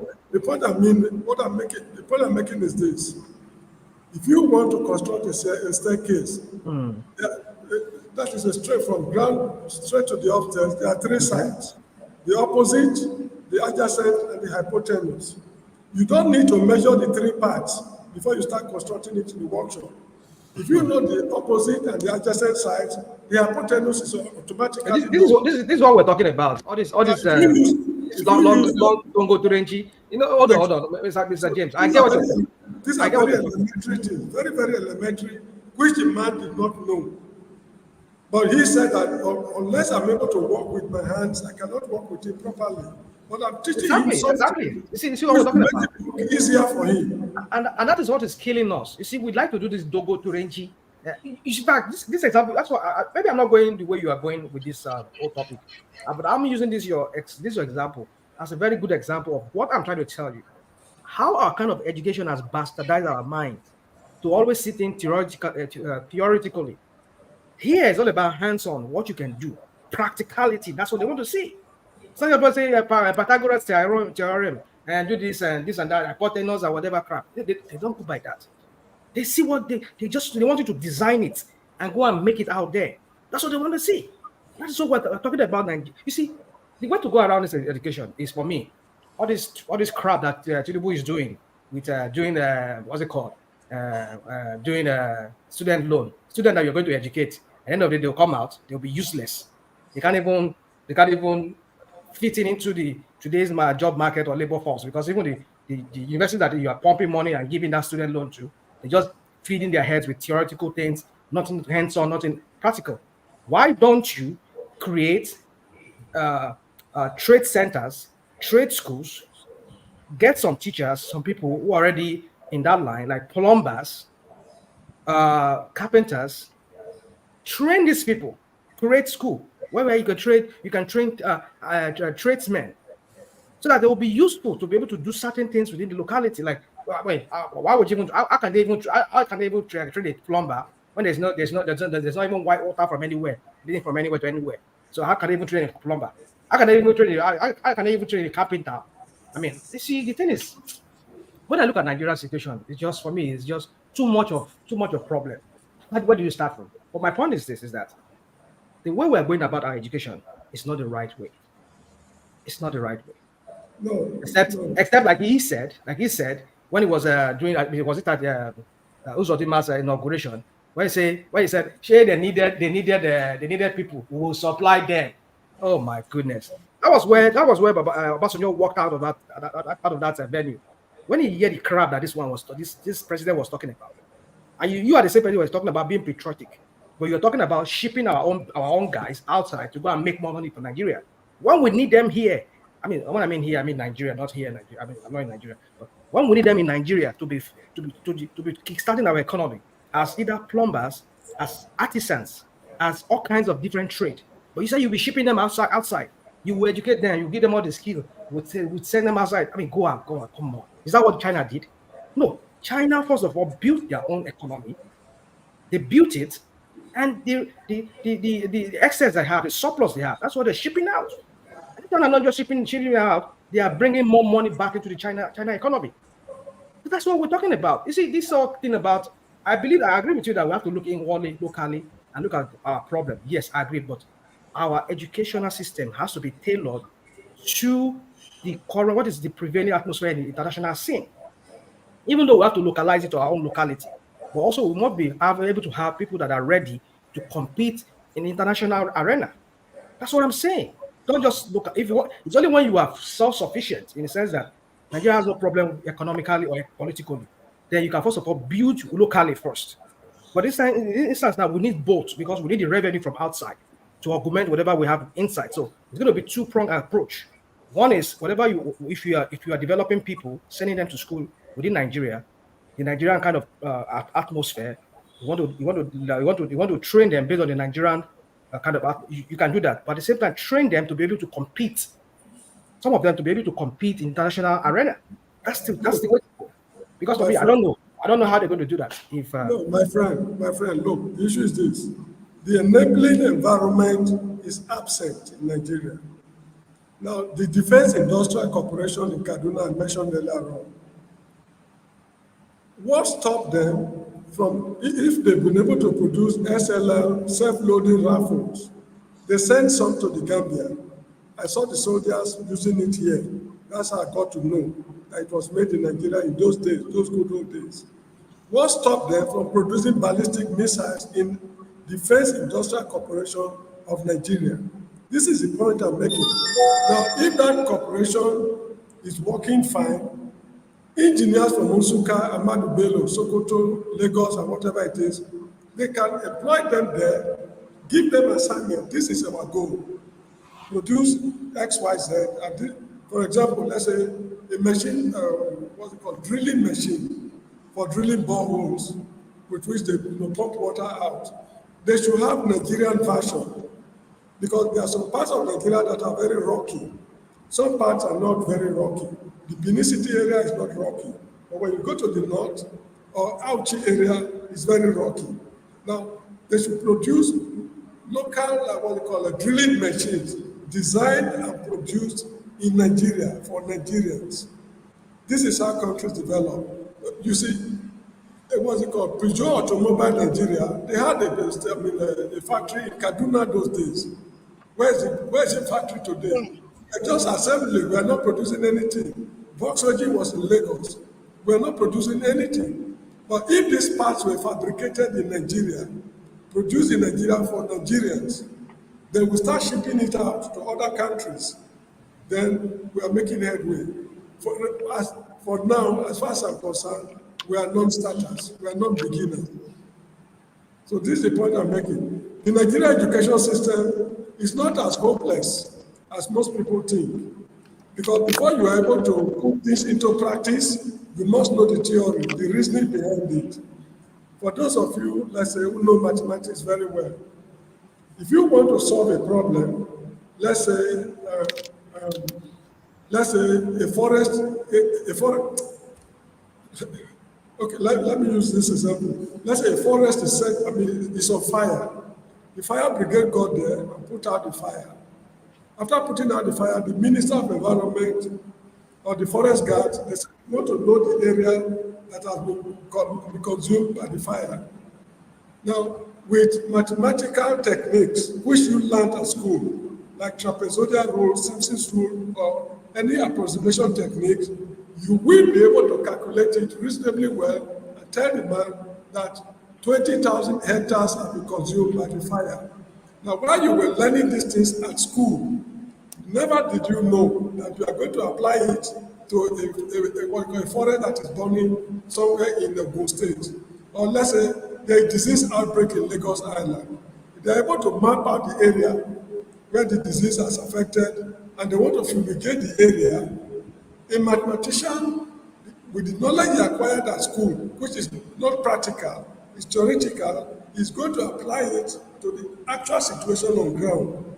This is the point I'm making. So if you make, let's say, ballistic missiles, The theories of ballistics and everything, you've learned it at school.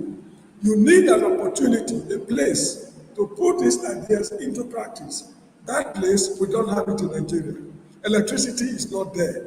Water is not there. Security is not there. The engineers are hungry. So how on earth will they be able to produce? So we need an enabling environment. And the only authority that can produce it is the government. The enabling, like electricity in particular. I don't see how Defense Industrial Corporation of Nigeria or Innocent Motors will be running on generators. It doesn't make sense. The government of Nigeria should wake up. Yeah, I agree with you. That's why I said Nigerian problem is so much that it's very hard to even know where to start from. Because, like you said, we can't be talking about even educating people when there is no light to work with, there's no electricity to work with. At least it's the electricity that they will use in power. Because these days now, everything now is, I mean, you can learn from your laptop, you can learn from your device. So, but then if these devices are not powered, they don't have electricity to power them. How would you be able to? And the thing is, that's why I say, you see, you just look at Nigeria. Yeah, we should be ashamed that we are importing laptops. We should be ashamed that we are importing mobile phones. We should be ashamed that we are importing refrigerators, ceiling fans. I mean, Yeah, it's we should be above this level. Nigeria, you just say the entire person, because we We come should here. be above this level. We should be ashamed. No, I mean the leaders themselves are not even thinking in that line, because all they think about is you just want to be there, earn their money, and put the money in their pockets and enrich themselves, and they don't care. Like how I began this my talk here on OVA platform today was just that I was just thinking that Nigerians, there's a lot of self-education now. I say self. There's a lot of education, educating the minds of our people that has to be done. Not just enough just teaching them to be engineers, to be doctors, to be some kind of artisans, but we need to also teach him. Imbibe in them, or inculcate into them some kind of idea that it's about society building. Let me never say nation building. I don't even like the word nation building this time around. It's about the society, the locality where you live. It's about building, contributing to it. You need to let them understand that. So you have to look after your second person, the person next to you, your neighbor. Because an average Nigerian is so selfish. An average Nigerian, and not as if they want to be selfish, but it's just that, like you said again, the prevailing atmosphere there. The atmosphere is so hostile to people wanting to think differently. Because if you say, "Oh, this is what we should do," so people say, "I beg you, leave a job. I beg na your papa house, na your papa get am, na your papa be Nigeria. I beg just do your own make comot." I mean, I've seen people whereby they will defecate anywhere in Nigeria. They will carry that. They will just say they want to peace. You know peace there now. That place no good. Now government, your papa be government. Na your papa road. I beg you, my peace here job. Somebody go peace there, and you just even defecate there, or even throw away trash there. You go tell you say now government go come clear am. So you see, I just don't know where I just don't know how the problem is so overwhelming. You see, the point I'm trying to get here is this: we've allowed this thing to become so stale. The situation in Nigeria has become so stale that it's almost looking like it's impossible to reverse, because people are so set in their ways. And you look at it that the government system, the social, the educational, everywhere seems like there's a rot in everywhere. So where do you begin to correct this rot? You can say, somebody said, we can start with the judiciary, which I also begin. Maybe we should start with the judiciary. But the judiciary is not a panacea to it.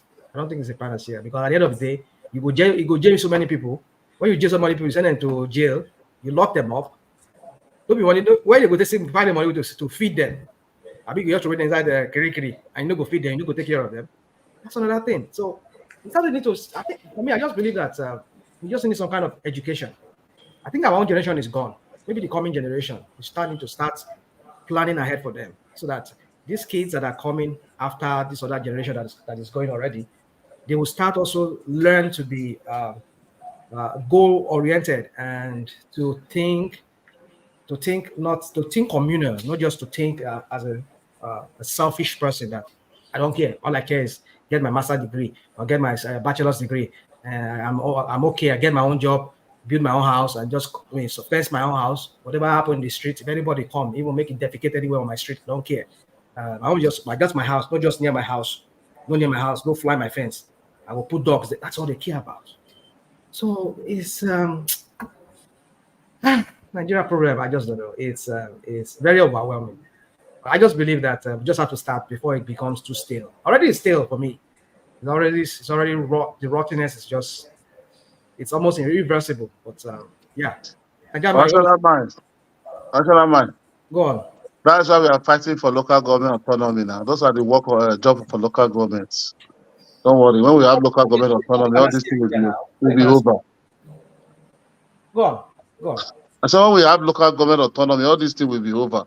Those are the job of local government. You know, every council, that's a council job. Those states, not federal government. That is why everybody should advocate for the local government autonomy. You understand? All these things now, you can be a local government in your state now. It's your local government, just one local government. You set your rule, the way you want to build it, the way you can bring investors, the way what you want. And your council, nobody can come and tell you from the other local government, no, I want it. No. Okay, why can't there's a fella song, he say, other minister, they go London, don't let economy career. Our minister, they go London, don't let those be career. We still the parabolator, we still the shake. Why can't in the local government chairman say, okay, this a bin in every street, let's drop a bin there. Maybe every house be paying 1,000. They collect 1,000 and provide bin for them like the way it is abroad. Provide bin for all streets. Drop your bin there. Come, this does being a vehicle. Have like 2. Be taking it maybe every 2 days around.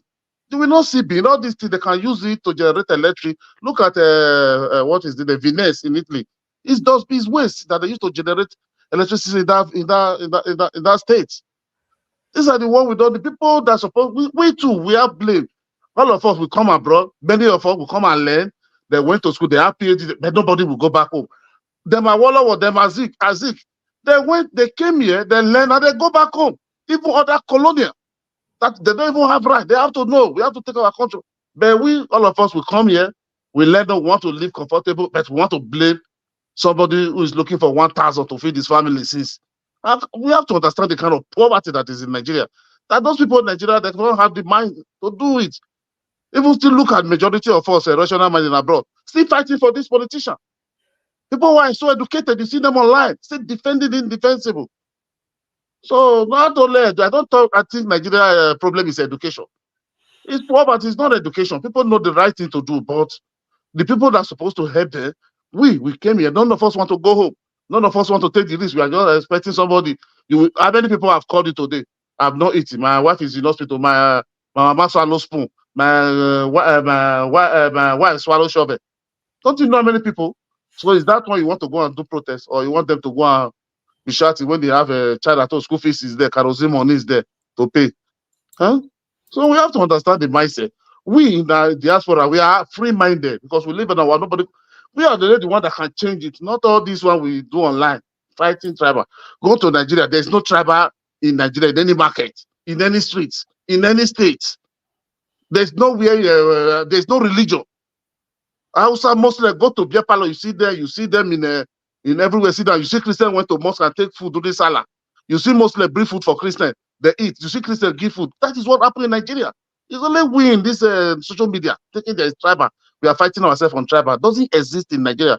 Go to Alaba market, go to Ekiosa. If everybody buy from Northerner, nobody say no, you are Fulani, no. Nobody say you are Yoruba, you are Igbo, no. Everybody sell it to each other. They sit down, they trade together. They enjoy together. Go to church. All tribes in the same church. Both white government, all. So what are we talking? Nothing like tribe. The problem we have, we in the diaspora, we are the one that's supposed to liberate that country. This China you are talking, the people that they came from diaspora, India. The people from diaspora went there. That is only the people who are freedom. Like we are already free. God will bless you today. Go play. You make your money. Nobody tell you. Nobody. Which politician is going to bribe me today now, as I am now, with what small God are even giving me? That want to bribe me with $1,000, $2,000 that I will vote. If you want to bribe me, you have to be giving me like 100 million naira before I'll be listening to you. No, no politician is going to buy your no vote. come concern No, market I na did not. Nigeria. Don't interrupt. Please wait. Let me Okay. just please. Sorry. So no politician is able to buy your vote. That can able to give you that kind of money. Even if you have central bank, the whole central bank, can you give them people maybe like 10 million people, 100 million to vote for you? No. No politician have that money in Nigeria. So we have to start and change the narrative. This one we just complain. We are not doing anything. No, we don't expect Nigeria, those people there, for them to think they want to build people. Their children are not in school in Nigeria. You wanted to build education school for you. People doesn't take go to hospital. Their children doesn't go to their family doesn't go to hospital in Nigeria. So you wanted to build hospital for you. People doesn't fly in the road. They fly all over. They fly, all of them fly. None of them use road. So you wanted to build a good road for you. We have to know that this thing is not one tribe. These people, they are all gang. They are out there doing this thing. How can we change it? That is supposed to be our goal. All this talk cannot go. We have been talking for it. Can I just add greetings to everyone on the chat and on the platform? And Ovie, thank you for setting up the discussion and the chat and everybody. I think we all know the problem. Sometimes we like to, we talk about all these things, or, let's do this, let's do that.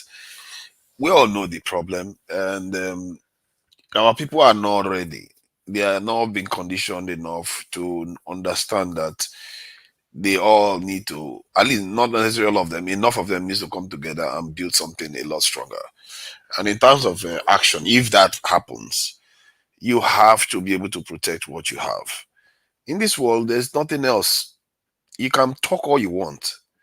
Whatever you do, if I was the person on the other side that has the ability, I would take it from you.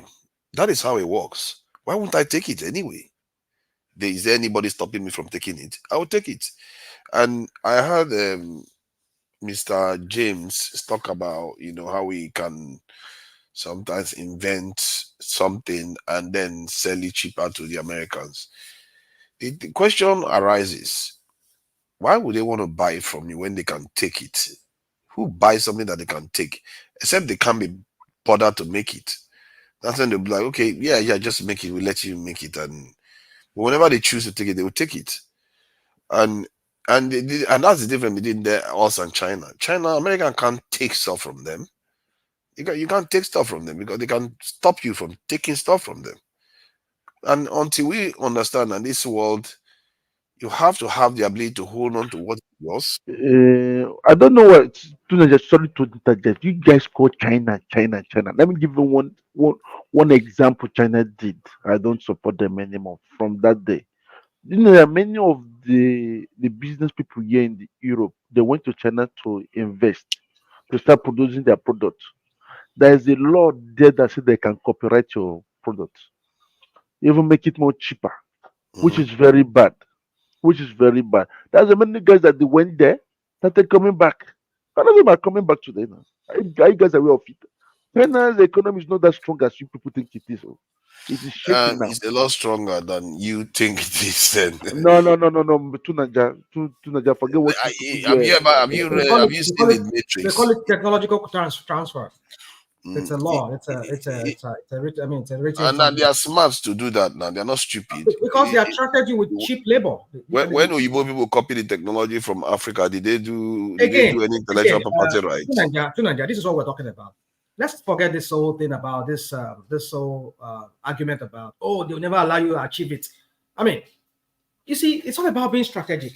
If you look at, maybe now might be difficult because now that the Western countries, they've come to understand that, some of these developing countries, they are using them to leverage and to build up themselves, and then after a while they'll start posturing themselves against the Western, like in the case of China now.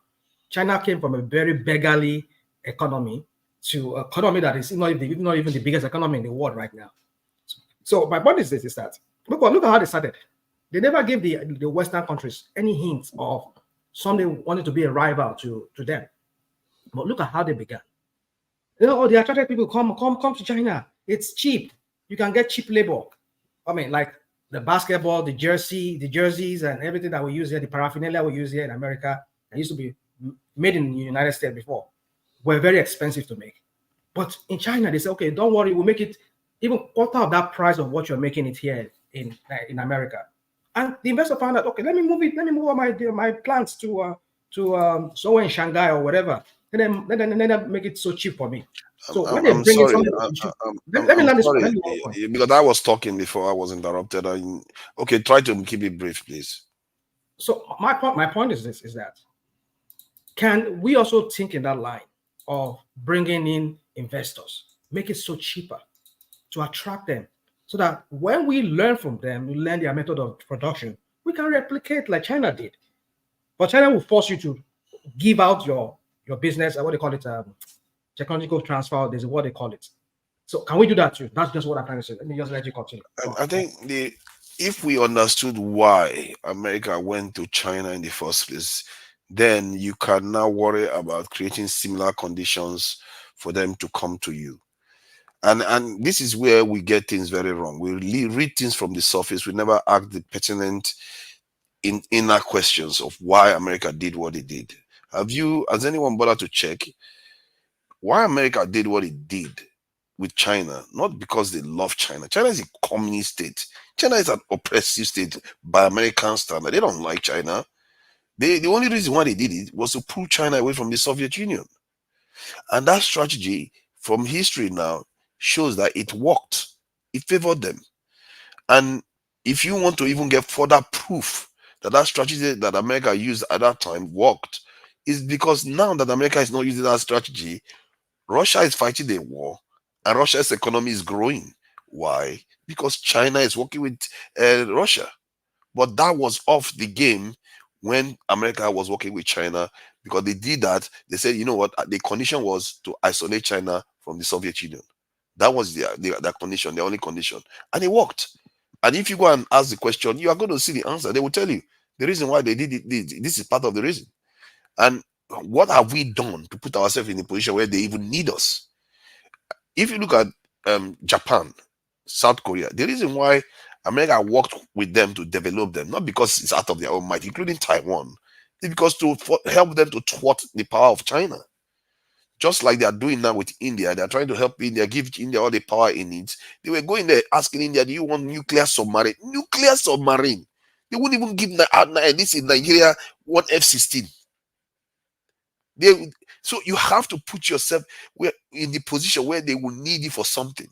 And Nigeria hasn't even put itself in a position where it controls West Africa, so that they will say, you know what, if we want to go to West Africa They to do came something. to Nigeria to want to invest in military stuff, but you guys, the Northerners, say they don't want it now. They are saying they don't want them to come now. What do you want them to do now? But Nigeria are what for now? Hold on, Just analyze another man. on. That is not the military stuff, because we are in a weak position. In the case of China, they didn't bring their military stuff, and Nigeria's position is different from that of most, like Taiwan or this in Japan that was defeated in a war. But in Nigeria, I don't know if you're still on the point. You are wrong in this one. You're not even a military man for talking. Hold on. Yeah? See, there's something you don't know. Nigeria has a big advantage than many countries in Africa today. They need honestly, which country is a threat to Nigeria? Yeah. Which country that Nigeria? That West Africa is a threat to Every Nigeria. country that is more powerful than Nigeria is a threat to Nigeria. Who Niger or Chad? I've been Togo, I've been Burkina Faso. Any country that is more powerful than Nigeria. Which country is powerful? Wait. All the countries that border Nigeria, which one is a threat to Nigeria? Yes, just tell me. Any of them that a foreigner. Not any of them. Tell me. Which one? See, any of them, which means all of them. You know, that is the problem you have. You have been saying this, so you have not made any research. You don't even know. You want to tell me Togo now is a threat to Nigeria? Nigeria sent 189 troops to Gambia last 2 weeks. Let's try to be honest with our conversation. I'm not trying to win any. So no, look at the country that border Nigeria. That's what I'm asking you. That border Nigeria. I'm looking. I'm not blind. Just let's go after this one by one. See, every country that is more powerful than you and powerful than your neighbor and all the rest, what they can do, if I was the one sitting there, if I want to, let's say I want to do something to Nigeria and Nigeria is messing about, I could decide to cause destabilization operation. That's what they actually call it. There's a name for it. So you can go to someone like Nnamdi Kanu or somebody that wants separatism to cause problem within the country, And if that one doesn't work, they'll cause problem between you and your neighbors to attack you. That's how they got rid of India Army. India Army was very hard to get rid of. That is one of the only leader in Black Africa that they had to use an invasion to remove from office. So you like yesterday, when you have to look at things from the point of view of if I'm stronger than you. Tunanja, Gaddafi too. Gaddafi was invaded too. They were bombed. Yeah, no. To be fair, yeah, that's true to an extent. But Gaddafi was. You can argue that Gaddafi there was an external intervention to remove him because he was very strong. The strong ones they bring external intervention. But in the case of Africa, they didn't come and bomb it directly. That's Black Africa. I mean, they use another Black African. That is the tactics they use with us because they know if they come at us face on, we see them. 1.4 billion Black people around the world will wake up once and for all, and they will never go back to sleep again. At least the generation will never go back to sleep, except they are defeated again. So my point is that observe the world from the point of view that if they are stronger than you, they have the ability to take anything you do away from you. What is going to stop them? You have to make that calculation first, because everybody wants what you have. If you have wealth, if you have any good thing, everybody wants it. And in the international politics, there is no ethics. It's about power. If they can get away with it, they will get away with it. And like one of my analysis I did with Russia, I said the reason why America not hated Russia, tried to isolate Russia the way America is isolating Russia, because it doesn't make sense. If you just ask yourself, why does America hate Soviet Union? Some people say it's because of rivalry, but it doesn't make sense. Because then what's his name? China is also a problem. Why do they work with China instead of Russia that is actually technically European? Why do they hate Russia so much? And you have to ask yourself these questions. Are you aware that even Putin told Macron that in a live conference, he wants us to protect you? Because there is a law in America that they have to get out just one enemy that will make the war going. Now, America makes money through war. I've been there. I went there But for they could training use in China for Nigeria. that. Why are But they I don't using know Russia? which point are you Let me you are finish my coming from. point now. Let me finish my point. So if I Nigeria is land your very point, you understand grateful. what I'm saying. It's strong. Sorry, Forget what Mr. you people are Trump. talking Sorry, about Mr. economic. Trump. People that they want to invade Sorry, any Mr. country. Triumph. Let me finish what I'm saying. See, we have to try to observe. I keep saying it. We'll just be talking and talking. Like when I ask that question, I rack my brain. I try to find out because I look at Saudi Arabia. They don't obey human rights law. They use the journalists to make kebab. America is still working with them. Israel is killing people left and right. America is still working with. Why Russia is so hated? And I went far back to the point where by one day somebody was saying something about a doctrine that the British had. It was the British that first had that doctrine, that anybody that controls that heartland of Russia controls the world. And my own submission then was I was talking about European tribalism. That is because Russia is a big country, and if Russia works well with Western European country, technically they work just fine with China that is right next door to them. Guess who is going to be the superpower in the world then? Russia, because America is across the ocean. So America, the Anglo-Saxons, which are the English and the Irish and all of them, their power in Europe will be reduced. And I said, that is the only logical reason why America dislikes Russia. And then I went further, I discovered that, okay, Russia even tried to join NATO. That when they spoke to American officials and spoke to British officials, the British officials were like, it sounds good. We're going to go and tell our people that you want to join NATO. But when all of them went back to tell their people tell them, no, Russia will never be allowed to join NATO. That is what Putin said himself. That whenever we talk to him at first, it looks like Putin said it. Then he said the reason why they don't want us to join NATO and be part of the Western Hemisphere is because they know Russia is big and it has its own opinions. That is the way Putin put it. But then when I went further back, and that one I just discovered it last week because somebody mentioned it, that the British had a strategy to curtail Russia's power. Their strategy was to surround Russia, just like they are doing now with Ukraine and all the rest. When they surround Russia, isolate Russia, then Russia will become what they call a third-rate country. That's what they call Russia. A third-rate country. That is their strategy. The reason why they had to do that is because if they don't do that, Russia will be the superpower in the world. This was something that was done since 1906. This is a strategy that was drawn up since 1906 because of Russia. No wonder Stalin did all the stuff he did to prevent that from happening to them.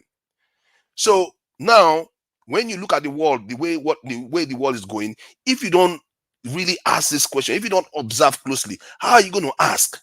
I would never have discovered this truth when I saw it. That was just yesterday. When I saw it, Sorry my to mouth was interject you open. again, Tunanga. You are wrong, big time wrong. I'm coming Okay, to you now. I'll show you the Okay, proof. let me just say what you don't know. Do you know that every 500 years, power shifts hand in the world? Because now the West is moving to the East. That's what the Western today are fighting for them not to lose everything. You don't even know what is. Go and read back I'll show your you history, proof. Tunanga. I'm not. Don't just talk. I'll just show you proof because if I was, I don't expect you to believe me. Who am I? I'm nobody. What are those proof of Wikipedia, right? No. Come on, now, don't start now. Let's not go there. No, So no, you're no, no. not going to No, believe me. You're not Tunanga, going to believe evidence I provide. Tunanga, Which one are you going this to one I believe? disagree with you. Even the security back home in Nigeria, you know nothing about it. Of course, I don't If know you it. see the day I was in the airport, One of these the day sorry, Rashidama. The day I was in the airport, I saw the way they guarded the former administrative president of Nigeria for living. Nigeria has structures. Has Uh, structures. One thing that it's just that the media is just you people in the internet are the one causing the problem everywhere in Nigeria. I call you people claviers warrior, cowards. Sorry, wow. let me use this way. This way. Because you people are the one causing problem in Nigeria. The way you people lament things today, you think Nigeria is going to want to catch fire the following day. For me, I still tell people that Nigeria still remain Nigeria. No matter what you guys are doing, we all are going back home. It is still with the diaspora that will make Nigeria great. Not people back home because of the environment. You are there now. If they tell you not to pack your load and go back home, will you go to Nigeria? No. I will let me ask it for you. I know that for sure. You are not going anywhere. No, You I'm not prefer going to to go be there as in it your is UK. now. But I'm in Uh, Nigeria as we you are speak. not So in I don't Nigeria know for what you're me going on because you are about. not patriotic You are in to the Nigeria right country. now. Do No, Nigeria. I am working in Nigeria now. So you think I'm just talking? Come on, I come on. do a lot of work in Come on. Let's get Nigeria. this straight. Are you in Nigeria in person No, I'm not or physically in Nigeria right now, but are I'll currently talk, I you beg. no, I don't know what you're talking about. So what does that mean? We just heard that most of the people that transform other nations were diasporans, including the Bolsheviks and all around the world. I don't know what point you're trying to make. I'm just trying to share information here, and we're just trying to. I'm not here to score points. I'm just saying we all should be doing the same thing. We should be reading the world because it's going to help us solve our problems better. Because if you just go and start saying, "Oh, let's go and work with America," without knowing exactly why America work with China, you're going to find yourself in a round box before long. You Well, you have see, to for me, understand these things. for me, it's very easy for us to look at the world history and antecedents and to predict possibly what might happen in the future. It's easy. We can go that route. Like sometimes we talk about, well, they say long, like you said, they say long ago, the British has always they've seen Russians to be a rival, some sort of war power, if not the strongest country on earth. They've already seen that as far as the 1900s. So yeah, it's easy for us to look at accident and predict. But then for me, it's just for me. Let's not go back to Nigeria. Let's not go. Let's not go all over the places.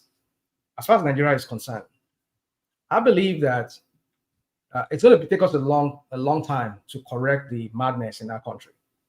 But are we starting? I don't see any. I don't see any of the policies that is being put in place by any of the government, either past or present, that's showing that we want to get ourselves to certain. Look at let me just say this. I digress a little bit. Look at the Emiratis, the Qataris. What were they many years ago? But they over time they stuck to that vision. This is the vision where we're going. But the only things that is different here is this. Now, let me address Mr. James in what he said earlier when you were talking about referring to that book that you said you read about the something about South America by penguins. Now, my point is this: is that you see the only reason why the West will do what they do, they bring that divide and rule tactic, is usually when we have a polarized, a multilingual space like Nigeria, where you have a rivalry of some sort, where some ethnic group wants to become the dominating ethnic group. And they'll, in that reason, if they can find help any help that would make them to have that domination, they would do it. Now we'll talk about the Fulanis, as some of people have always often said. The history says that in Nigerian history, that the Fulanis has always been those sellouts. They always pander to the British and seek for their whatever help, just so they can remain the dominant people within that space. If it's the Igbo now, the Igbo too will maybe go to the French, or go and meet the Cameroonians, or maybe the Gabonese, or whatever. Some people say. Just so there's always going to be that external influence. So that's why I've said the only way so that we don't continue wasting our time, because we're wasting our time. I mean, 60 years. Nigeria will be how many years now? Nigeria will be almost like 70 years in some few years time. 70 years of that existence of that country. Nothing tangible to show in form of progress. I mean, when I mean progress, real progress, where we find. I mean, how can you call a country a progressive country when they can't even have electricity? What country on earth would you refer to as a developed or a progressive country when they're still on the 2,000 megawatts, or let's just say 5,000 megawatts for a population of? But we all know all this now. What is the use anymore of saying this? We all know. There's a use, because you learn from the past. If you can't learn from the past, you cannot move forward. Yeah, that's why I'm asking now. Okay, what do you think that's we why should we're be going doing? there. Hold on. My point is this. The general point I'm making here is that let's break up that country. I don't see us moving forward. I do not see us. Let's break that country, because, like I said, that book that Mr. Something was referring to, that's how they play the books. That's how these stronger countries they play the book. Because so if you want to break the country in the northerners say no, what do you do then? They say what? If the northerners say no, what do you do then? Not by force. My marriage not by force. You can say that all you want. I'm just asking you now. What if they say no? You are going to tell them is it by force? They said no already to the Igbos. They say no to the Southeasterners. When they ask him a simple question, is it by force? That's what you're going to tell them. They said no to the Southeasterners. Yoruba said yes. You're going to find out that it is by force. No, it should not be by force. Marriage should not be by force. So my point is that I know that some of them would want to agree to it. You think nations are built by Tunaja. Okay, rational. The sellout among us will not allow that to happen. The sellout, like the Tinubu people and all his minions, that this is their own time. No. Rational mind. The Northerners say no to the Southeasterners. They're not going anywhere. They must stay. I was shocked when I had this. It's okay. I mean, I think it's fine if anybody doesn't want it to break. But I'm saying to you, that's the only way, because we always have only people that can break Nigeria up are the northerners. If they agree that they are fine with losing access to the sea and maybe other things, they are the ones. Even if the Yoruba try to do it, guess what? The Southeasterners will gang up with the northerners to attack the Yoruba people. Vice versa, the other way is going to happen. I doubt that happening. I doubt that even that will happen. You will be shocked. Human beings are strange people. I want, because the South too is going to not the level, not the awakening that you've seen in the Southeast right now. The awakening in the South is that they want you'll be surprised though what will happen, because they might be awake. The people might be saying, this is what a lot of us do here.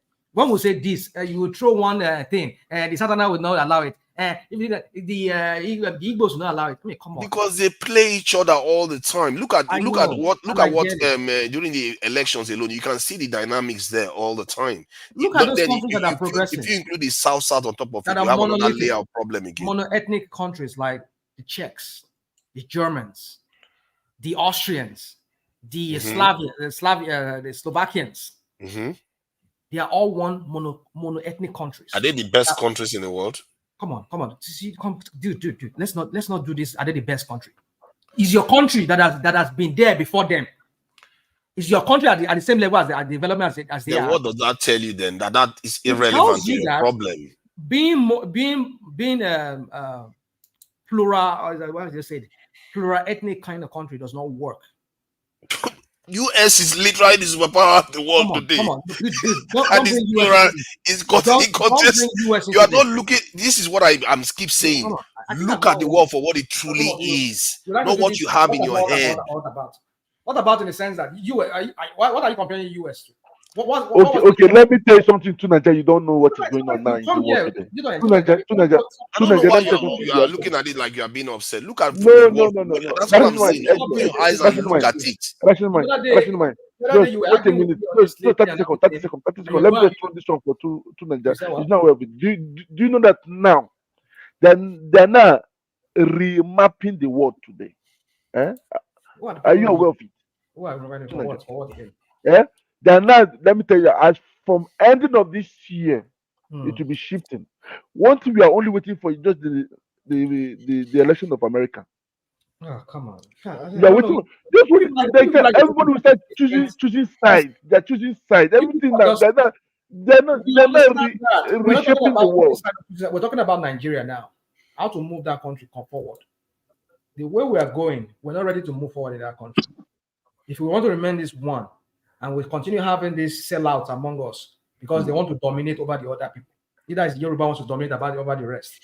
And for them to maintain that domination, they rather sell themselves to the United States or sell themselves to the British or to the French people so that they can continue having their support so that they can their ethnic group will continue dominating that country. We're not going anywhere. Because it's all about interest now of tribal interest, not a national interest. Which ethnic group is dominating? But that is politics now. Politics is tribal, national. Politics is tribal all over the world. Politics is tribal everywhere. I don't know why people are not looking at. I think at this point I just need to go because I don't think this. So you don't know that even Obama didn't win white vote. No, it's not. Come on. Is this crazy, insane politics that you're playing that you people are talking about is politics? I mean, I'm saying even Obama didn't win the white vote. So why are you disagreeing that there's an element of? Would you stop this your US politics that you know nothing about? You know nothing about it. Rational man, I thought you were the rational one. Come on, don't do this. You know nothing about it. You like to do this US rational mind. You do not know anything about US politics. I remind you what you represent, Mr. Rational. Let's be rational. I'm hearing you. It's just because it's so frustrating talking to you guys.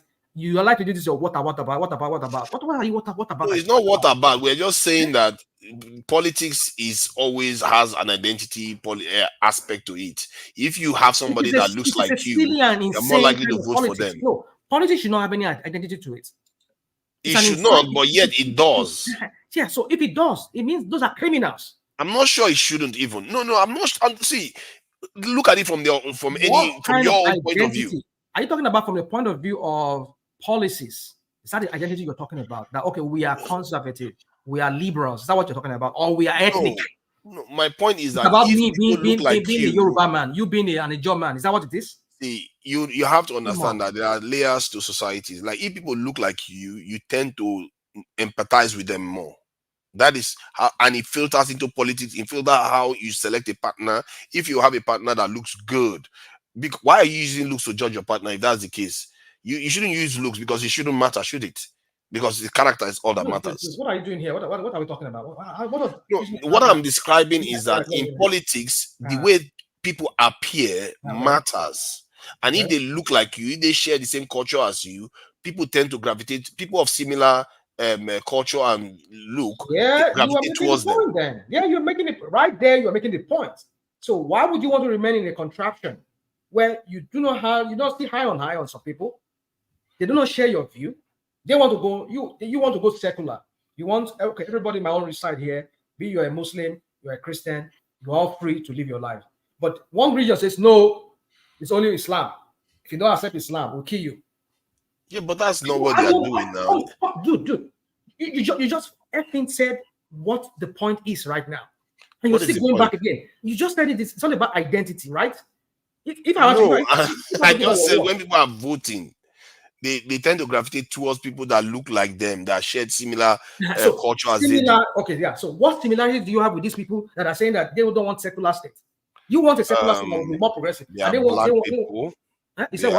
They are black people. They've existed with us. They have the same malaria-resistant blood that we do. It's so narrow. I don't know. You're asking me now the similarities. I'm just trying to give. I don't think you understand what you're arguing about. Why do you get frustrated, rational mind? You're supposed to be the calm, rational person. Hold on. It's very frustrating because I spend my time a lot on different platforms trying to don't get me wrong. I'm not saying I have the right. I mean, I don't get me wrong. I'm not saying I have my views are not the honest view. But when we're arguing, let us see, because I see your points. You said politics is about identity, right? Now, when you're about when I ask you elaborate, when I asked you elaborate, you said, Yeah. "Oh, it's about people that look like you." More like an identity kind It of does politics. play a role. I Yeah, didn't say it's the entire thing. It does play a it does role. play a role. Okay, it does play a role. So now let's just now use that what you just said now to make the point of what we're arguing about. If like to assume, because for me, I think that kind of politics is insanity. So why would you want to play that kind of politics? Let us assume that is what that it is. Then you can best imagine why there's that insanity in that country called Nigeria, where some people just want to be different. They look like you, like they are blacks like you said. But that's not enough for you to remain together in a union. If you want to go secular, you want everybody to be free to practice their religion.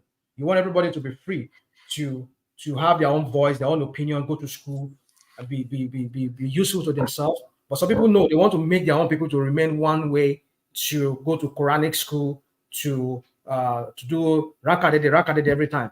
Why they send their own kids abroad to go and become more westernized. But the rest of the people, because by holding those people down like that, they always use them for that whatever agenda they have for that. So my point is this: normal though. It's how not can abnormal. you progress when one other half of the country is holding, if not even the biggest half of the country? But why do you? But that is normal of every. What is normal? It's normal thing. You know what in normal every is? nation. You know what normal is? What is normal about that? What is normal about that? I say this to you. The greatest gift. You live in the United Kingdom. Is it normal there? Rational mind. The greatest gift I can give to you is that you look at the world for what it truly is. Please see, the United Kingdom is unequal and different in different areas. The United States is unequal and different in different areas. The Bible Belt in United States is not the same as the Californian Los Angeles lifestyle. They are different people, and it's about that they hate each other. Dude, let me ask you a question. You can't tell me that San Francisco have you ever been to the United States behave like the way people in Mississippi behaves. Let's forget this. You are watching on the TV or you are reading on your book. That your Wikipedia. Have you ever stepped foot into the United States before? It doesn't mean to step I foot there. don't have to. It's Check, just check, a bro, fact check, of To life. step foot there, rational mind. This is just a fact of life. Two Naija, please. Rational mind. If you are talking about appointment or all these things, let me ask you something. Okay. Why do we have Federal Character Commission? If the Federal Character Commission doesn't see anything that the president meet the constitutional requirement of appointment, so why are you now turning it as if something wrong is there? That's what I don't understand. We have Federal Character Commission. If these people have not come out and said, no, what the president is doing is against the constitution. Just come back. Come out. And you know, rational man, that in the south of Nigeria, they have what they called, they have what they call traditional courts in the south of Nigeria. And that traditional court, hold on, so you need to hear this, because people always say the North have this in Sharia. But in Nigeria, the southern part of Nigeria does have traditional courts. They literally hold judgments about disputes of land and different things. Don't they have it? And so did they force you? Did they force you that everybody must go to traditional court? No, neither do they force you in the North to go to Sharia court. You must observe their traditional something by force that, hey, you, to Nigeria, you must not come out every night at every night. You must not. Oh yes, if you go to some southern towns and they have some rules, you have to follow it. Like when they are doing festivals and they say some people are not supposed to come out, you're not going to come out. Let me tell you something. No, let me just give you an example of my own state. Let me tell you something. Hello. You see, before, if like the Oba of Benin, let me kick the bucket before. Everybody must shave their head. When they are doing some kind of festival, there's a ritual they are doing. Wait, let me tell you. Let me explain to you now. Tell you my own state now. Let me finish. No, this should not be your own state. Don't use that. Don't tell me that it's your state. I'm telling you about, okay, which law is that give them that power? If they are doing some kind of ritual, there is some kind of ritual before, rational man. They will tell you foreigner should not come. Any foreigner that come out may be used for sacrifice. You guys, it's very difficult. That's why we never move forward in that country. It's very clear. Seriously, you're the one that is correct. You are not trying to recognize other people's differences. That's your problem. You should look at the world for what it truly is. It's not the reason why we cannot function. You can have those differences and still go on to function perfectly fine. in your own personal way, right? When over 200 million people are languishing. Switzerland, see, rational man, Switzerland is one of the most diverse Yeah, we go states again. in. Your comparison Hold again. on now, Oh, it's go on, one of the yeah. most diverse states in Europe. Okay, so how do they And do yet it? has got How do they do because it now? How do they they do have it? what they call they are very, very secure. They have a very they have what they call a direct democratic system where So the people have a how lot do of they power. do it now? How did they do it? And I'm just how did they do it? How did they achieve it? Yeah. I think if you ask me, at the top of it is because they are very, very secure from a very long time ago. Oh, come on. See, You always talk like a security expert, but you're a phony president. I'm not. Oh my God! Why do you call me a security expert? I never call myself a security expert. I never called you. I Why said you always like to talk like a security. That's why. See, I'm not. See, hold on. Sorry, let me just say something, please. Okay, I'm not just trying to. I'm only teasing you. Don't. I'm not. Yeah. There's no personal thing between All you. I do is read what I see, and maybe sometimes I will find out that some of my own deductions when I read book, I see it. That's what I do. And when I looked Switzerland, I didn't even notice Switzerland before until I already started talking about security for a long time ago. Until just last year, around 6-7 months ago, I discovered that Machiavelli himself, the so-called father of modern political science, said without security, you forget good laws, and without that, you don't have a state. He is the one that also went on to argue that the more secure a country is, the freer. That is scary because that one I thought he was wrong on that. He says the freer that they are. And I looked at the word, is it wrong? Hold on. Come on. Hold on. Do you know that that's why you're talking is more secure country? Secured in what sense is I think okay, look at when Machiavelli was saying this, that was 500 years ago. He said he used the Romans as an example, how free they were. And one of the people he used that was around during his time was the Swiss. I was like, how did he know the Swiss? Then he said the Swiss are some of the freest people and they are very, very secure. Then I looked at today. You see, when somebody says something 500 years ago and you look at what's happening today, that's how you know what they are saying, whether it makes sense or not. Switzerland hasn't been. You just answer the question. You see, we know all this historical context you're putting to it. Now, the question is this: modern day Switzerland. Why is modern day Switzerland secure? That's what I'm trying to get to you. No. You're talking about the. You're not letting me answer the question you're asking. Hold on now. You've already said something that was not even. But you didn't let me. No, you didn't let me get to the modern part. I just spoke about the past. I want to get to the modern side. So the modern part. Last year, I didn't know this because this was this year I read about. I saw this stuff, this quote of Machiavelli. So, but last year I already knew from when I was researching other nations and how their security posture was, that Switzerland has 300-something thousand bunkers. They have more soldiers than Nigeria. They have more bunkers than Nigeria have soldiers. And I also know Switzerland hasn't been to war in the last 200 years. Why are they so security conscious if they are stupid? And then if you look at their military, they have more. The ratio of one soldier to citizen is far lower than that of Nigeria. Nigeria is one soldier to about 1,500, while theirs is one soldier to around 150. I was like, how does a country that hasn't been to war for 200 years, that is neutral, this secure? Then, and I went further again, and I checked their GDP per capita. It's one of the highest in the world. $92,000 per citizen.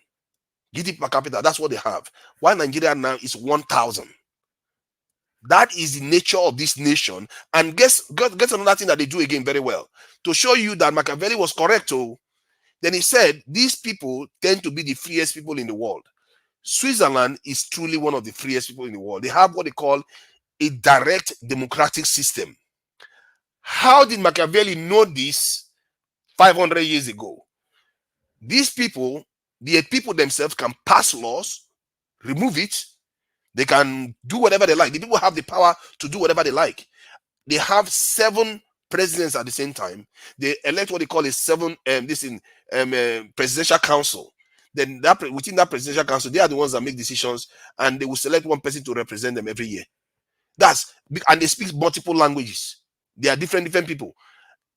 What you see there, and when I use the result I see today on the ground versus the theory that Machiavelli put forward, I was just astounded how correct he was. And look, when he said about arms too, which country is the freest country in the world today? what comes to mind to you? The fiercest country in the world today? Is it not America? Are they not the strongest? How did Machiavelli know that? How? Because he was a politician, he was a diplomat, he understood these things. You're going on a long thing.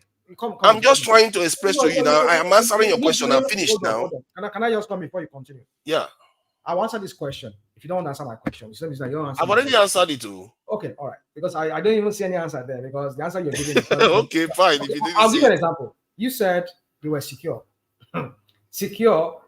You remember during the Second World War. You know how long it took them to storm the Bastille. I mean, you know how long it took the Nazis, the Hitler's to enter into Paris. It took them nothing less than how many hours? They invaded Paris. Mm-hmm. But that's not Switzerland. I hope you're not hearing. Hold on now. Switzerland. You said what? I'm talking about Switzerland, not Paris.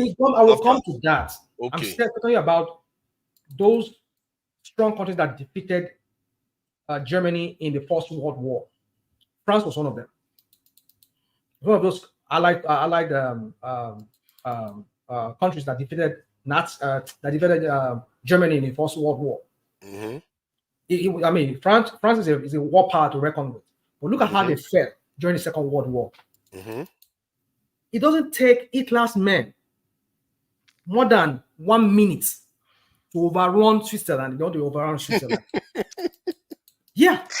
See, hold on. Okay, I'll tell you history. If you don't go and read any book you can lay your hands on. Hold on. Go and read any books you can lay your hands on. And if you want to Google it, as I'm talking to you now, just Google it. The reason why they did not invade Switzerland, speculation is that, number one, Switzerland, even during the First World War, even before the First World War, Switzerland have always been a neutral country. They've always said, "Oh, we don't take side." On the West are then a rational mind now. Who wants to touch where the money is now? You say what? Because they don't want to destroy Switzerland because of the money of everybody out there. I will come to maybe that what you're trying to say. Let me say this. They are neutral. They don't take sides. But I don't think that is enough.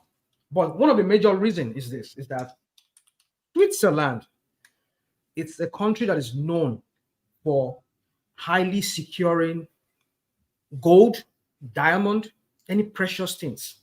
If you take it there, you are guaranteed, even though now 1,000 years, they have underground, the way that country is designed, they have underground bunkers or whatever. Why do you think all the bankers of the world is bank in Switzerland? I mean, the bank in Switzerland, because it's very highly secured.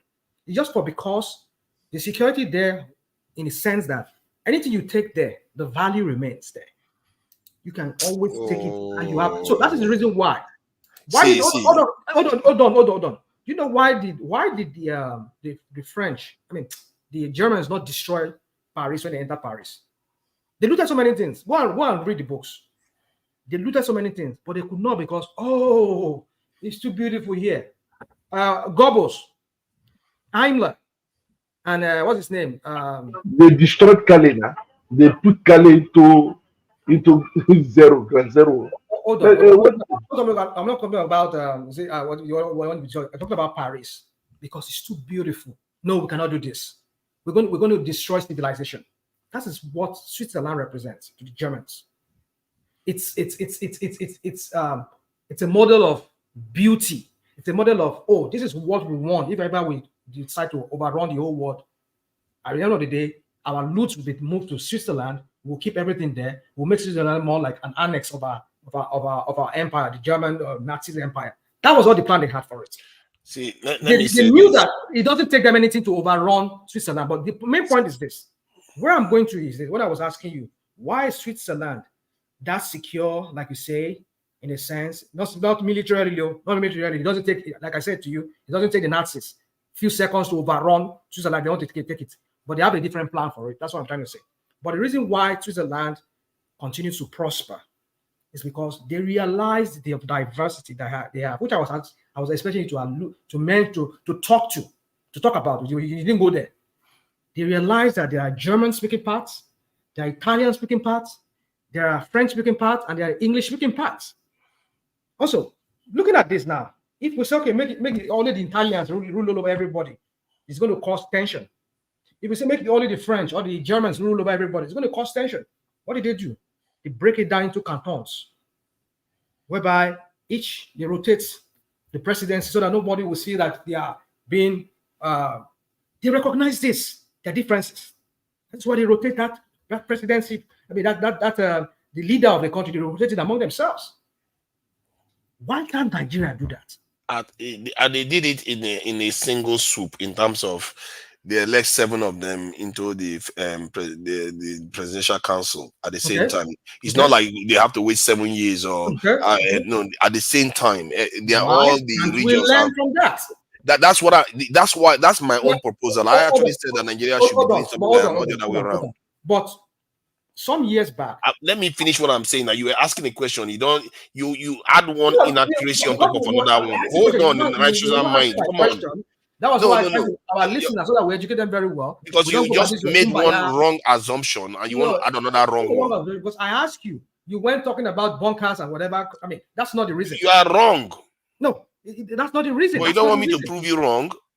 What's wrong? Go on, let me hear you. The issue when you said Hitler could have just invaded this is Switzerland. I don't know why people say because Switzerland is neutral. Switzerland has a lot of wealth because a lot of people store money there. That is where people that fight war, that's where they go, where there is wealth. But yet they didn't go there. Switzerland has been known. The fact that Switzerland was known to, I really need to investigate how Switzerland became how it became. Because if it was known to Machiavelli 500 years ago as a nation that was strong and free, something tells me that they went further back. They were strong before even Machiavelli's time. So point is that I need to investigate how that came by. However, let me read some of the stuff that I was asking a question about. I said, why did Germany avoid this thing invading Switzerland? They said for strategic reasons. One, Switzerland geography characterized by mountains, terrains, and well-prepared defensive position made it challenging and costly target for invasion. The Swiss had fortified their country extensively and were prepared to destroy key infrastructure to impede any invader. Secondly, military preparedness. Switzerland had a well-trained and highly motivated citizen army. The Swiss military strategy. Where are you reading this from? Where are you reading this from? I'm reading it from the internet, from ChatGPT right now. I beg. People were at war, and this is the that said, they can't put what they bring, and only God know. Is Nigeria at war? No. Oh my God. Are you trying to tell me that if I go to one page on the internet versus an AI that sweeps all of them and gather the summary? Go on now. That AI one is less intelligent. Man, the next time when you use your Siri, don't bother using it. Let me carry on. Go on. I just want to know your reference, the reference to that. Because I didn't make it up. And personally, I deduced all this by just looking at the data. Like I said, my own was to just check the nations and hear what people are saying about them. Then later on, all this evidence started coming out. So the second one, military preparedness. Switzerland had a well-trained and highly motivated citizen army. The Swiss military strategy known as National Revolt. In Europe, we don't even know them. They don't talk now. Stop just interrupting me now. You don't want to learn anything. Yeah, no, we not learn it for honestly. It's not learning. Okay, fine. You all are correct. Carry on with your singing along. Go on. Just read and finish up. They don't want to learn. They just hate to learn anything. No, we're not learn. This is not learn. You are talking about World War. We are talking about Nigeria. Nigeria. What concerns you a World War today? You are talking about 19th century and today. It's not by force. I don't have to say anything. Carry on with your song. Nigeria should go and carry nuclear weapon. Nuclear weapon from here in Nigeria. Is that the problem of we have that time? Recognize them. Trailer is still falling in Nigeria with petrol, bonding people. We are very when you are done, you see, they are willing to believe what Rashomon was saying earlier on, but they don't want to believe. This is really strange behavior. Go on. I thought smart people that are looking for answers, when they see the answer, they will gobble it up. Oh, go on now. How is nuclear weapon our answer to Nigeria, please? How is nuclear weapon our answer? Are you because you are scared? You see, I think some of our people there. No, Nigeria, please speak to Nigeria issue. No, it's like speak to somebody Nigeria has beaten. It's like somebody has beaten it into their genetic memory that they should thank never. you. Thank you. Okay, now you genetic memory, wait now. they should never poke their head out and say, okay, thank you. We are Look at this one. Look at this one. Okay, wait. Is Oba when Obaisi. Wait now. You see, this is the deviation. We are asking the question. You want to deviate. You're not asking a question. You're just complaining. I'm asking you now. How is nuclear weapon the problem of Nigeria today? Speak to Nigeria issue. Leave Switzerland. We don't even have GDP of Switzerland. Hold on. So what are you talking? Maybe I'm not even talking to you then. Let me answer the question Rational Man asked. It's a simple one. You are not even a military man. You are not even in the defense. So if a military man is Wikipedia for everybody. Our people, my people, what is wrong with my people? Look at how he's fighting me. All I'm doing is sharing facts. Theory, Wikipedia. No practical. Tell us the solution to Nigeria. It's a ChatGPT. You guys I would like to take you. Mr. Stop that. You are smarter than you pretend to be. No. Tunaja, please. I would like to give you an invitation. I will invite him if he wants me to invite him to France. At least you're a citizen now. At least you can move all around Europe freely now. Just come to France, come and see. I will take you to my former base and you see how things are. You can ask questions. I destroyed documents. To Nigeria. So because you destroyed document, you know. No. I don't know how to put it to you. What you're just saying, you're just reading from book. I'll take you to the field. Wikipedia, not even book. Wikipedia. So not even Wikipedia. Wikipedia doesn't even tell you the source. The source is not even accurate. Guys, Tunaja is a chat GPT man, so he'll always go and look for all the sources. I don't understand. You know what? When people go to hospital, don't listen to your doctors. When you don't look, don't use electricity. Oh my God! Anything that involves intellectual. Father, please, can I come in? I've been listening for a while now. About Vorame. What about Vorame? Do you do it? Oh, forget that one that they send your Oba to in exile. Are you here? They send it to exile. What is your kingdom do? Wait now. What did your kingdom do? Look at how he was able to fight the slaughter son, and they came back for him. You. Wait now. Okay. They defeat Maba. What did your kingdom do? Nigeria. Okay, guys. What did your kingdom do now? Maybe they just take all of them for 2 days. Can I come in? Paul. Can I come in? Paul, say something. Yeah, can I come in? Okay, you can come in, Paul. Okay, to Nigeria, to some extent, modern day Switzerland, you understand, is being known that modern day Switzerland is strong because the world itself is protecting Switzerland. Switzerland that you talk about, they are strong in terms of military minds. This is a country that their population is next to nothing.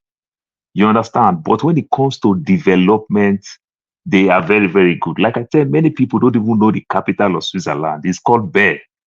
You understand? This is how Switzerland is so developed that they don't even think of other things, the things that we are asking for today. Oh, we want our capital to be here. We want our capital to be there. You understand? So modern day Switzerland is the world itself that is protecting Switzerland. Switzerland protecting themselves today is just a police state. You understand? But if you want to say it from the terms of military minds, like going to war with other nations, no, it is the world itself that is protecting Switzerland. Switzerland protect the jewel, the treasure that is kept there. So Switzerland is well protected as a police state. not military God might. bless you. You That's what I was understand? trying to say. Because of the So, word so there. Eh? yeah. Do you Oh, see? Do you see how they love that one? Do you see how they all love it? Mr. Paul, Man, all see, Deutschland, all Paul, Deutschland I is really worry police for our country. people. This is All like Deutschland. voodoo. See, sorry, Nigerian man. Okay, if you want to talk, you can talk, then I talk. So let's do it one at a time so we don't talk over each other. Because this is like voodoo. They like the one that doesn't require anything of them. That tells them, oh no, this is what is happening. Other people are protecting Switzerland. No, Switzerland's military, I'm not talking about police, military to citizen ratio is 1 soldier to 150, while Nigeria is 1 soldier to 1,500. There is a big difference there.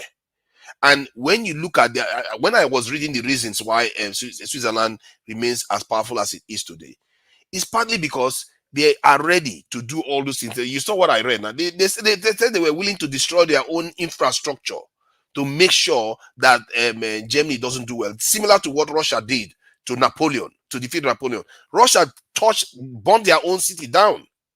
You have to be extremely determined. Of course, But forefather, in terms not of ready for that. warhead, in terms of nuclear weapon, Switzerland is not even close to what ordinary Pakistan have. So I don't get it. If you are talking about they preparing themselves in terms of going to war with any other nations, they don't do that. You understand? Pakistan even have more warhead than even though the so-called You dey mind Switzerland. this guy. You dey mind forefather. I mean, Tunaja. Tunaja just a talk. You know, say one to Nigeria they talk. Honestly, maybe like this to Nigeria, let's say they never agree. Now only this UK don't did this Calm way come to down abroad. now. You never go another Europe, honestly. Okay, Nigerian man, let me say this. Let me say this to you, Nigerian man, so you will see. Switzerland may not be a nuclear weapon state. They are one of those states they call nuclear threshold state. What that means is that What does that even mean again? what that means is that they Okay. can. Don't go to Ranchi. What that means is that rational mind. Come on, help me keep the Nigerian. You know that Nigerian is got genetic memory issues here. that is making bust out. But I'm making sense more than you today now. I'm not genetic memory, but I'm making sense more than you. Because I stay in Switzerland. I stay in Switzerland. I stay in Austria. Those are police countries. That doesn't require anything of you. See, my point is that they are a nuclear threshold state. They have 4 nuclear power plants. What that tells you is that they can easily go and build a nuclear weapon if they needed it. That's what when you look at I beg, Tunaja. In Europe, they generate their electricity with what? Do you know that even Macron proposed it 3 years ago that for you to run cars now, they want to do a little powered, powered by nuclear, just a mini nuclear for cars, for home, things like that, just to beat the market. Because that's what French is one of the areas that they're good on. Are you aware of it? So when you start saying things, go and do your research again. This your ChatGPT doesn't work anymore. It's just information that they gathered 4 to 5 years ago together. So they read Machiavelli. So they are waiting. I'm always on information every day. Oh my God! You guys should be checking yourself. It's like saying, why are you going to school at all? Why do you even bother with school? Forget school. You are talking like Boko Haram right now. Just you say Boko Haram. These people. Having certificate or go to school doesn't make you more intelligent than anybody. Like that, okay? So not by school. What? You are talking like Boko Haram. Why do you even bother checking ChatGPT? Why do you use AI? No. Tunaja, not everything you You see. don't leave artificial intelligence. Don't leave ChatGPT now. Artificial intelligence today now. No. Work for you. Go use that one for Nigeria. They go give people food. Where it go work for you? So Nigeria, let me tell you, righteous pan, I'm sorry, let me tell to Nigeria something, just for you to understand the way these search machines work and everything. When you put things there, it's like a computer. They say garbage in, garbage out. When you put a lot of garbage, the computer gives that same thing out. What do I mean by that? Today, the people that is pushing the US, you understand, to support Israel over these Palestine issues today, the people, the community that is pushing more are the evangelicals, these Christians. But do you know the funny part of it? Any Christian that travel to that place called Bethlehem, they will be so shocked because that Bethlehem is in Palestine. When they see what these so-called Jewish people is doing to them, they change. But the ones that have not traveled, is saying something different. You understand? Then the one that traveled that still hates these people with every venom that comes out of them. Do you know what they are saying now today? They are telling Trump, they say, Trump, if you become president, capture that place. Because they are so ashamed that that place is in Palestine.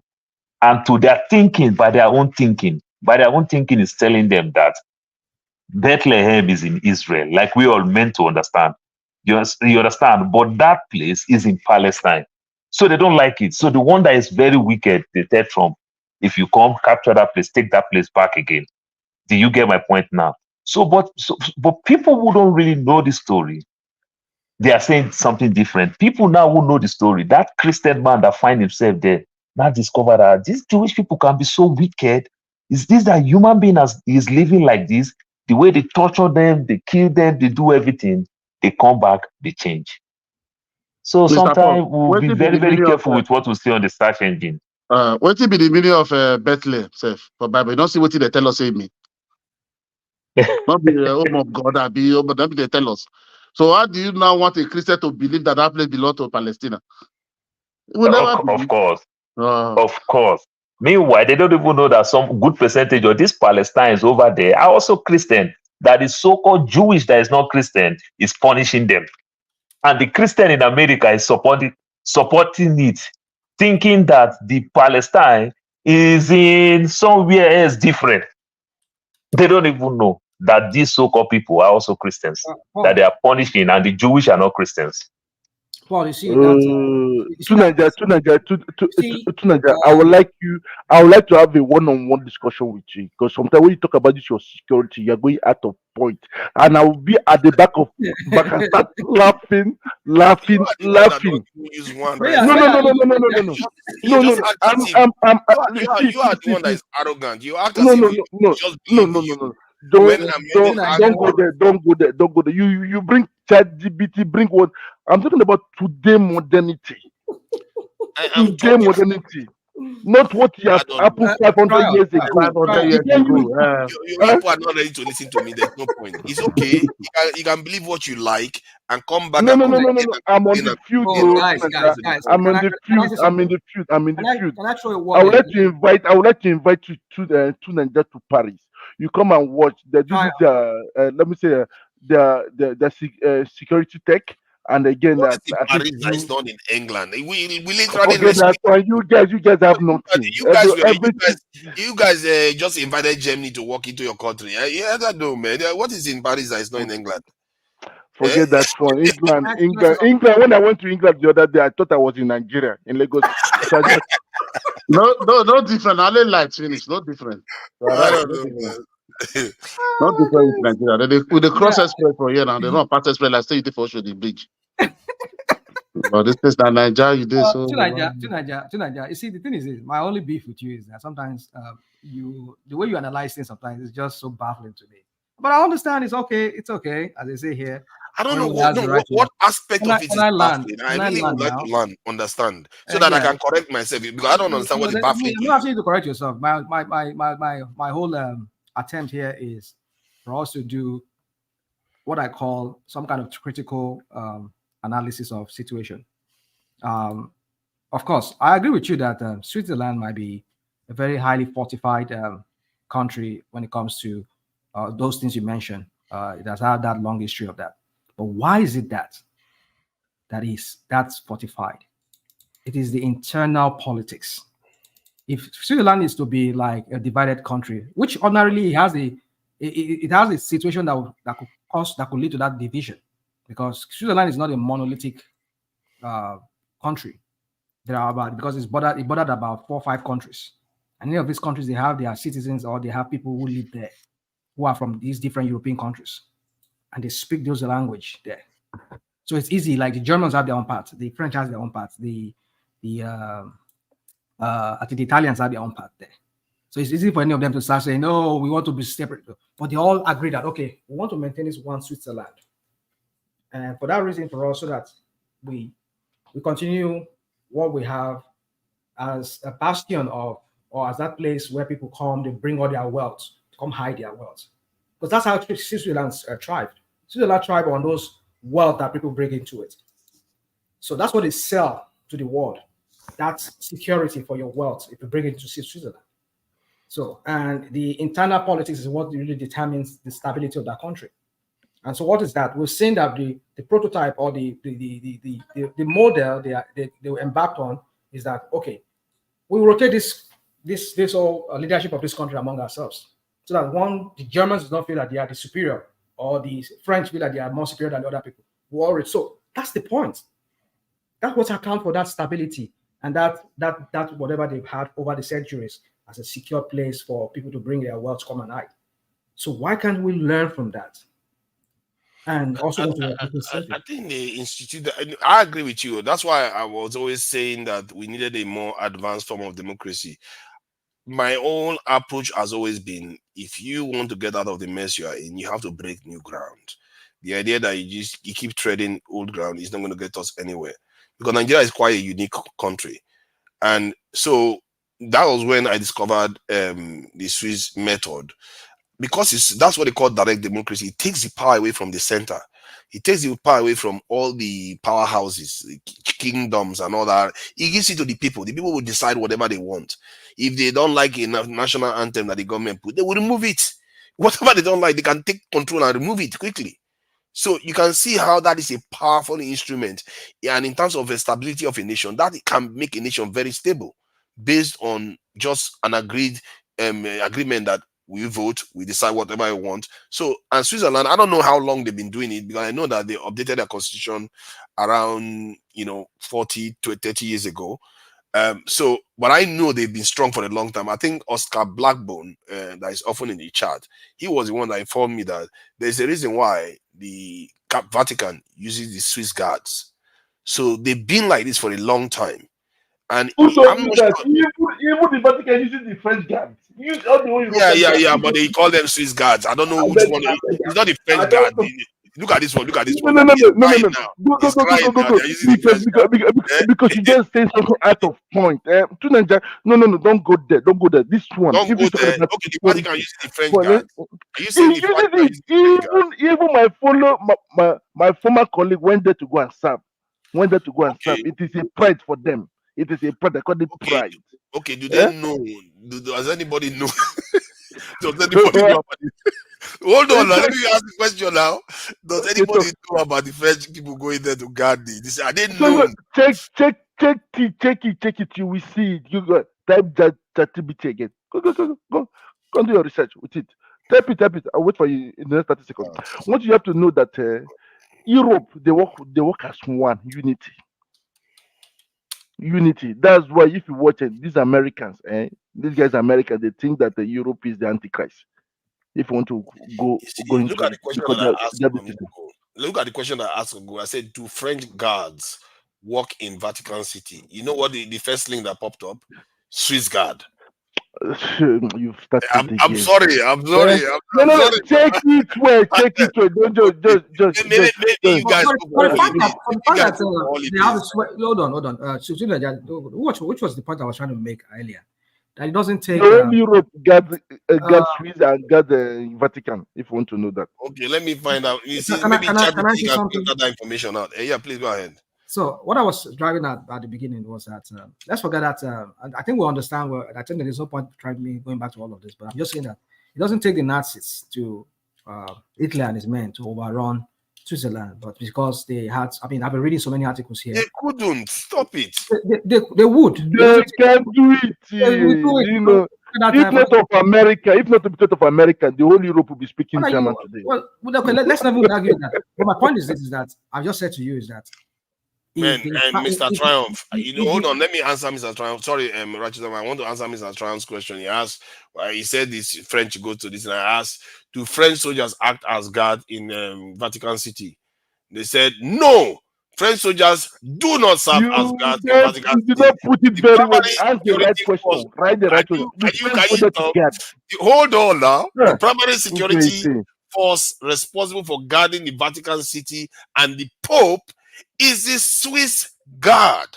You are wrong now. Why would I put it? I think you are wrong now. They will have it documented now. They took to there to go and protect them.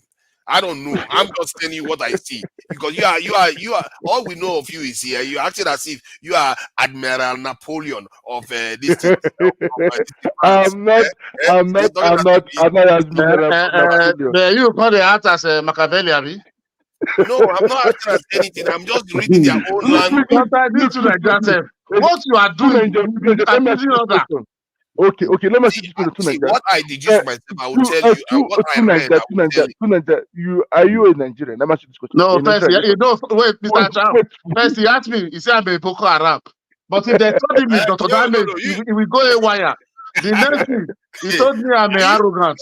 The third one, he said, but if they told him all these things there, he will go haywire. You know what? Hold yeah, on. don't take all those things. Hold on, Niger man. Okay. For that Ovaronwe one, my apologies. Apologize. You don't deserve that one. You don't deserve that one, Niger man, Ovaronwe one. But still, though, you are trying to tell me not to use technology to No. To Niger. Let me ask you this question: Can you eat? Do you eat pounded yam? Wait. Let me wait. Okay. Wait, I beg. Do you eat African dish? Do you eat pounded yam? Let me ask you this question. Of course, I eat pounded yam. Okay, can you eat a pounded yam of 500 years ago? They bring it out for you to eat today. Will you eat it? Why would I have pounded yam 500 years ago? Let me ask you now. You see, this simple mass. No. Don't flip your question for you. No, you just flip your question for you. Hold on. What is the question? Are you saying because Machiavelli's theory it doesn't work? It doesn't apply to the world? It will not work. The time of what is the gun they used that time? No, there's no AK-47 then. So there's no bomb. You are bringing that method to this 21st century. What he's saying is a very misplaced analogy because knowledge is not perishable like that. That is when see what the match for you. If you want to compare Nigeria with those countries that had independence the same year. That is where we can hear you. Not you talking about 500 years country ago, 2,000 years country ago. Why are you fighting me? The Pythagoras theorem. Nobody is fighting you, but you are trying to say, can Nigeria ever be like America even 100 years to come? My point is that knowledge is not perishable like that. The only thing that can perish knowledge is superior knowledge. If there was knowledge that was shared before and nothing has superseded it, especially if you look at today, that knowledge is still very relevant. You can't compare it to pounded yam that somebody prepared 500 years ago. Because I use it to your level now. I cannot saying words that you don't understand, military words. You have to understand. I can't use it for you now. So that's it. I use an example that something formal. You want to use it in today's normal. You can't use it now. It doesn't work that way. We advance. That is why when like the video Mr. Ovie was putting, the guy was giving us dictate that the future jobs that are going to that's going to be started even investing on. That's what's it called? Japan they left it. What's it called? And again, China is into it now, developing their citizens. So one thing that you have to understand that time today everything goes faster than we thought. Things that we used 5 months ago is not what we use today again. Even your mobile phone, everything is modernized every day, like German. Sorry, to Nigeria. You have to understand. Even the war tactics today, they use different way to fight the war. They use economic to fight the war. They use not only just what you call bomb nuclear. No, there's a way to destroy a country like that, to destroy Africa. What they use to destroy Africa? Let me ask you this question. They use divide and conquer. They use different kind of ways. The strategies have changed these days. Like if I want to conquer UK, I just bring out the square root of UK. I'm okay. I will take over UK. I don't need to bring 1 million soldiers. That's the formula European. Even the GMO food, 100 years time, how would our farmland be? With that, I don't understand. That does not negate what everything you said just now does not this in a kind of disagree with what I've said. There are things that tend to have their sell by date. while other things still remain relevant. 1 + 1 will be 2, and it will be 2 forever, no matter what you do. It's not the Igbo man, it's not the black man. It's a logical concept. The same thing is with knowledge. It depends where you use it. The person that In discovered marriage, that. 1 + 1 Let is me 1. let me finish It now. depends where you Because use it. now he wants to tell us 1 + Oh, 1 I'm is saying, 1. yes, it's still 1. Oh. Okay, There's give me no where you use where it. 1 plus. Give me where In 1. marriage, 1 + 1 is 1. Going in there, you use. Actually, 1 Even + 1. in spirituality, 1 + 1, 1 + 1, 1 + 1 is still 1. No, You have to understand. It depends the perception you are going to no, Nigeria. 1 You have + to understand.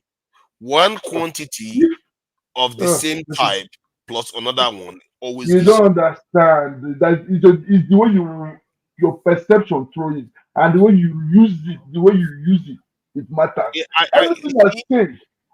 you see, the No, way Guys, you are. if you see two Nigerian arguments sometimes, it's just like you just begin to understand Nigeria since last year. Honestly. What I'm saying is, does it not make sense? Does 1 + 1 not make 2? guys, see. What is so illogical about my argument? They want to dethrone. They want to dethrone the governor. I wrote since I thought the we put governor, the Sultan. the governor. The one they are ganking up to Now we are dethrone going for Sultan of Sokoto. Why now? What did happen? The one won now. Shetima have won them. Shetima have won them, but I don't know what is happening in Nigeria now. No, Abacha did it the first time now. Maybe they want to try again now. I think okay. So was it Machido that was dethroned? That was Dansuki. I think it was Dansuki now. But it was the Sultan then. I mean the Sultan then. That's what I'm saying. No, this is Sultan being an enemy of Kano. One of them was dethroned that time too. Not this one. one. Sultan now. Yeah, Sultan of Sokoto. Okay, that was Sultan of Sokoto that I drew Abacha now. Dansuki now. Dansuki, They want to this the governor. They are Konavi. They want to dethrone the man. So what did they say? What did they say do?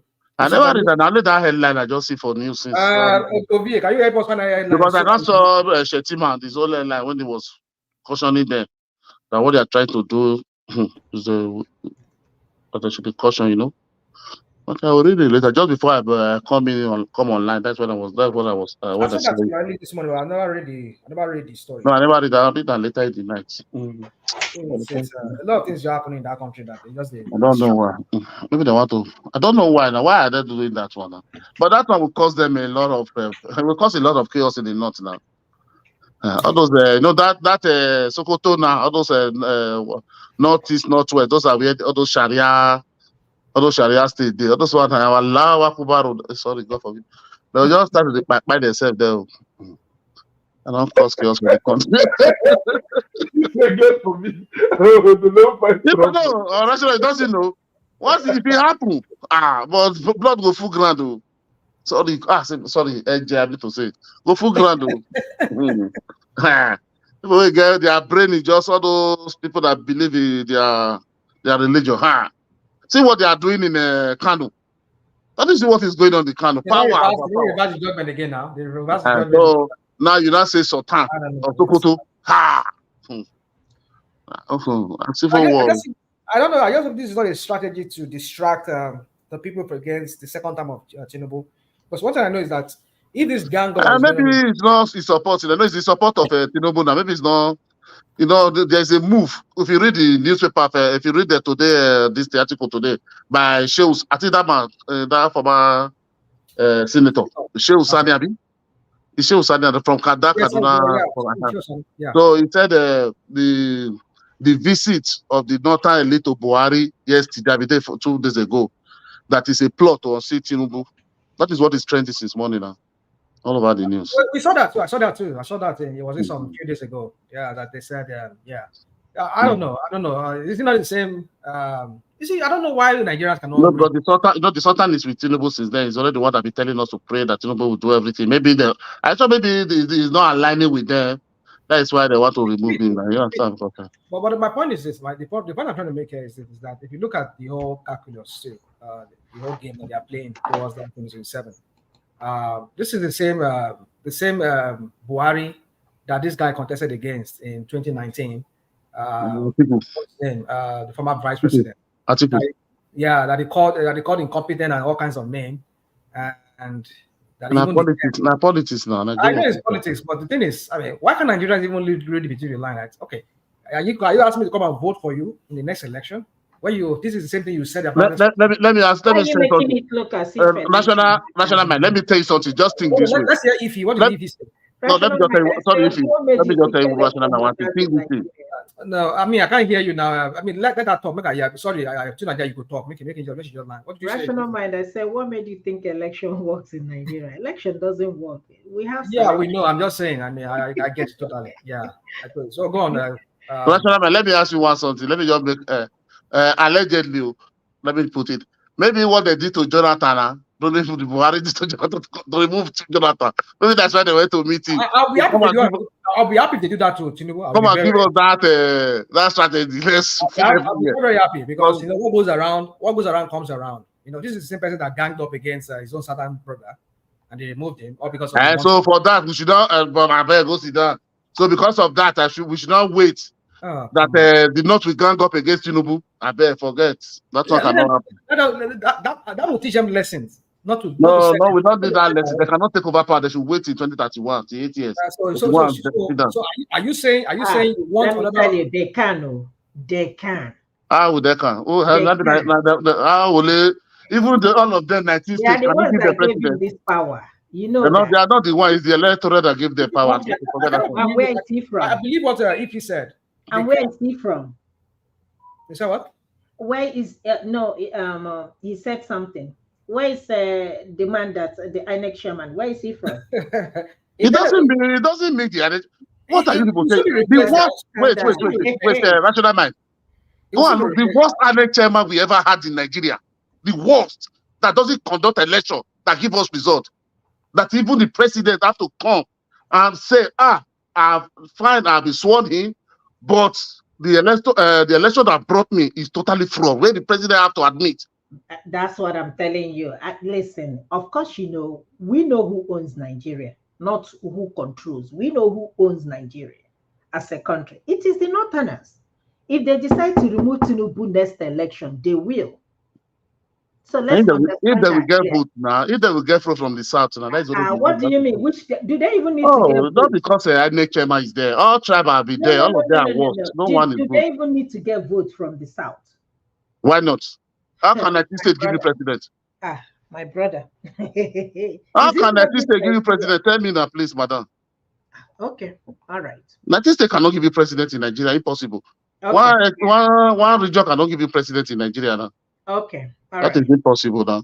Okay, so you think of course we know Tinubu did not win this election, but people know he don't win, but we have to you have more than the constitutional requirements. It must be there. That is what I tell you. Listen, which constitution do you people even have? What are you talking like? What are you talking that we don't have constitution? What do we have? Well, we don't have constitution. Maybe I don't know the one you write to. I know Nigeria. The last time I checked, constitution, the one that is favoring, is it the one that they bring? You said they don't have constitution. You are not saying the one that is favoring. That's what I mean. That's what I mean when I say we don't have, but we don't really have constitution, do we? We have, madam. Please go to people that have constitution. Nigeria, we don't have constitution. Forget it. Wow. We have constitution, please. Go and do somebody's cyberbullying. Go and do somebody's cyberbullying. And see if they will reach section 29, 50 for you if you don't constitution. Only when it favors them, that's when they pull the constitution, right? Is that constitution? If you are saying it favors some people, not that you say we don't have. No, you don't. The constitution is supposed to be equal for everybody. But there is no way you are going to win the election without you don't have the constitutional requirement. That is number one. So only North cannot give you president, only South cannot give you president, which is impossible in Nigeria. If they don't get it from the South, they will get it from the East. Let me tell you. Now you are talking. Yeah. No, that's what you're saying. You were saying based on they cannot do that. Why? That they cannot get it from the when I'm talking about South, I'm talking about the whole South. When you now don't talk about region, that's when you not say South, East, South, West, South, South. I'm talking about North. North is 3 region. With this South is 3 region. When I say North, I mean the whole. When I say the Northern, I mean the whole 19. Listen, my brother, forget about sentiment. If these people want to take over next election, they will. They will. Forget about this politics we are here talking about. They will. That is why they give this is not in a democratic country where we talk about. If they give Tinubu is not Jonathan. No. Tinubu is not Jonathan. No. If they give the election to, Tinubu if is the not Southerners Jonathan. vote for them, they will win. If only like their own this thing you are talking according to your own, it cannot give you if they get your own note. Tinubu is not Jonathan, but what I'm trying to tell That you that cannot work. these Northerners, they are the people ruling this country called Nigeria. If they mean that they will take power away from Tinubu, see, Tinubu, who is Tinubu? The whole Northerners, the elites over there in Northerners, decide they will take this power from Tinubu. My brother, they will. They will. They will play the game and take away Tinubu immediately. They must work. I mean, I still say the same thing. They can still. They need to still work with the South. That is what don't you. What, They the don't way you are even saying. know. If you want to play the game North and South, North will bring out their sense and tell you people you are not smart. The Southerners that they are not smart. They are slaves to Northerners. The Southerners, they are to the Northerners, whether you like it or not. Forget about it, my brother. You are just moving your own narrative. So I don't understand the content you have tried to put it. That is why. Don't worry. Don't worry then. Man of rational mind, please let's carry on because I don't understand this one. No, you will not understand me because it's me talking. You won't make sense. Please bring Adama in. Bring Adama in. Okay. Yeah, Tinubu, because Tinubu, they cannot take the power away from him. Say by who? Niger. Nigerian. Hello, greetings everyone, and greetings. Hello. Yeah, good evening. Who's that person? Good evening. This is Adama speaking. I came here to support my sister, Ifi. Ndewo. Good evening, nah. Good evening, my dear sister. Yes, it is election because I'm here for my sister. I'm here to support her. Whether you like it or not, I came here specifically because of my sister. She's the only one in there. Rational mind. You know my side. I did here, but I don't support you again. But Rational Mike, can I tell you something? I just want to say I appreciate the way you tackled to Niger, because to Niger and this Machiavelli, this thing is getting out of hand. Because I really want him to educate us, because this is research on Google and Chat GPT is getting out of hand, because he just wakes up and he just type anything. You know, to Niger, I'm here. Please educate me. I want to learn. I don't know anything about Nigerian politics. You wake up, you talk about Switzerland. Switzerland is who made me to be where I am today because of my dad. So please, how do I learn from you? Because this Machiavelli stuff, every platform I go to, I hear you say that. So please educate me, because this is like 500, how many years ago? Be realistic when you're talking to our people back home, because Machiavelli is not a solution to Nigeria. Thank you. God bless you, Adam. I told him that if he can eat 500 years ago for the jam today, I will clap for him. He will reject it now. So time has changed. You can't use what they passed today. Tonight, come back home. Don't pretend that you're sleeping. No? Now come and talk now. Well, you see, the thing about Tunanja is that he likes to do this is Google and Wikipedia research, and then he will come here and then he will just he will just throw it around like some kind of research. Like somebody who has really found something tangible for as a research material. So for me, it's just I don't know. Tunanja is this kind of guy. Every platform he goes, he likes to brandish on this. All this is Chat GPT and all those crap that he does.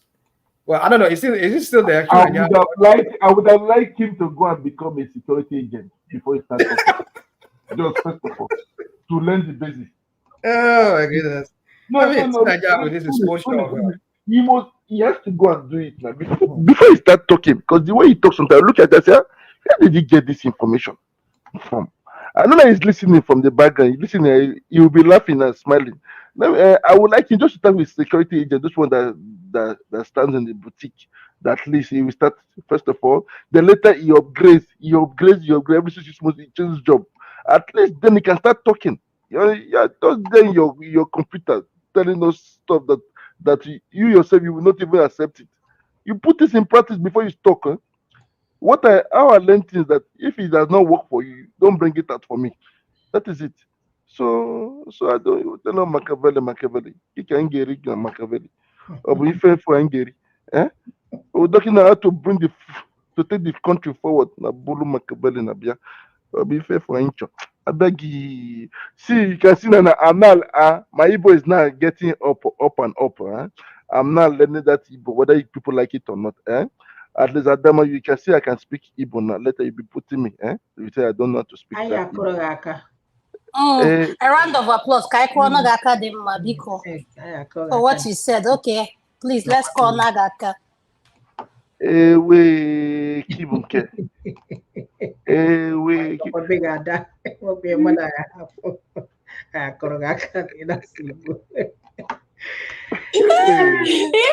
If supported ihe na-ekwu because ọ bịa na-ekwu eri ya sọ ka akọrọ ya ka akọgide aka gịnị ka na-akọrọ ya akụrụ gị aka n'ịgbasi Igbo ada n'anya biko ada kọọrọ na ya aka na ọmasị Igbo anaghị ụmụaka mụ na Amerịka na-ayakwaghị akụrụ gị aka ụmụaka mụ na Amerịka na-aṅụrị na a na-akụde ha aka na ha na-achọ ka amụta Igbo ọ bụrụ ndị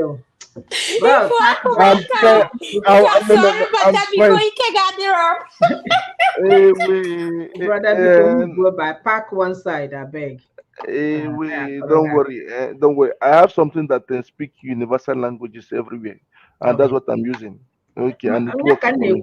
Mba ihe ji ya nawa na village unu ka eje bidokwa n'isi kuzielu gị ka iwe mụta ya ọfụma. Iwe mụta ya ọfụma so ị na-asụ ya fada aghọta ife ị na-ekwu ọ wee na-ebie na-asụ ya na bekee na no. Mba nwekwa ụdị ihe ma aha nụfọ biko ada ọkwasọ mụ na gị ka ọ fụla ihe ejekwata ịmụ Igbo.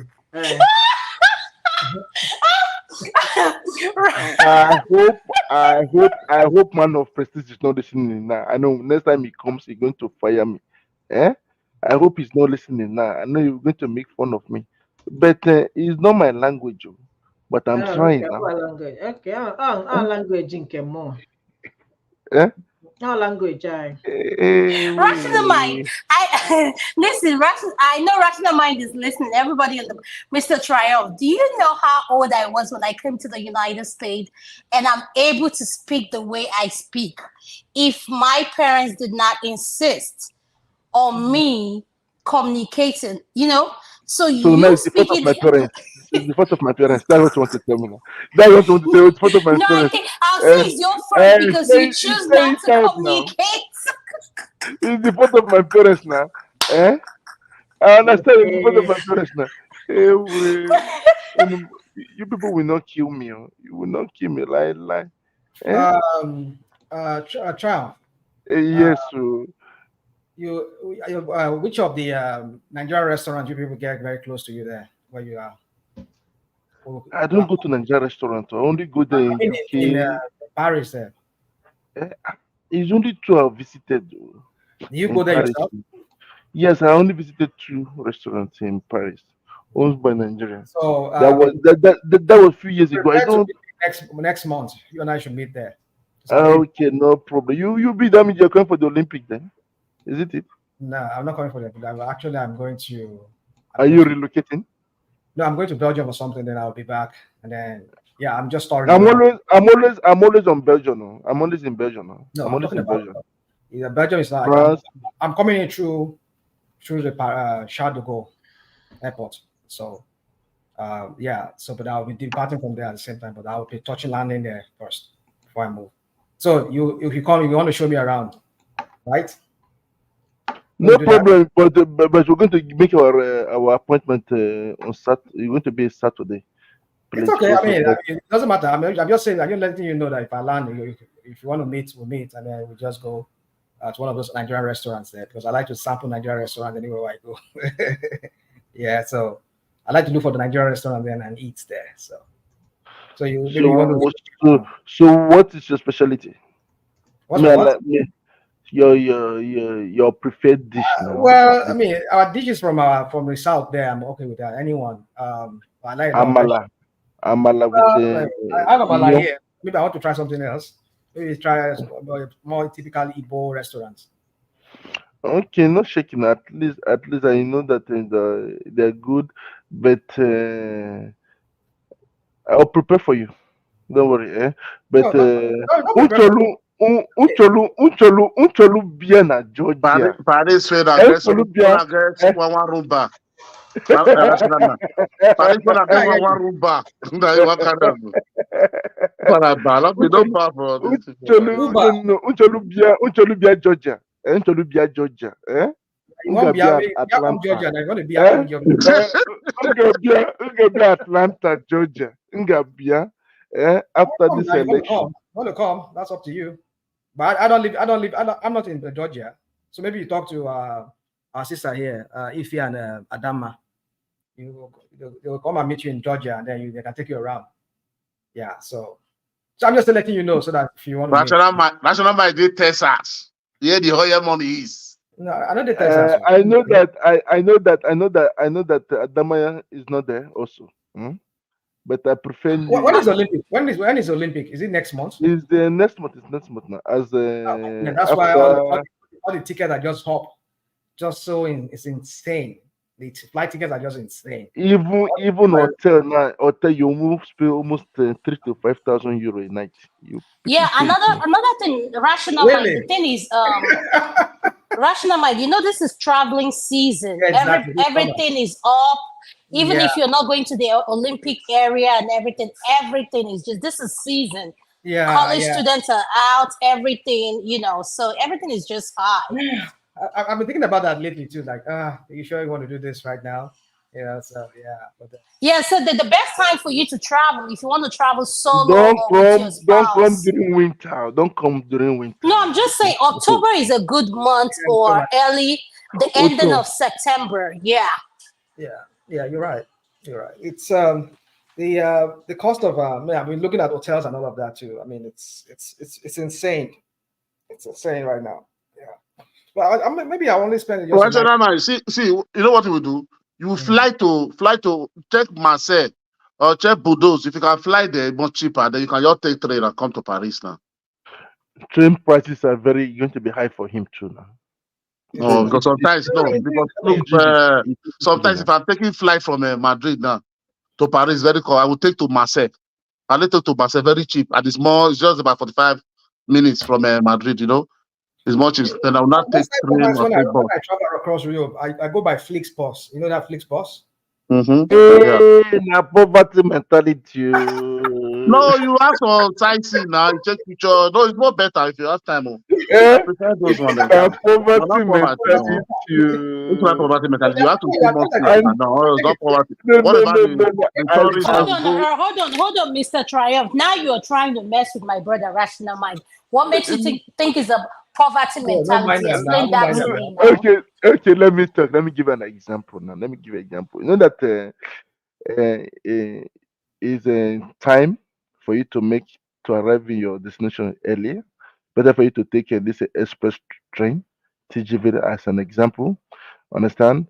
And again, Eurostar, understand? Those are the trains that are very fast and very expensive also. At least those Flexbus, you can pay like 5 or 10 euro for the distance, but you can spend the whole day on the road. But it's not like all these trains that you pay like 200 to 300 euro, 250 to 300 euro that will take you there within 2 or 3 hours. You are there already. So that's just it. You guys have to understand. That's why I say that it's poverty mentality. I remember those days that I wasn't well to do. 1 minute, please. 1 minute. 1 minute. Yes, please. 1 minute. Mr. Ovier, I mean, bring a man of prestige in the backstage, please. Thank you. Continue. Thank you. He wants to come and attack me because I remember those days that I was not well to do. Now you're well to do right now, right? So that is it. That's true now. That's true now. Like that, if I want to go to the UK now, if I want to go let me tell you the thing. The reason why I like to take the police bus is just because you don't have money to pay for hotel. That's not the issue. That's not the issue. No, but I don't agree with you. Mr. Triumph. Because I have used the bus. I don't agree with you. Do you know how much is Flixbus to even? Yes, thank you. I agree. That's what I'm saying. I've used it. So why? What are you trying to say? Okay. So, do you live in Europe? No, I live in the United States. I live in the South. So when you go to Europe, you travel by Flixbus? I travel by the fleet bus, plane, and train. Three of them, and I tend to like the bus better because you get to see everything virtually. That is So poverty excuse. no, Oh. it has That's nothing to. poverty Are you excuse. kidding me? I'm No, telling it's just you. it's giving you a that man don't mind Mr. One of It's Mr. Trump. poverty What are you excuse. doing? He's just Eh? trolling. You know what he's doing? He's just trolling. No, I'm not trolling. No. I You're just remember trolling. those No, days that's now. what is Every poverty mentality. no I now. you take train. What is poverty mentality? You can say maybe you are going just only one state or one country. I mean to stay, say working for business one day and come back. But if you go for holiday, some we have take bus from People that they Spain. will be smelling We in the went bus. to Portugal, People that don't Portugal take that to don't bath. They do not take their baths now. Nigeria, will tell you that they don't take their bath. They'll be smelling now. People that no. That's they no. remove their legs No. from It's the a lie. That is a big lie. Let me tell flexbus. you. I don't know. I don't know that. That is such a big lie. That is I a don't know big where lie. you're getting that There narrative there is from. a That place you is will so drop. There will wrong. drop. There is shower. There is everything. There's restaurant. There will drop it. There is Even bedroom. flexbus in Paris, their toilet you can even go there to go and use your toilet. Maybe Paris. Maybe Paris. You are Eh? saying Paris. Even in Lille, you cannot go there. They don't even have place to do. Even in UK, there I went there too now. At least my village better pass where you did. which village you did? Nah, I mean, try you like to do this show off or whatever. I don't know what. No, it's not showing up now. I talk with experience. I talk with experience. Honestly, I remember those days. I second you. Mr. Triumph, do you know what you're doing now? Do you know what you're doing right now? You're setting yourself up for something like you have to have a broad mind. The audience we're talking to, not everybody can afford to stay or can afford luxury like the way you look at it. So what let me tell you for instance, I have stayed in Ritz-Carlton. I have stayed Ritz-Carlton in Paris, UK, and Italy. So if I mention to you now, if I say, oh, I want to see you now, I bet you don't live in a penthouse, but I've been in a penthouse. So when we're talking about luxury, we need to be very careful because luxury has different grades and so when we're talking about that, we need to be careful because not everybody can afford it. I know what you understand. I remember those the one I used to ride bicycle. I say it's ecology. Now today I don't ride bicycle. I'm telling you what I passed those areas. So today when I see people, I just say, in where go, you will avoid to get yourself hot. Poverty gives you wound now. You stress. God forbid bad thing. Let me just keep quiet. Okay, no problem. No, but Mr. Triumph, can I tell you one thing you're doing though? Because you've tasted poverty does not mean you forget where you come from. The point I'm trying to make is this. Where you come from is what humbles you to be who you are today. It doesn't make you. Trump has this bougie mentality, you know. He always come from Man that. of prestige and there was Yeah, Trump has this bougie mentality. Whenever he narrates his things, it has to be in that, angle, but like everybody stated, not everybody's, even at all you are, it's good to, lower your bar or enjoy other avenue of traveling. I mean, what Adama stated. I mean, that's a luxury. I don't know what kind of fleet you have in France. I mean, I've been in France. I mean, but Flixbus is not luxury. I've seen a fleet that very luxury. I've not been inside, but I've seen it, on the street of Paris. So and not just I that, don't know what you're talking about, Mr. Trump. Yeah, Mr. Trump. To me, Europe is dirty. I don't care where you take me to Europe, London, Italy. Please, not Spain, No, I'm just sorry. I'm sorry now, sir. I apologize ahead of time. I apologize. I apologize ahead of time. If you take me and man of prestige, Ify, what's his name? I can tell people who live in United States. My brother that was speaking before I came in that was challenging to Niger. Paul. It's Paul. No, Paul and no, who is the other one? The one Rational mind. Rational Minds. These are people who have been to United States. If you've been to United States, and when I say been, you have traveled to at least a minimum of 5 to 6 states to see how things are worked and operated in. Then you know that Europe has nothing on us. When I say has nothing on us, I'm not trying to say Europe, you guys are not at the same level, but the way we look at things is different. But at the same time, it humbles you. Like where Mr. Man of Prestige stays, California and Florida. Are you kidding me? Do you know what I can do in Miami? I would, in California, it's just different. I'm just saying, let's have this mindset of we are open to change and we can able to adapt wherever situation we'll find ourselves in. Let me, Adaba, let me tell you. Have you been to Ibiza in Spain? Ibiza. you have to come there. Ibiza? You have to come. Everybody from America, all of them come there. He comes there. don't joke with Spain when you say about beauty or let me tell you, Niger man. Okay. Yeah. I went to what is this country? What is this Asian country called? Not Singapore. Okay, Singapore. Yeah. If you visit there, the airport alone, you will know that America is behind in some things. I'm telling you, someone who has lived in the United States since I was how old? Your mind will open. I'm not going to give you all that information. Are you my husband? You said I violence, no. It's small. No, say she don't vessel. She don't the. That means I don't visit. Say whether the. No, because what we need to be careful of when we are talking on a public platform, we have audience, we have viewers. You don't know people who have traveled. Like the way I said I've traveled. My children have traveled more than I have. So the same thing, you gain, travel exposes your mind. It opens you up. America and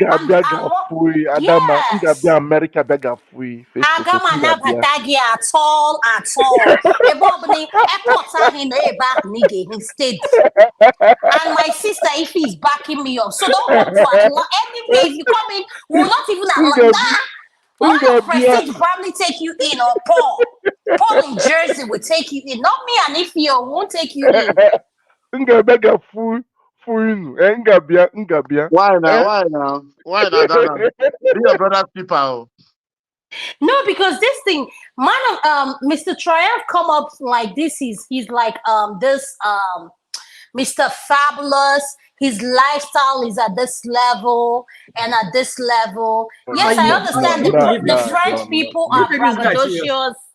Adama, do you take this guy serious? You take Triumph. Sometimes I do. Sometimes when I'm tired and sleepy, I just sometimes I told me that when he come to America, I'm gonna host him. So Mr. Trump, if you're listening, come, I will host you and I will show you what America is about, okay? All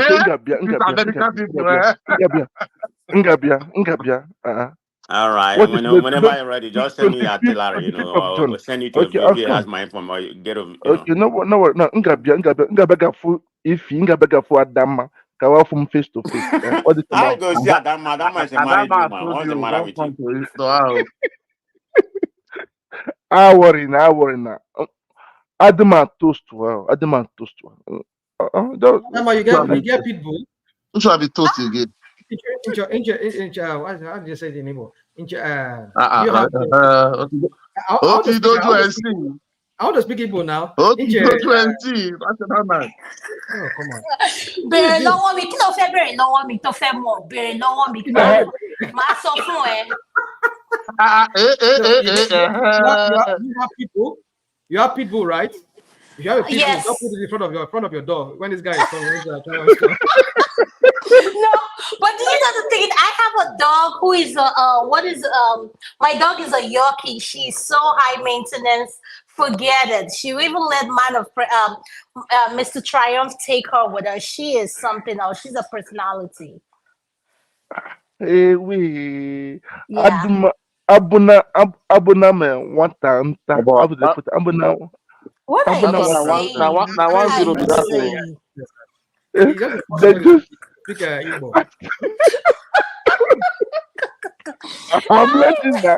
I'm learning now. You're trying very well, I would say. I'm also you're trying because your Igbo seem to be sounder than mine. I'm learning now. Abuna, how would I put it?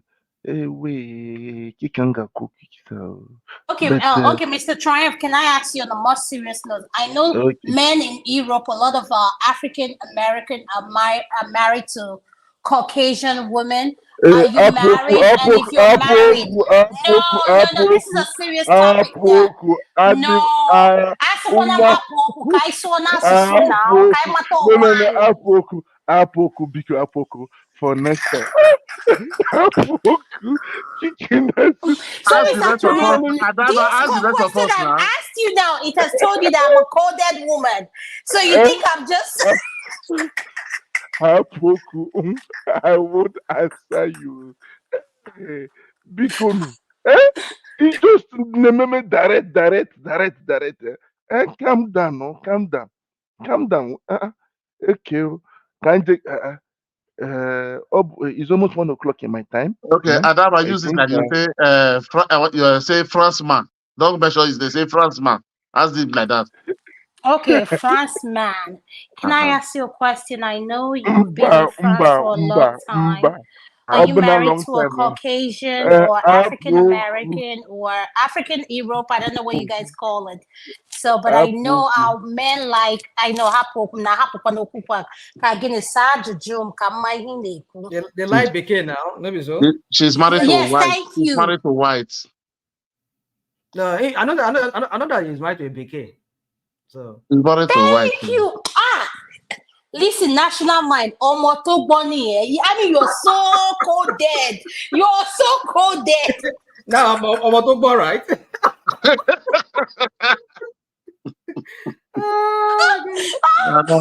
Adama is giving us flavor, honestly.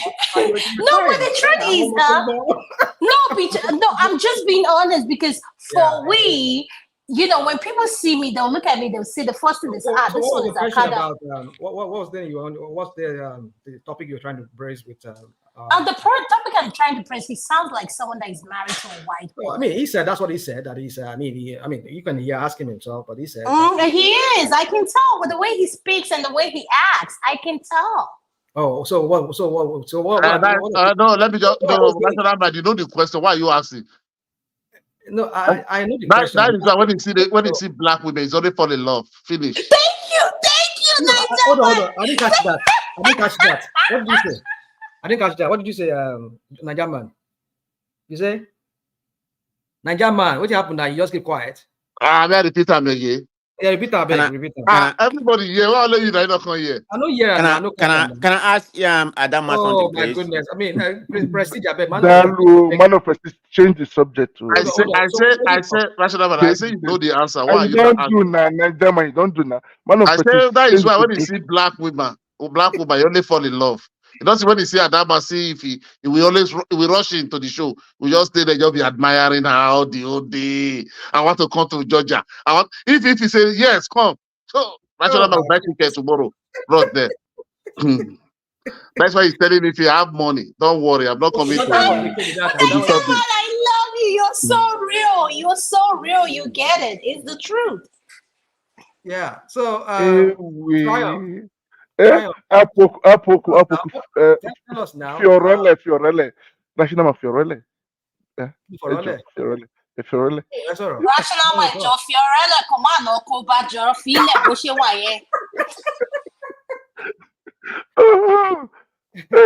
No, Rational Man is a coded banner. You don't Rational code it. If you want to say it, then start decoding it, you know.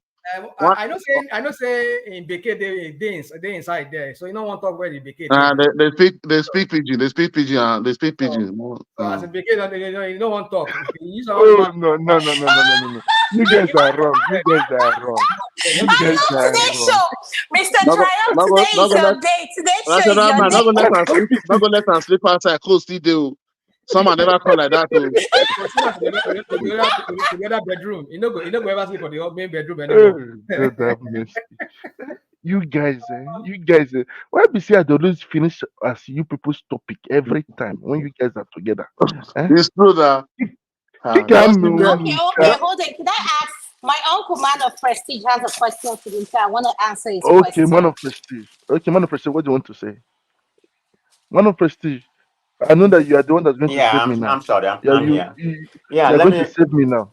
I'm not here for that. Okay, I mean, I guess there's no particular topic here like I'm talking about. But anyway, I wanted to ask Adama something. Adama, about 2 Sunday in a row right now. I've heard you say, particularly you anyway, about the hosting. What you normally host at one man show. I mean, that's not happening anymore. And if it is not, can you transfer to this platform? Maybe we give you, a platform She to said yes already. to be Man of hosting she said something yes maybe already. on Sunday or whatever, in She said morning. yes already. She said yes already. But I said to on Ovie, condition, if Ovie is listening, I have no contract with anyone. I'm open to Sundays. So if you it's want to take Sundays that and advantage of it, I am open to coming to Ovie's China. We'll make it about women and we'll make Hey, it just about, hallelujah. I don't yes, we'll Ah, make it about, women, national affairs, everything, just relationship. not on politics. That No, Ovi, it's are you not about listening? politics because I don't know anything about politics, Nigerian politics to be No, no, specific. sorry. Okosho, I went Yes. for this. Ovi, are you I went listening? for this Because Sunday. there's okay, no one Okosho, man, okay, there's no something, Okosho. Adama used to be on that platform. Even a doctor came there, of course, Adama is a doctor, but I that's on know. a I different. was there. That's the first Okay, time but anyway, I asked her a question. that will attract a She lot of remembered me. traffic here over here. So maybe you need to listen and talk to Adama. Maybe you all can exchange information. Because not only politics, we can't live and die on politics. Other narrative, play good for me. Man of prestige, I beg. We never chop our money for Nigeria politics. I beg we'll die there. Oh. I beg. Okay, make it go die, but I'm not gonna die there. Good Never day. for us. Adama, Icholugbu tata. He just be na There's, juju, something that you're how not you like supposed to to talk say. with women like this man? No, but Eh? the thing is that, Mr. Triumph, I Icholugbu, can't kill you now. Why will I kill you for what? What will I gain from you being dead? The only thing I'm saying when you're talking to us, be transparent. Like Madam not Prestige, I know transparent na he's bete married. bete. What National Mind has two wives. Nigerian Man is married, has a side chick. Ovie has Really? an Who told older you that? Who babe, told you Are that so you we Nigerian sure? man? know Are you them sure Naija now. man is married? Yes, and I'm married too. So yeah. Who told you how? No, Who no, told you no. how to have wife? If he had the can no deal, if he had the can no I'm Man of asking deal, you. prestige. Maybe I'm when asking I'm all the married, you can see no the deal. Africa, they wear pint. I have to. Ah, Maybe the time I'm married, you see the Are Africa, you they going to wear force me to pint. watch like this? and look, I'm not Yeah, going to yeah, yeah. Africa to go live. Not right now. You don't hear what I say. No, You no. know understand that level. You know that okay. Na katama nimbio.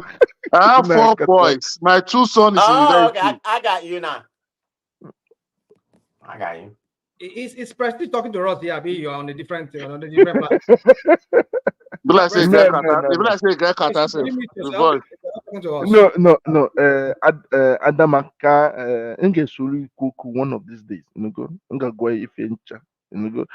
For now, just the meme other things the same time. Soluncha na Kuku. Yeah, I'm not aghọtaghị m not aghọtaghị m Yeah.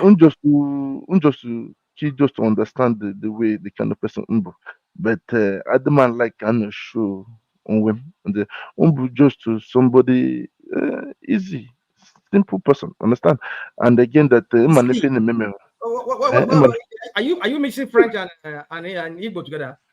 I don't know. Yes now Kí ló máa ń yes ṣe ẹ́? Kí ló máa ń ṣe ẹ́? Rational mind. Kí ni problem yẹn gan? Kí ni problem yẹn gan sìn? O lè filẹ̀ kó sọ̀rọ̀. Ta ló kọ́ ẹ ní Yorùbá sọ? Adama, ta ló kọ́ ẹ ní Yorùbá sọ?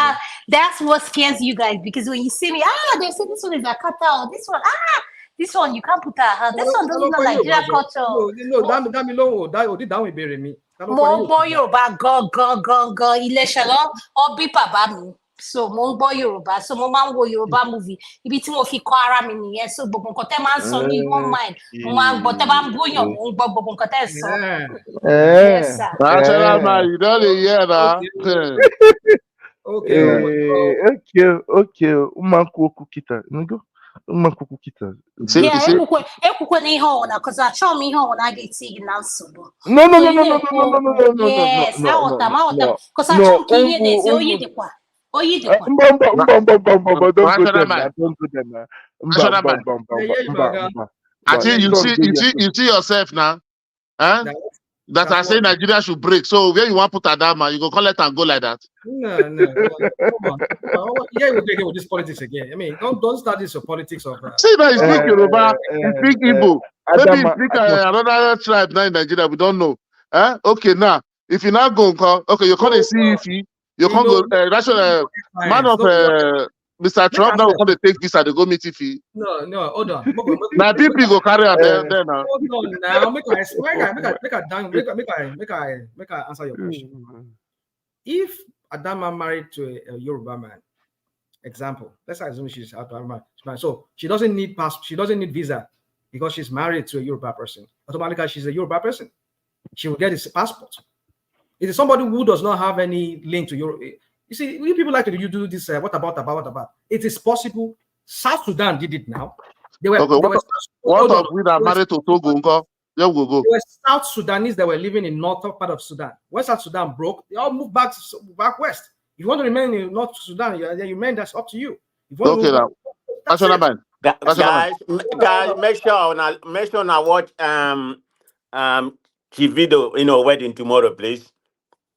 Who? Davido. Chivido. Davido and who? Achoma. Yeah, it's called Chivido. That's the wedding. It's the biggest wedding ever to hit Nigeria. It's taking place tomorrow. Okay, Chivido. Okay, Chivido, right. Okay. You mean Davido? Man. Yeah, that's my boy. The wedding. Are you not in Nigeria? That's the biggest event taking place tomorrow in Nigeria. I saw. No, I didn't know that they were getting married, but I saw the photo. It is tomorrow. The biggest event in Nigeria right now.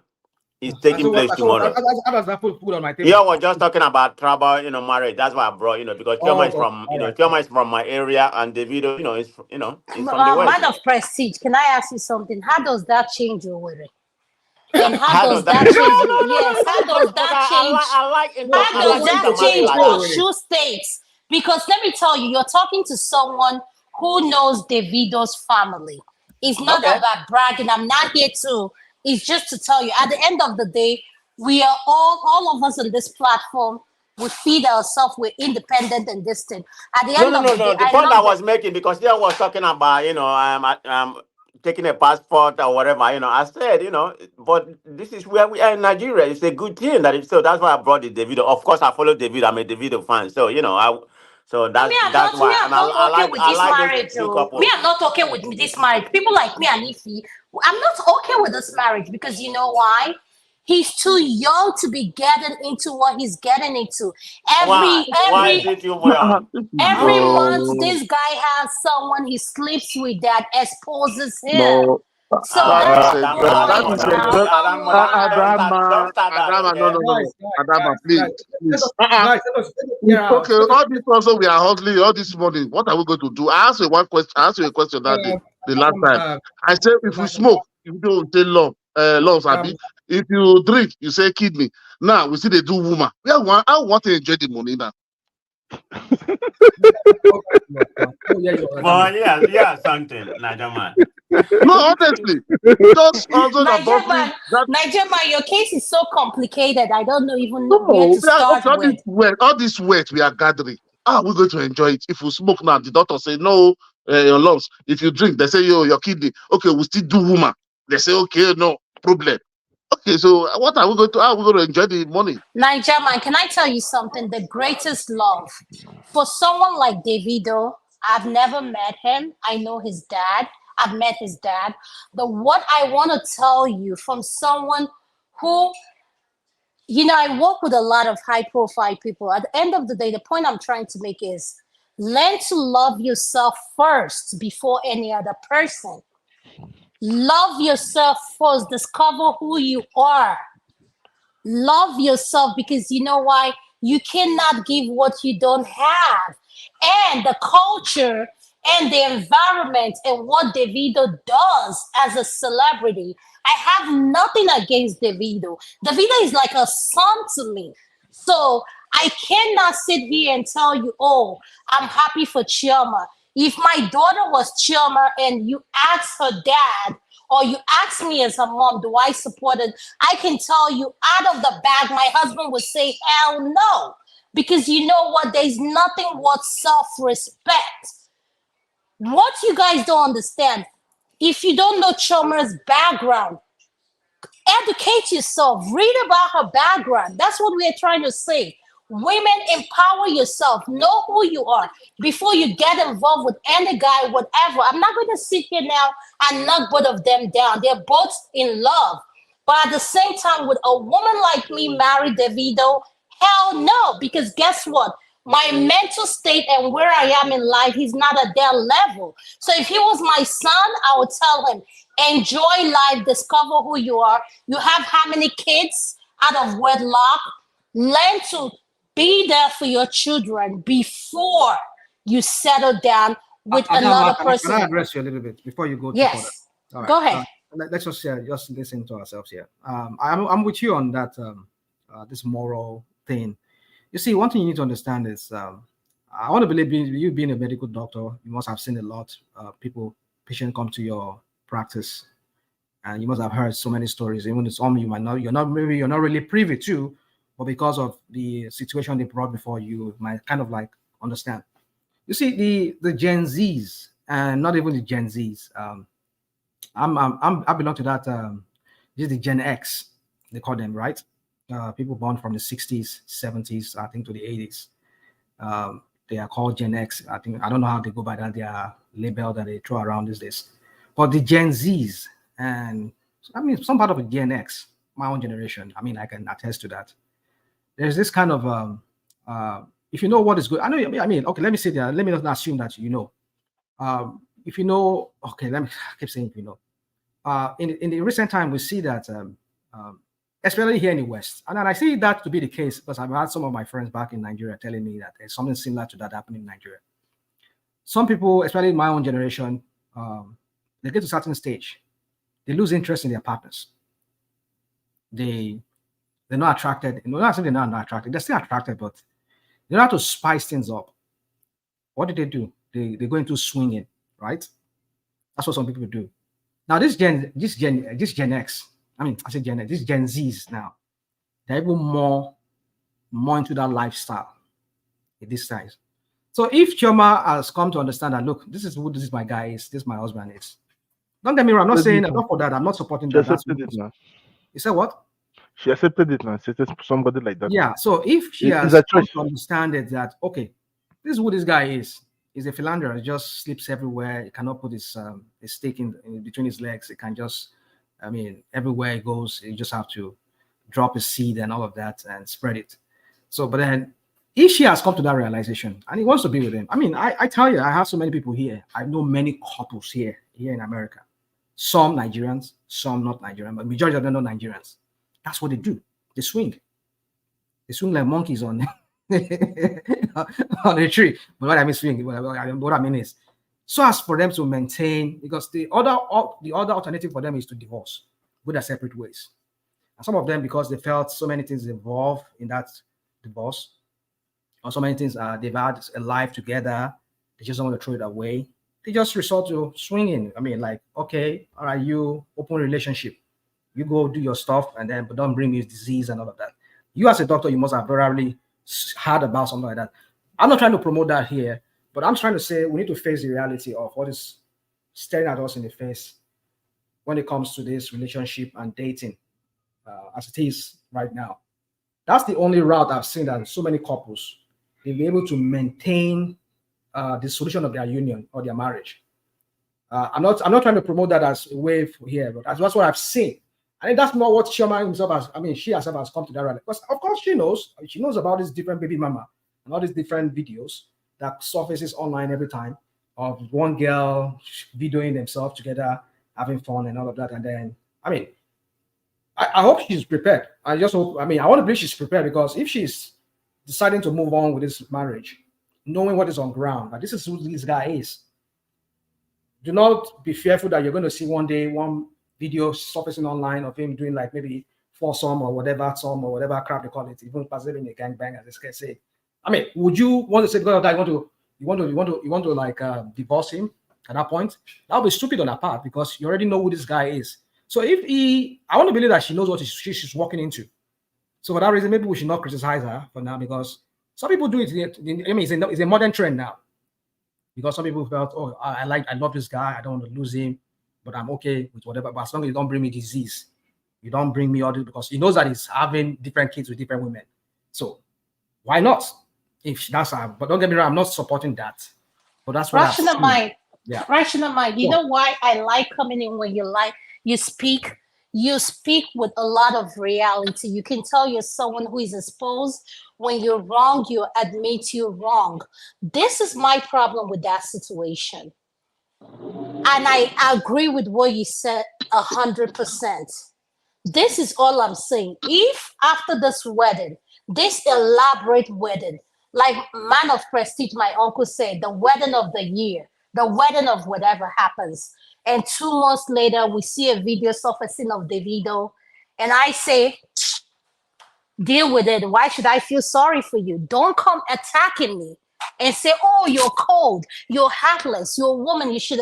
I'm someone. Let me go personal on my personality. I believe something you can prevent it so that it doesn't happen. Yes, we believe in nature. God happens. I believe in God. I'm a Christian. But at the same time, do not put yourself in a position where the public should feel sorry for you in every situation that happens in life. Because at the end of the day, this is what I'm saying. No matter whatever Davido does, the public will always accept Davido for who he is. And they will never take time to sympathize with Chioma. Ibonyuka, Adama, Ibonyuka, and in the Koko like this. Hey, which domination? Listen, I'm an Adventist. Davido goes to my church. We're all Adventists. Chioma is an Okay. Adventist.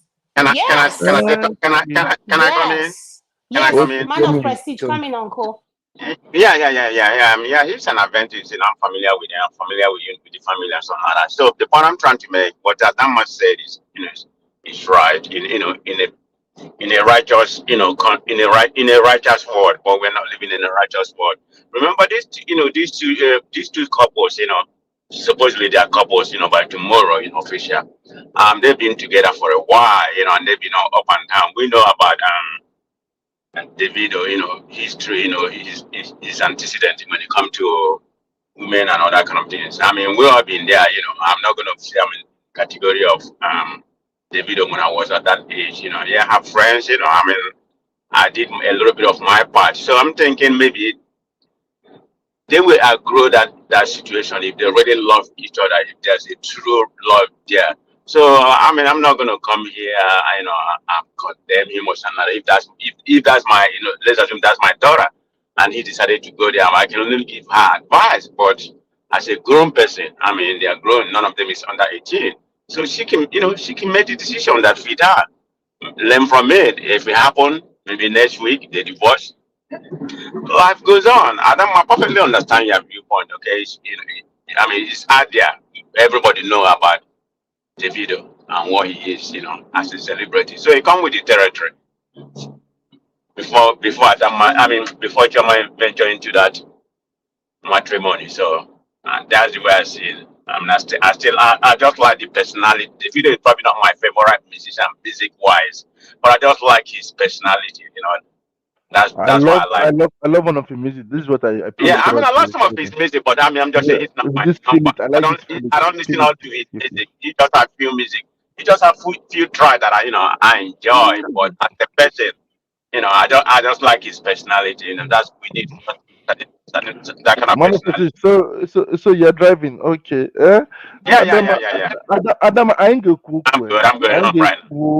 I ain't go cook. One on No one. problem, sir. No problem, sir. Mr. Triumph. Yes, I go quiz about I go cook. Maka imana that if unwe yes or no.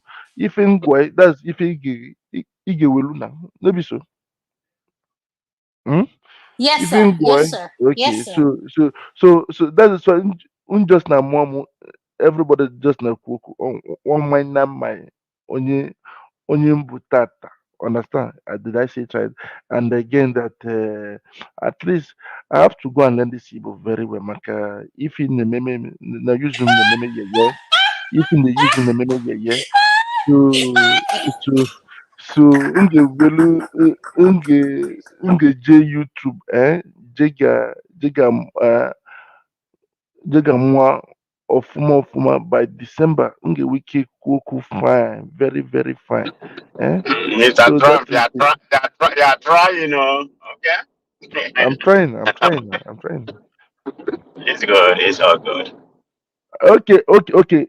Ka apu uncha nugo kanjega laula nugo. Okay, good night. Good night. That's more of them, okay? Kachi buono. Okay. Okay, kachi buono. Obu okay. And again, I know the kachifo.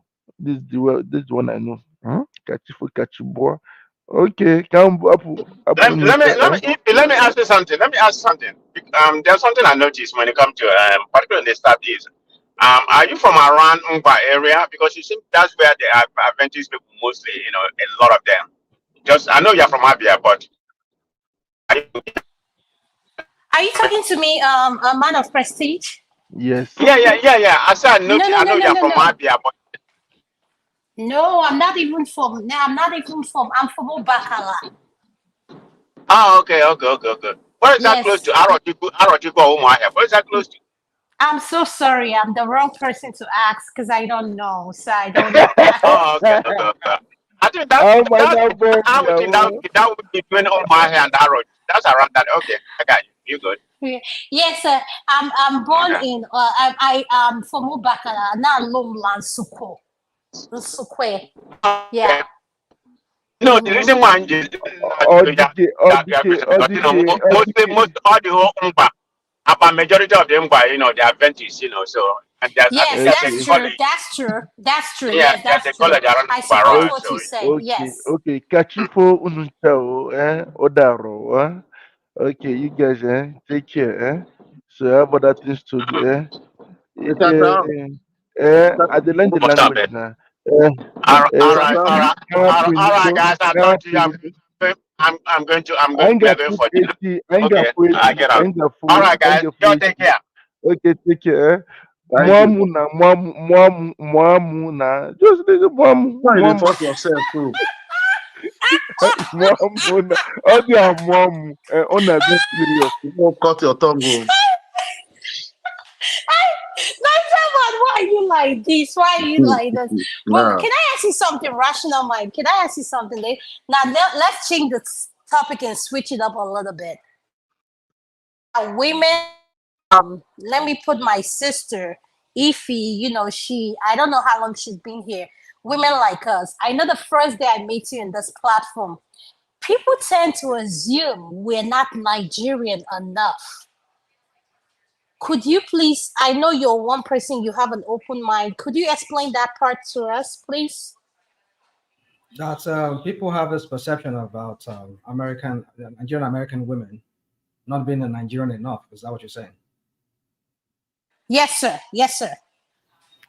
Well, it's there is no straight jacket answer to that question, but I would say, like, okay, let me say this. I don't want to say this, but because I just want to make a point, I will say this. It's something I don't like saying. It's my private life, but I once had my wife said to me that you're not the man that I used to know. I was like, what do you mean by that? It says I act too white.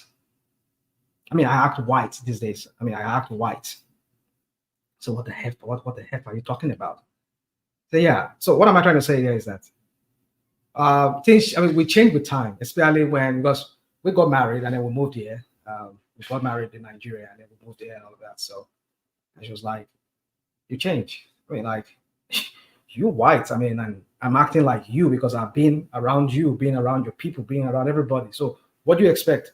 You want me to be acting more like African that I used to, the way I act way back in Nigeria? Is that what you want? So she said that man she married to, that typical African kind of man way, mannerism is no longer there. So the same thing can be said of our women too. It's one thing, in any way, invariably, in any way you look at it, if you move from Nigeria, you come here, it will change you at some point. You get changed, you will be changed, especially if you're now married to somebody or you find yourself in an environment whereby it's maybe all white or maybe all people that are not really from Nigeria. with time you will see that you will just change. So I think that's what has happened to some of our women too. When they come here, they become influenced by the culture, by who they hang out with, especially if they're not non-Nigerian people. Maybe they're Nigerians, but Nigerians that have been here for many years and they've also adopted their mannerism here and their way and lifestyle here, and they start rubbing off on them, you know. So yeah, that's just my perception of how it happens. But then why some men will always have problem with our Nigerian women is not because I mean once had somebody on some platform that I was asked a question. I not that I hate saying that. I hate saying what I was about saying. I've never dated a black woman before. I'm not just saying that just to derogate our black women. All my siblings, they're all dark, except for a few of them are light skinned. But I'm just saying that I've never done that. All my life I've always So can I ask you a question before you go my forward? point, You said the point I'm trying to hold make on. with that. Okay, go on. Can I ask you before you go forward? Are you saying the skin tone? You've never dated a dark skin tone, or No, you it's no. used Let's to? not go there. That's what I don't want to bring it. But okay, let me just say. I will just say this. For me, it's just attraction. It's just the attraction for me. I like Adawe. I mean, I call him this Adatomato.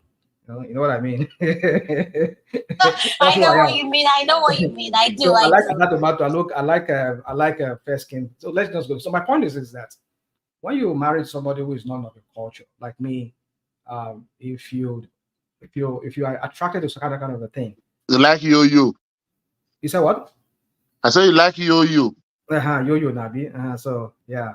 So anyway, Omopupa, that's what we say in the Yoruba. Be I like Omopupa. So anyway, so my point is that I'm just trying to make here is that you change. So, but the thing about we African men who let me say, because I've never been in that situation. But let me talk from the point of view of my friends who are married to Nigerians, who are both blacks from Nigeria.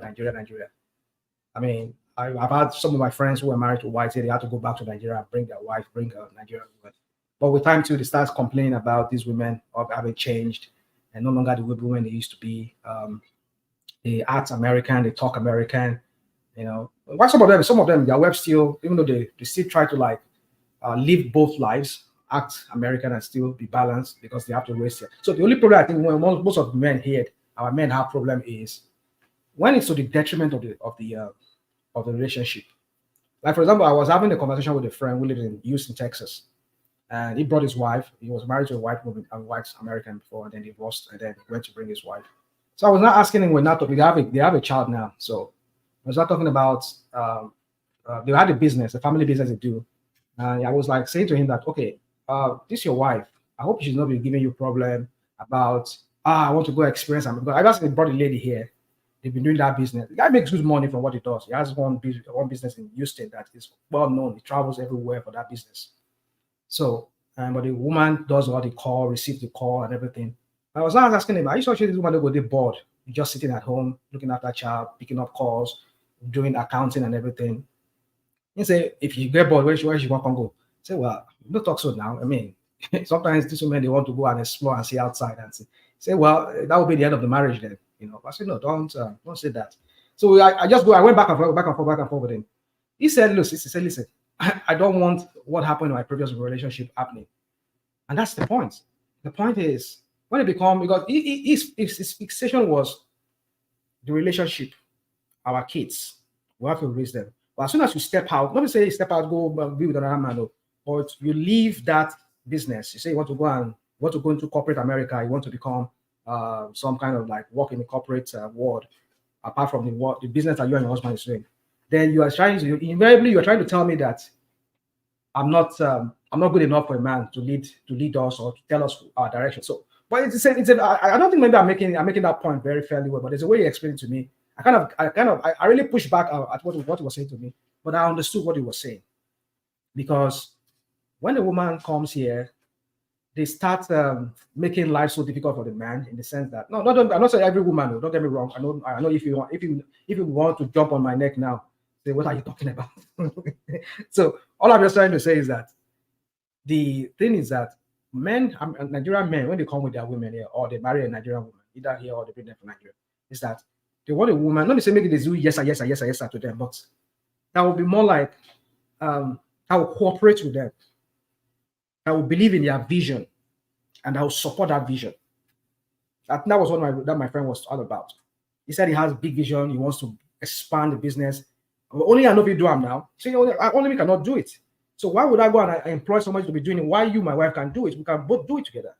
So you see, but when a woman starts saying, "I want to go and work outside. I don't want to do this. I want to be on my own," but there was a way he explained it. But what I'm trying to say is this: is that we Nigerian men, let me say, we Nigerian men, from the perspective of my friends that have had that issues, is that when our women start wanting to rub shoulder with them, like, yeah, I want to be on my own, independent. Depending on the dynamics among them, if they don't have any business, maybe the man works outside, they too, it's understandable. But when a woman starts some of this Americanized way of thinking, and she wants to either emasculate the guy, or maybe she even makes more money than the guy. And I mean, there are some instances where the woman makes more money, even twice the money the guy makes. And there's one thing, I think it's the same thing. You see, this topic you're asking me you're making me go digress into so many things. Let me come in a little bit. Can I come in? Go on. You see, what the question that Adama asked, it's not only America, even in Europe, it's still the same thing. Because one thing you have to understand, let me just very go with this one. African men, they like respect. And women, African women, like attention. But why men are now saying the women are now, they are not behaving like Africa again, they behave like the European or Americana? One, because majority of the women, when they came here because Nigeria, women are so, according to Bible, are so submissive to their husband. When they came here, they have all this law, equality, all these things, and they begin to challenge their husband. You understand? And that thing pissed men off. They begin to believe, call police for their husband when they have any issue, Then they begin to behave like the whites, which is not our own culture. This is a white man culture. This is not our own culture. That no matter how that marriage is, there must be a fracas. Because that is, it's like you are trying to learn what is not mine. It's going to be difficult. Like Africa, we believe when the husband says something, the wife have to listen before you reply. Now you are going back and forth with your wife. You just behaving like the white people. There's a fracas, and that is why majority of the man will not say, okay, you are not behaving like an African woman again. You are not behaving like white. Or we say that in our local parlance, they behave like Oyibo. You understand?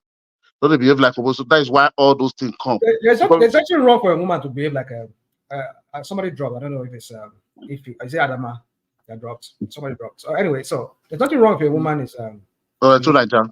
Okay. So for me, I don't think there's anything wrong. It's just when it's to the detriment of the relationship. No, Rational might see something. Let me see what I'm trying to see here. Okay, not that something is wrong. That's why from my beginning submission, I said African man like respect. The African woman like attention. You understand? So when the woman now starts now living like the white character, behaving like the white, try to be equality with you when you talk, try to, I don't try to have a back and front with you, try to behave like, no, I'm free, you don't have right over me. This is a woman you pay a bride price. You understand? Okay, can I actually stay right there? Stay right there on the bride. Okay, Nigerian, stay right there on the bride price. That you paid her bride price. Does it mean that you own her as a slave? That's what I understand. Rational mind says something.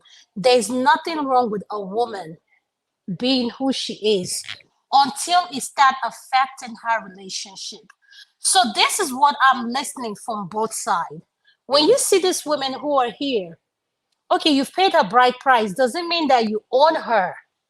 Why is it that our men have this mentality of, I paid your bride price, I own everything about you? But you have to understand, this is the problem we are having. This is the problem men have with the women.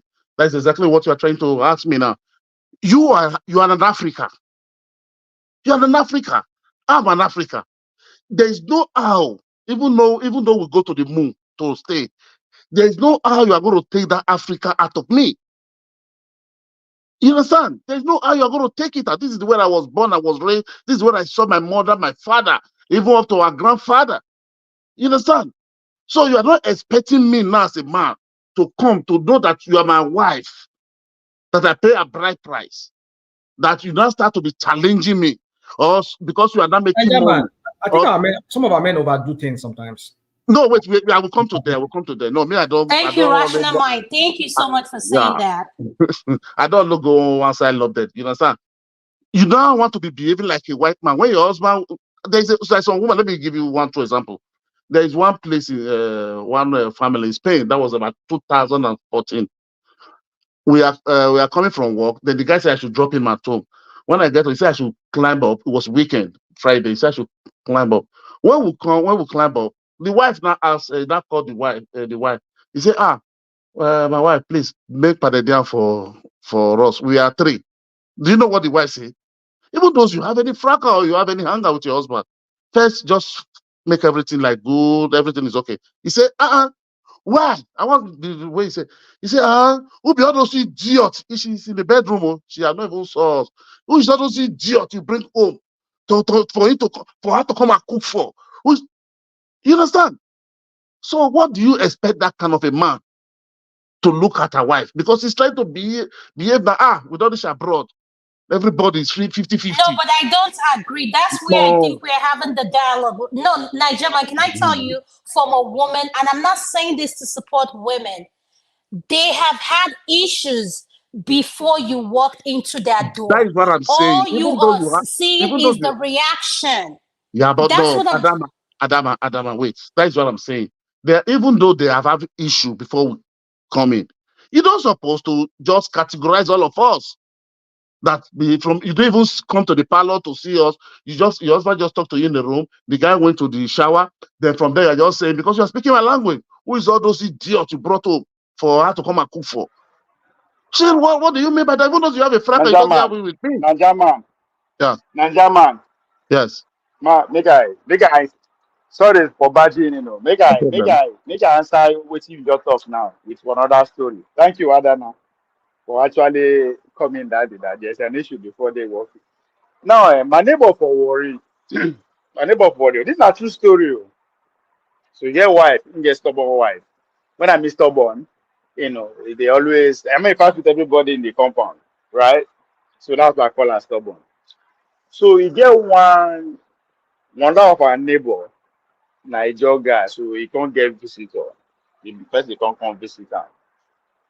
One elderly person like that, middle-aged man come visit him. So I don't know what happened. So they can't get cross with this. Why they thought in a stubborn woman. So the woman can't insult him. The man no talk anything. So the man made the husband come from work. As soon as they enter compound, Packer they come out like this. Now that man was down, just begin rush and beat him. So everybody surprised. Say, what that thing happen? The man just say, go and ask your wife. You understand? Look, now if when that woman they call on her name, so no be her fault. Now husband, you should sit your friend and say, guy, man, I feel disrespected, man. Why you now your friend they insult you, no be your wife. Now your friend they insult you, no be your wife. He has no be that woman fault at all. Just like Adam said, don't know what happened. So you are saying it doesn't matter what happened. No, it matters. You don't know what it is. you know you're even lucky that they don't put gun for your head. Actually, they not enter the house. So if she can go shoot you, because she has the right, because you don't know what is happening. So beat your friend now, beat your friend, slap her, whatever you want to do with your friend. That's between you and him. No, but Leave the woman out of it. Ovi, please. I don't know, please. I'm not deviating. Ovi, wait now. Maybe as you did now, you call me say Nigerian.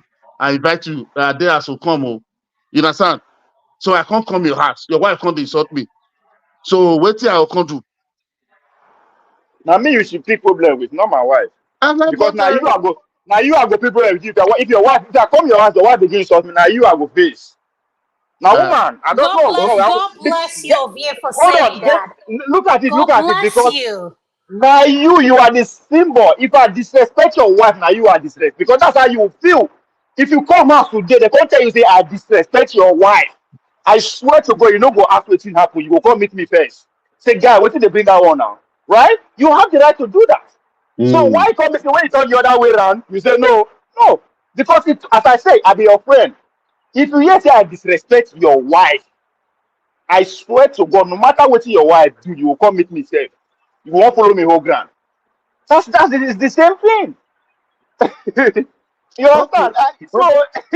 Okay. See, As the you say you are the man of the house. That's what it comes with. No. Okay, good. All your children, everybody around you fuck up. Now you fuck up. Because if you want No, to talk okay, about tradition as a You African, make a no fool wait. okay, out of Hold on, yourself. okay, hold on now. Yes. No, Hold you on. don't get We are the talking point. about See the point. Africa. Hold on. I get your point. The wife is so see, as far as you are concerned, you don't care what they are going through, right? The Yeah. wife doesn't have the respect to insult you. That's what you are saying. Yeah. But guess what? You are in a house. You're in a house. She not invite you. It doesn't matter if the husband invite you. So you are lucky say they no pour water for your body. You are lucky. Mr. Ovia, can you share the link? Brother, Uncle Janaba is on Yes. the chat. Thank For you. So, for but fight another I not get. see, now when you dey talk, no, you keep saying, oh, we be African men, African men. As an African man, everything that happen around you, you are responsible. That's why if your children go outside, your daughters go outside, they go say, come, oh, follow your banner. If you do anyhow, they go say, who be the family? So if your children do good pass exam, you go to carry your children up. The same thing you should accept anytime when they fuck up. If your wife fuck up, it is your problem. If your wife do well for public, you won't claim the credit. No, you can't. It is not on you to select and choose what you should accept and not to accept. Everything, since you claim to be the head of the house, I mean, you want everybody respect you. That's what it comes with. And Ovie, there is one thing we say in Igbo. Ife nwoko bonisi kariakali. In other words, what a man is going through is so much that he doesn't need you adding to his own problem. So everybody should deal with their own problem on their own because being a man, not just a man, an African man, is not something you just open your mouth and you say you're a man. It takes a lot. It takes a lot. That's what I'm trying to say. Niger man, you're not getting where I'm coming from. No. You What you are don't know saying? the Wait. issue. Sorry, Adama. What the question you ask? You say African man said African man are looking the women of America. No, Abi? That they are not they are not looking like Africa. Niger man. Sorry, Mm. Niger man. Another way you go see, man. You suppose once you enter house, she insult you like that. You go sit down and think, come on. She don't insult me before. Maybe she dey try draw my attention to something. Make I talk to my friend. Because normal, you go call your friend, say, guy, come, why your wife they fuck me, they insult me like this now? Why she fucking me up like this now? What thing I do her now? Right? Because no matter after everything what you do, you go see at one point you will see ask your friend, say, guy, what's happen now? Why your wife just do me like that now? Eh? No, the What I woman do? not wait, okay. The No, woman I not just dey serious. tell you. Wait. I'm just What telling Adama? you. The question where Adama ask say why our women would they look and say they don't they behave like Oyibo? That is the question. You understand? Wait till me. I just use that example. Say No, like that me they woman now, like respond that based woman on now. that example. Okay, Me now, they okay, respond now. based on the example where Uh, you give. You okay, now, understand? wait now. That woman now, you don't see us for face to face. You don't know who they there. You don't understand? You don't know who they palo. My husband, all of us come. Me, I just drop them. You say, But I'm can all that. I ask you something? You know, What we don't you are not no, getting you're it. not You listening. don't. You're not Do getting you know it. what is going on before you walk in? You don't know what is No, going on I Yes, before don't you you know. walk are in. in her space. You That should are be in your her concern, my space. guy. That should be your concern. Say you no collect bullets. That should be your concern. That people as you enter, all of a sudden you dey expect say, good morning, Uncle Boy. You call the hear insult. See, look at you. You dey form verse. Man, you are lucky, oh. You are lucky. Say you feel verse them. Not as as you go, don't have an idea what was going on before you walk in. So, You are expecting some kind treatment so because it's if you not go, that kind. okay, my Eh? partner when I dey Africa, my papa, my mama go get problem, go No, get but fracas. Niger man, Wait, you're wrong. You Hold cannot on, hold on. Let compare. me No, finish. you can't. No, let it finish. you are Go talking ahead. about why they behaving like white. That is what Go that is ahead the now. Go question, ahead. man. Mama, papa, waiting. Okay, Mama, papa, waiting. my papa, my mama, they get problem, they get issue. Eh? So maybe my uncle will come the house. You understand? Because I know they don't get issue. I never see where my uncle will come. My mom comes out to the install that one. Sometimes when you're there inside house, you don't come out.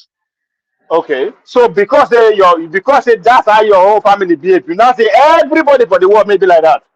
No, I'm giving my own example. You understand? So that's good. If that's good for you, once you come up for your house, my brother, all the rules that in your house remains in your house. Anything where you see outside, take care. Once you step out of your house, my guy, don't expect respect. You have to earn it. Anything where you see, take care. Now outside you day, outside this rock, now jungle. You don't expect waiting you dey chop, waiting you dey get for us. Make everybody. No, guy, you're on your own. So yes, your family, your parents did like that. Good time. Glory be to God for them. Don't expect that should be the order of the day at in every home. I'm not saying what your parents did are excellent or bad, but I'm just saying expecting that to be the norm, then it's your fault. You have your point. You have a point there. That's true.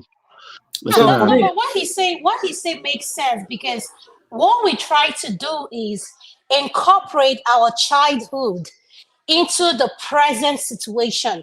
It's just like Not gonna work. Rational Mind was talking about. We were talking about Davido and Chioma, and Rational Mind said this Gen Z, the Gen, however they classify themselves.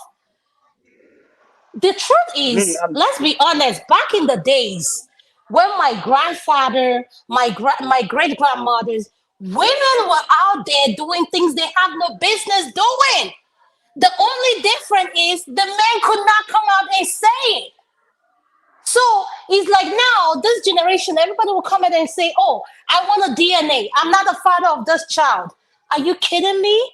Women have been, if you study women behavior and how they react, you will know that women know what they're doing. No, but It's that even the olden days, it was like that, because I can remember in our village sometimes when we see some men, we say, when we look at the child, we call the wife, we say, this child is not mine. I'm not the father of the child. But I don't know the way they Even know. at that, Adana, You we understand? will get kings. We will get kings for our community.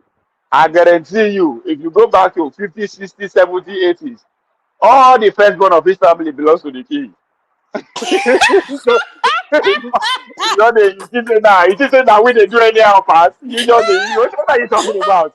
You understand? So was still And like that during the king the for town, don't talk about the women finish before they even marry, or when they are still in their husband's house. no, so it They was said still like that then, because I don't know the way they know. Maybe they have one the spiritual eye, surprise is but they only know when when the these son men is come not out now behaving. in this generation, they start acting like, oh, my mom was never this way. My dad was never this way. Come on, you just didn't know What do you what know? was going on. Hey, those people are terrible, man. They do more than us. What do we do, sir? We now money. There's too much money in our doing. Ovie, just Yes. to support some of the things some of you guys have been saying. The human society, there's an evolution. We keep evolving. It's just that we do things differently. It's somewhat similar the same way, but in a different way. For example, one thing about women is that biologically, I don't technology makes it different. Different technology that being maybe used it's now. that technology, but this is where I'm going. Women were wired differently.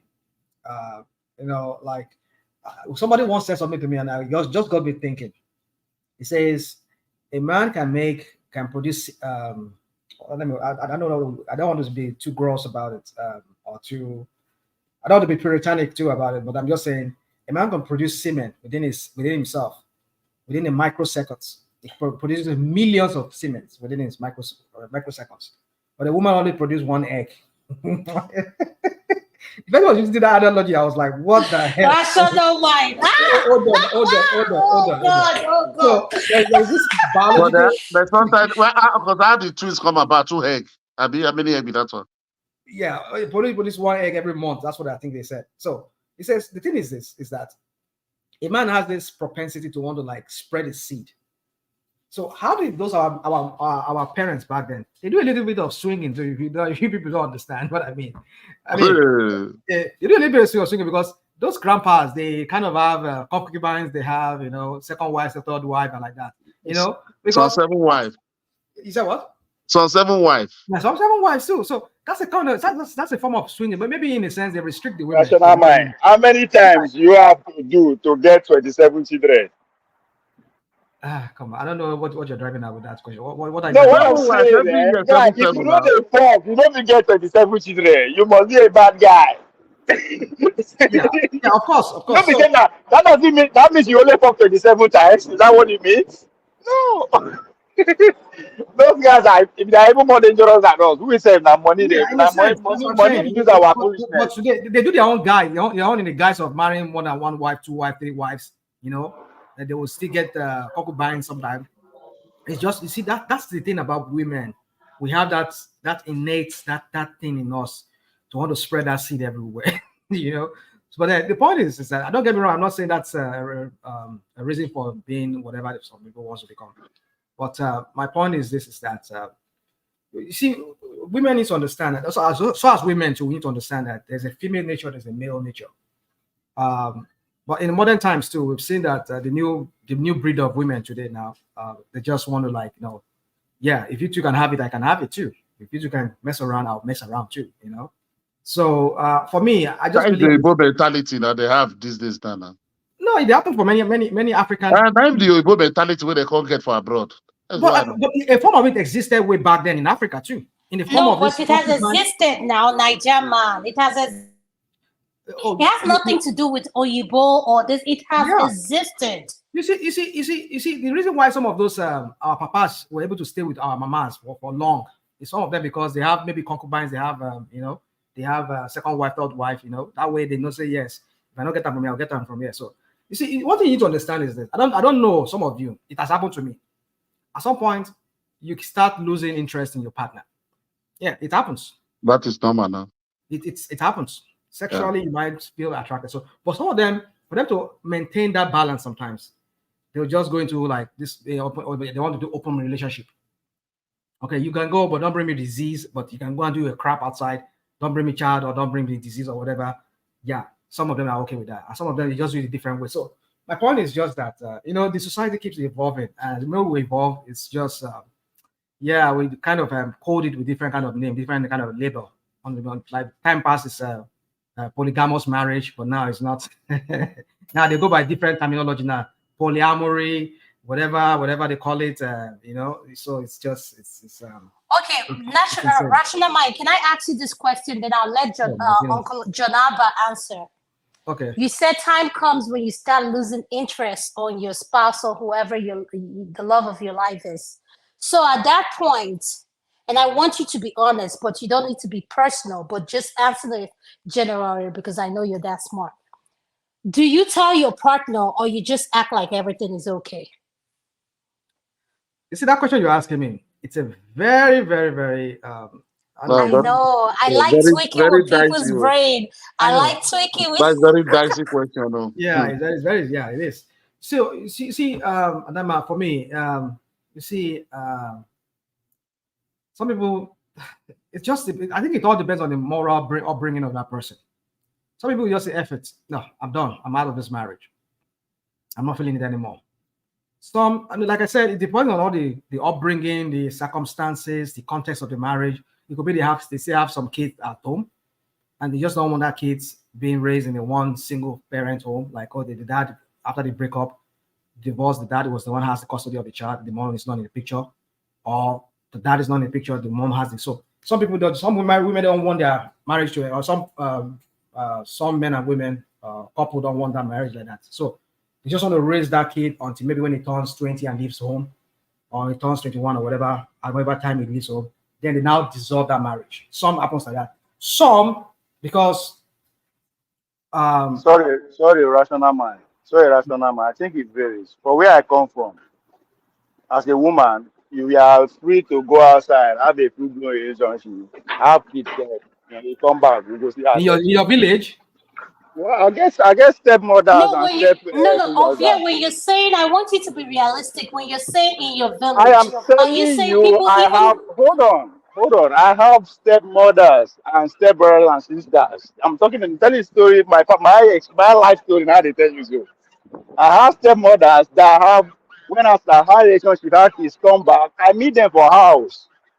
as wife. I've been the last of plenty children. So I'm telling you, before that's the norm. That's the norm for where for it's the norm. That's why when they say women don't get freedom, I was like, I mean, I can't relate. I Even just can't relate. even in so even in very traditional places like Yoruba land, whereby they said a woman cannot have cannot have but some of the women they do it codedly. They do it. Forget it. That's what I mean. Like somebody's And again, another thing again, Adana, another thing again we do in my place is that now, okay, me as a typical example, I married before, married for my place, I'm divorced, right? Let's say, oh, tomorrow now, something waiting. I'm trying to go back to my ex-wife and marry her. You know, say my mates go gather me, flog me first, literally, right? They will do it in a form of festival. I will have to come. I will have to like me and my mates have to assist, gather them, go like march, dance publicly for street, as if we they go beg. You understand? Me Yeah, as a are you man, serious? try No, to get but my wife hold on. back. Are you OVA? Are you saying this happened in the past or this happens now in 2024? In the 90s, I saw it happening. Because I don't What do stay you for see happen? village much. Okay, what do you see happening? What do you In see? the 90s, in the 90s I did village, right? In Okay, 20s I not in the village. That's why I thought say, yeah, I respect my brothers, my families, because I have 10 elder brothers. Let me put it straight. okay, okay. What do you see 80s, happening? 70s, 60s. Huh? What do You you said? see happening? What is that you What saw do I happening? know that if you marry divorce, you want to go back and take back the wife, the process that you follow in a serious one.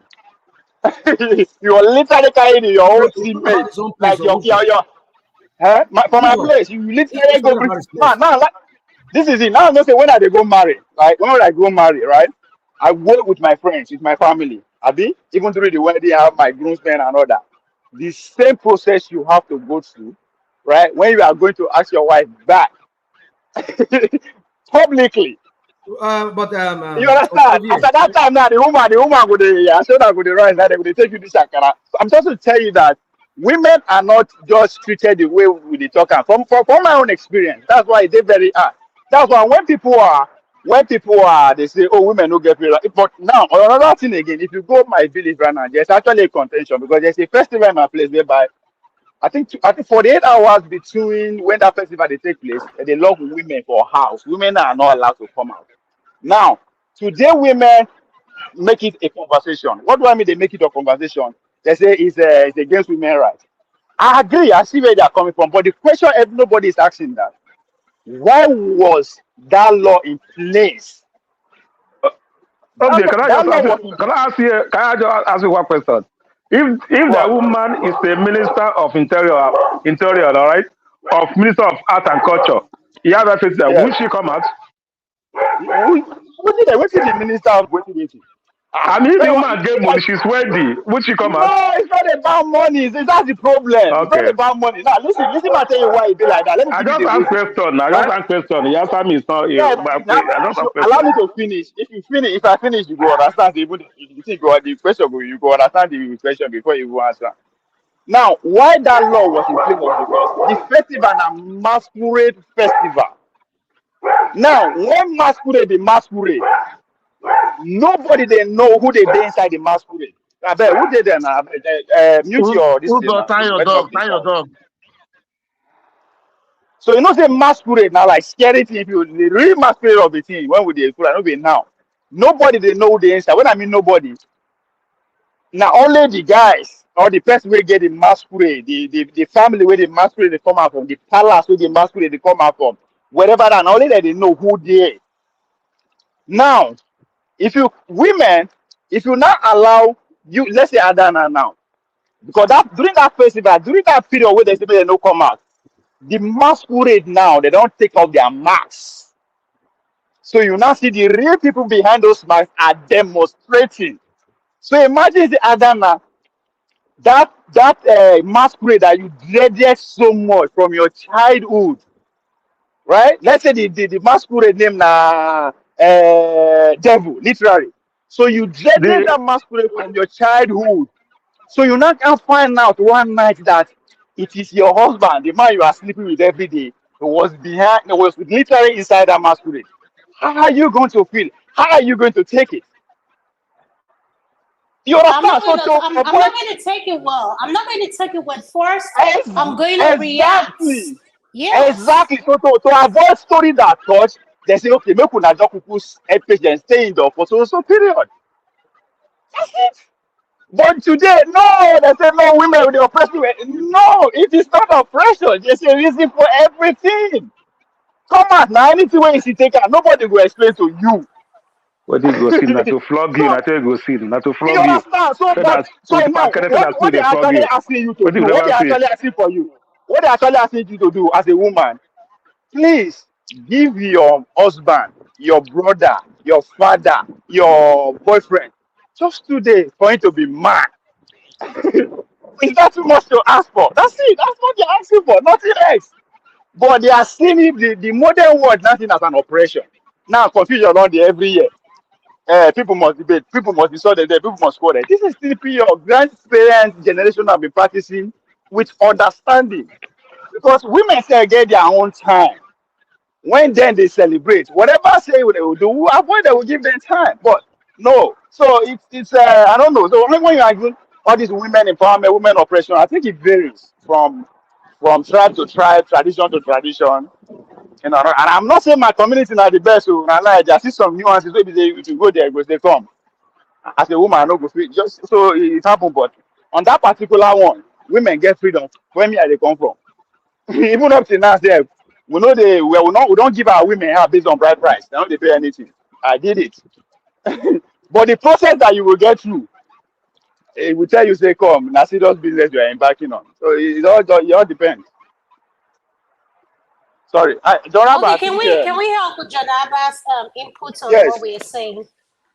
Go ahead, What are Jonathan. you, what are you guys talking about? What are you talking about? I don't What know. are you Nah, that? no be man of prestige. You won't go the video wedding. I We don't dey know. talk That's about why. why woman they behave like why African woman they behave like we both for abroad. What are you talking about? What are you talking about, though? Why African women We're they behave like talking why we when both. our women come over here, why do they Okay, why change? women? Why did they change? Just Yes. like you, if any of us travel back to Nigeria, now we'll change also. That's how. That's just it. Oh, table shaker, you don't come. No, Nigeria. If you live for Nigeria for 2 years, you go change. You go start to apply one way. Start to the like you will enter queue. But right now, if you go to Nigeria now, you go want to apply the rule of engagement. That's you are obey the traffic, do this, do that. Adana, I tell you, stay 1 year, you Adana, go change.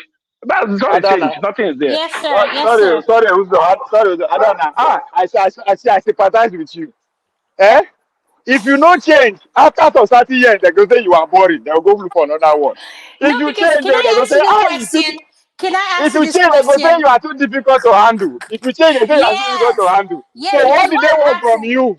why I'm asking this question is for Nigerian women, our children. This might not pertain to me precisely, but for all of us that are in the platform, we all have kids.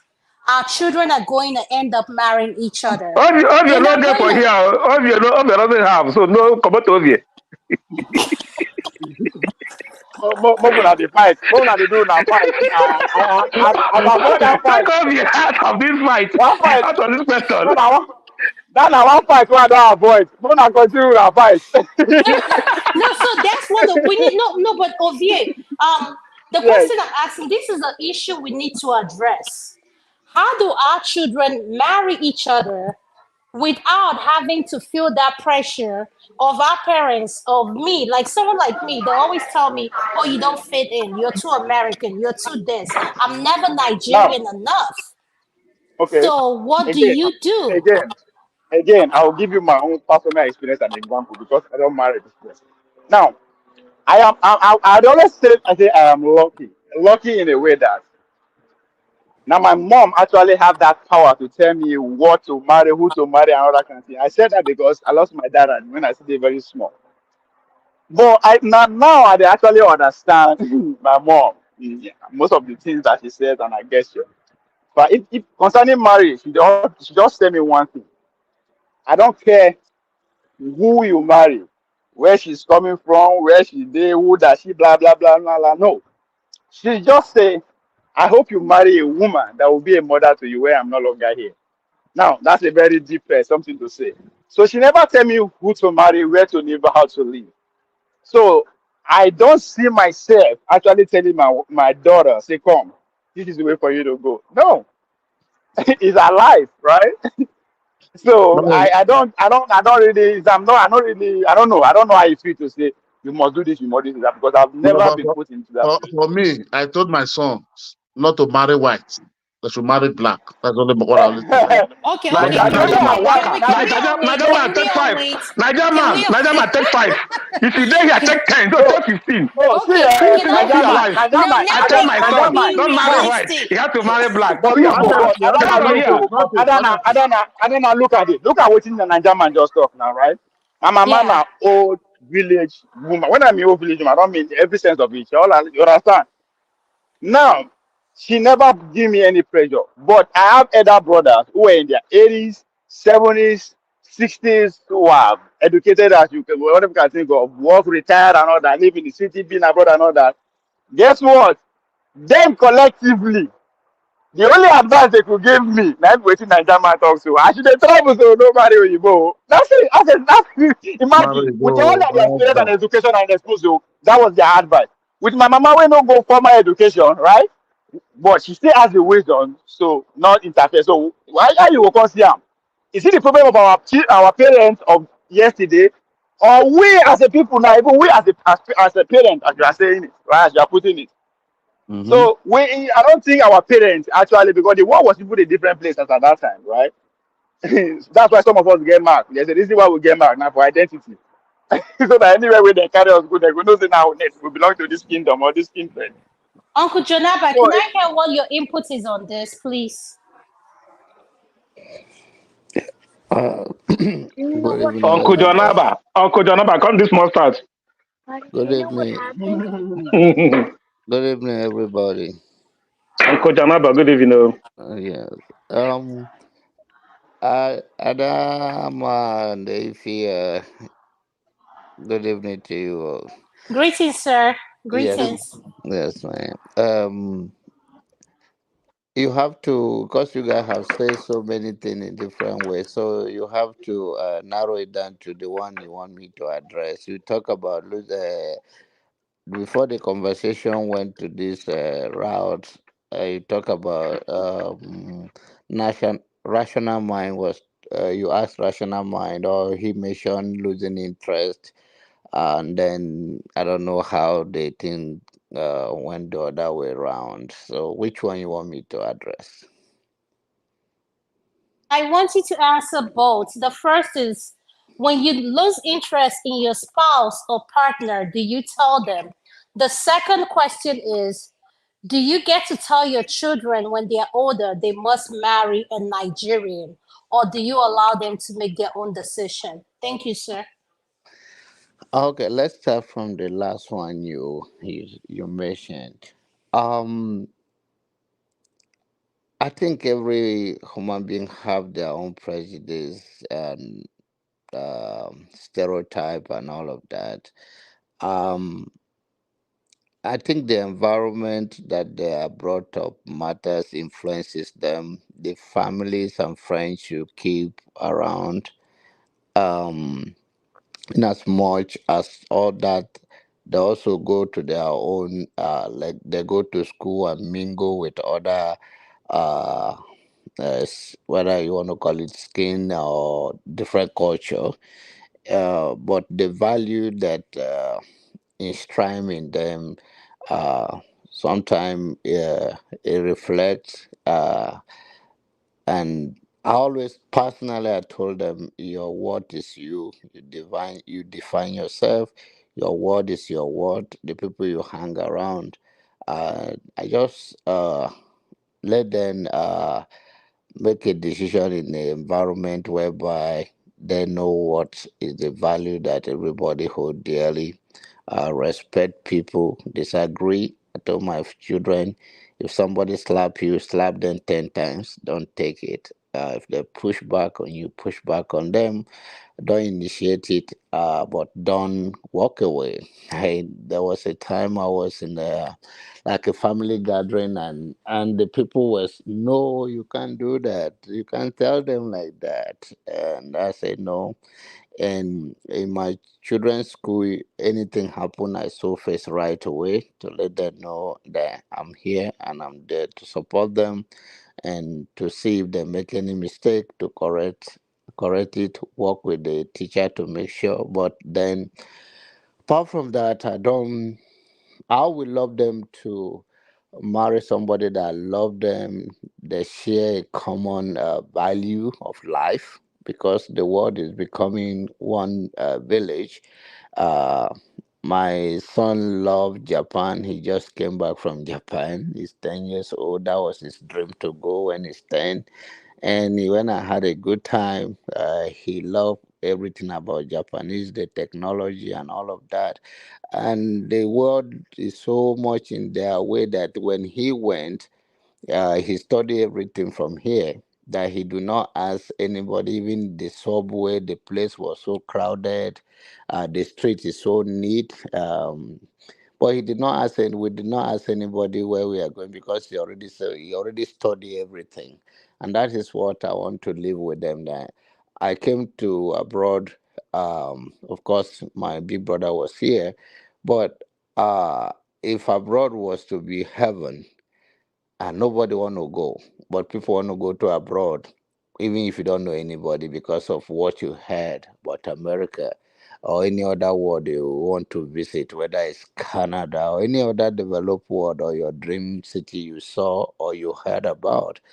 But then heaven was described a beautiful place, but nobody really want to die and go there. But we want to risk everything to go to the other end. That we think there is a glorious, there is a better life. So what I'm trying to say is that I empower my children and everybody around me, that the world has become so narrow, that learn to have a tough skin and learn to survive in everywhere, and you should find your partner in that route. If you go and marry a weak person, it's going to affect your life. So I will not decisively say this is the person you have to get married to, but indirectly, I think the environment will influence them. Thank you Yeah, for yeah. answering that question. John Abba, Yeah, sorry, to support Mama. on Jonaba, Sorry. Obie good, Obie calm down, Obie calm Man, down. just say one short thing. Now, one short thing I want to say. John Abba, thank you for submission. If there's one thing I don't learn, just today alone, I'll happy say, okay, I don't learn one thing today. Is what you said. Don't initiate it, but don't walk away. I will steal that one. I'm stealing that. Don't Thank you. initiate it, but don't walk away. I like And not just that, he said a big thing that he said the environments they grew up in. We cannot raise kids here and expect them to go back home and marry women. So we need to be realistic. Thank you, Uncle Jonaba. Uncle Uzo, can you The answer next? the second one, the But Jonaba, I yes, wanted to say please something just to what you go just ahead. said. Go ahead. As you said, like somebody like me when I was growing up, and I think I got this house, I told my mom, like, if I want to marry, you have no choice. You're not the one that going to live with whoever I want to marry. So stay your lane, let me stay my lane. The only thing that I'll find somebody that is good, all right? That's apart from that. Secondly, you said something that is very important. Environment and people you mingle with determine what future of your son daughter is going to be. I take mine as an example. You know, it's hard. Like as they grow up, going out, eating jollof rice, eating this. So each week they don't eat jollof rice. They, will- my son will look like what's going on. You understand my point? So he's not used to it because this is what he used to. Just like he want to get married, and sure, 85.90% of people he met or his schools, everybody, he want to like some of his friends are black. He doesn't like the other day he came back from asking me what is the difference between me and the white person I was teaching it. I said, where did that come from? You understand my point? So that is the way they think, all right? So the environment you grow up, you bring your children, the environment you bring up your children, we have 90% to play when they grow up. And the people we mingle with also, we also have 90% of what they will be. So that's just how I see it. Mr. Jones, he said it all. That's why he has become professor.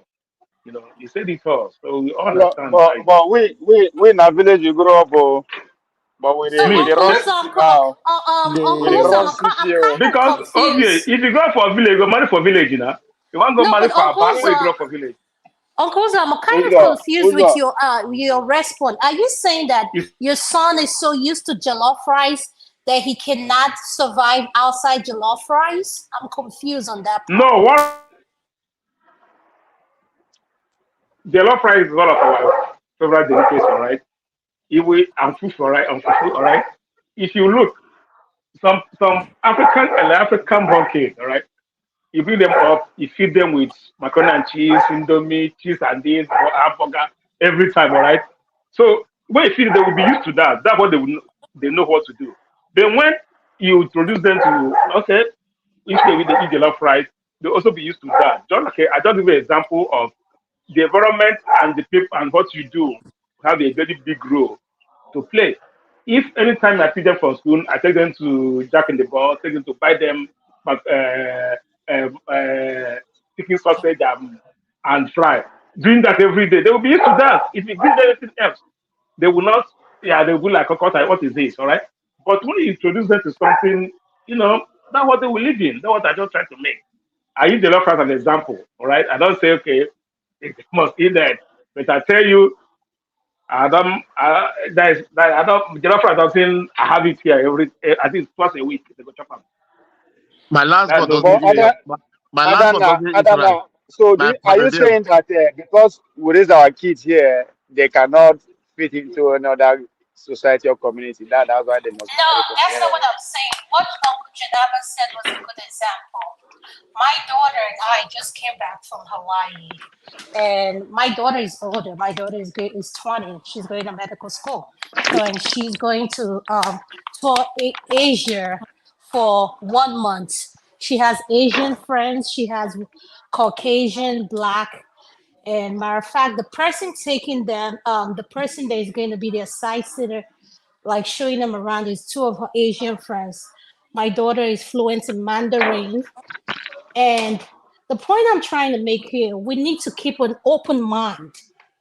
I am African. I can make Jamaican food, Indian, Chinese, but at the same time, just like Rational Mind and I can speak Igbo and Yoruba. But people don't know that about me. So, but Uncle Janaba said something. We are product of our environment. I am a product of my environment because of how I grew up. Mm-hmm. So it doesn't settle. What I'm trying to say is we should be okay with whoever our children settle down with. It doesn't necessarily have to be an African. So we need to open our mind. I am of the belief that I want But my sorry, daughter. Adana, do you believe that marriage is a political and economic choice? No, I believe one thing that for me first is love and finance What is and love, if I may ask, if you don't mind? communication. For Okay, me, love Adama, What is is love? we are saying the same thing here. If Wait, your wait, daughter wait now. is always hang of Asian people, then introduce her to sushi. She will love sushi too much that she want to eat sushi every time. And probably she will fall in love with an Asian person, man, an Asian, because that is the what to same thing, the environment and people we may go with have a role to play. That we are all me. saying. The environment No, and people that's have a not the role to So point. play. That's not the point I'm trying to Adana, make. what do you define as love? Now leave this story OVA of love or Ovia, no you're trying love. to No, Leave find this me now one. what's we are love. going. Uzo, I don't know why you just stay out. Now we No, are no, going no, no, somewhere. no. But No, be what we are my communicating. definition of love too? Love No, means no, sorry. we I all asked you define based love on. differently. Hold on. I asked you based on why the question affects us. Do you believe that love is a political and economic decision? You said no, that marriage is love. So that's why I say, No, I what said do you? marriage for me, marriage is love, finance, and communication. And Yeah, and that's why I say, the what is? And attraction. that's why I say, what is Attraction. love? What's your definition of love? For me, my definition of love is I care about your well-being and I'll love you unconditionally, And regardless. money be love. No, Hold no, on, no, hold no, no, on, no. hold It on. has nothing to do All with of no, us no, so Hold they no, on. made no. mistake, you know. Oh, Can okay. I But answer let's my have a Now we are conversation question? now. debating. Now, Now we wow. are debating. Don't Let's Can I allow no, can we I are Kujan not to answer my answer debating. the Hold on I now. said no Let's defense. question. I said leave Oh, this yeah, love no, issue. guy. no, but We I know don't know they do what normal guy. gillette here. Leave Hold this love on. issue. Hold on now. We're having a conversation. They talk about why your children should marry whatever they marry. How is it? Okay, based on what? We're having now the same thing with the talk now. Why would Nigeria? no. We're not Based on debating. what? Based on that is their life. Is not my life. I am there to And then who they support fall in them love as with? a parent. I am uh there to support them as a parent. I'm not going to tell my older daughter now, who owns a house, what to do with her life. No, because I have empowered her with things that she's old enough to make those decisions on her own. When she struggles, which she's going to. This world is a cold world, just like Uncle Janaba say. We have mean people in the world. We have people who don't care about your feeling. When you talk to my children, they say, yes, ma'am, yes, sir. So when they go to an environment where they hear cuss word, they're looking at you weird. Because in my household, we don't use cuss word. So the point I'm trying to make, like Uncle Janaba say, you prepare your children for those things. So we need to keep an open mind. Let's not narrow it down to, oh, all our children needs to marry a Nigerian. That's all I'm saying. No, nobody's saying that. Ovie, Nobody, even Ovie, if nobody's saying that. What you say is that. What I said is that the environment you bring your children will determine who they marry and what kind of place they're going to be. That is the Ovie, end of it. If you But the bring your people, children in European community, they will who's surely on marry from Adana? that 80% sure. Who's on Adana? The people who are insisting that their kids must marry from Nigeria. Do you guys know why they are saying that? Because that's why I ask those questions, right? Your Ovie, Hello. reason might be very Okay, good to you. Ovie, The could same you person please too wait? has a Let very Uncle good reason. Janaba. Okay, Ovie, can you please wait? Let Uncle Janaba finish answering my question. And if anybody has a question, they can ask him. Then you can answer that question because that's a good topic you want to educate us in. Thank you. All right. To digest. Uncle Jonaba, answer question. Oh. I am. The second one, which is very vital, it may look insignificant, but it play a major role in our marriage or relationship. Is do you lose? There is any time you lose interest in your spouse, or and if you do you communicate it? Um, I've been in issues and uh, quite honest. This is the only topic I can agree with an rational mind of his honesty and open-minded individual, apart from politics that we will never agree for sometimes. Oh, I think many things play to that kind of action and reaction to lose interest. What I find out over the years in counseling and all of that is uh, people lose interest for many reasons because that's what I wanted to link it with what Rubie was asking about political or finances in marriage. Those things play a major role in some society, but our children will not face that kind of financial issues in terms of making it, but they may face it in terms of how to use it as a spouse or in relationship. But the point I'm making is that they will have enough for themselves, not like us that came here, have to look for social security, how to start life all over. Is this is their own environment, and once they graduated with good grade or know what they are doing, they will secure a better job, so the finance aspect will be fulfilled in terms of having the money, but then what to do with it, how to channel it, how to use it in as spouse will be a different thing altogether. Solomon do not ask God for, when God asked Solomon, what will you ask for?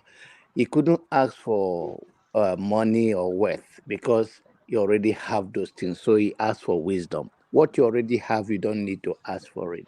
So that aspect will be covered. Um, with people lose interest, and I think depends on A 30-meter race. how people accept it and how you present it to your spouse. So many reasons when we are growing little older, there are many things that play out. People tend to become more careless. When I mean careless, they are no more taking care of their hygienic life.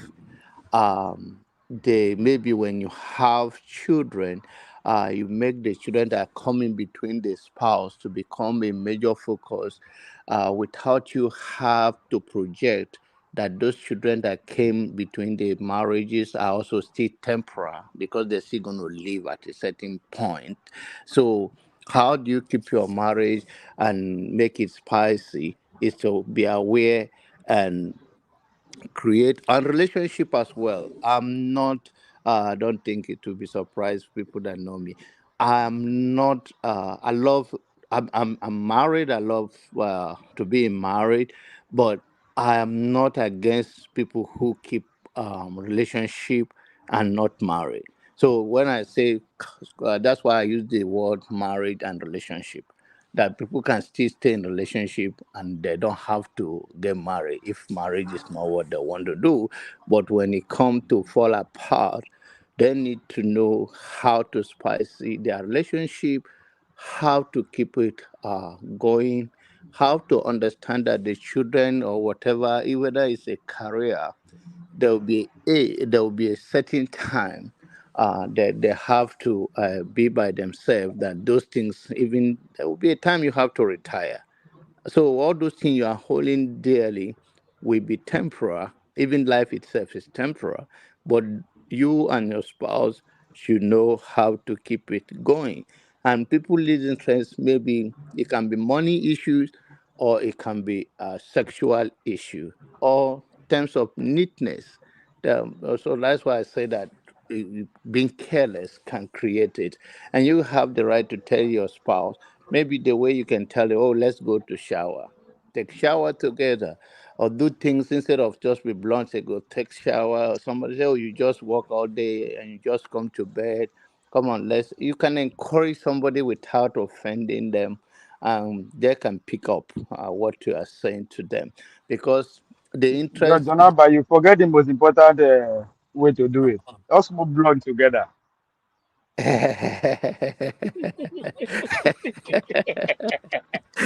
Okay, what did you just say? What did you just say? Repeat what you just said. Yeah, Let me hear you. you are in the spirit. You are in the spirit. You are in the spirit. You are in the When I don't forget what you just say it again. Let's hear. spirit. You are in the spirit. For you to the heart, you are in so the spirit. You understand? so and those things some people communicate it straight. I have an issue whereby I work with a couple like that. They have been around me for some time, so he knows the kind of people I keep. I think I keep matured people. When I mean mature, it's not about age. I don't mean age. I relate with anybody regardless, as far as your brain is working well. Because all my life I've hung around older people before I get to this age. So I've handled issues even when I was a younger person, dealing with other people issue. So I learned also from that. And in my own marriage, I apply those things. Like I said to people, we have time and we go on vacation together, me and her, often, I think twice in a year. Of course, we go with the children like summer, but we're trying to do all of that. And we communicate there. We talk. She will write things that is bugging her. She will write it down. And then if something I have to answer, I answer. Something I have a word for it. But women are very smart. We men are very open-minded in some ways. So, some women they already plan their own talking point while you are not ready to talk, and they hit you with it. You have to take a breath. Maybe you cancel the conversation till further notice when you are ready to answer it. Doesn't mean that you are trying to be corny, but is that you don't want somebody to take you unaware and you say things that you cannot recover from it for the rest of your life. Because word will stay, but even if you guys fight, you may, in fact, you can fight through in love. But if you use some certain words, it stay forever. So I always tell people, when you are not in that mood, cancel out the conversation so you don't create a hell for yourself. So yes, people lose interest in marriage. Some people cannot handle it; it will lead to divorce, and some people can handle it well. So, if I have to say, I don't care about money too much. If I have 1 million today, I can finish it today. I'm not a person like that.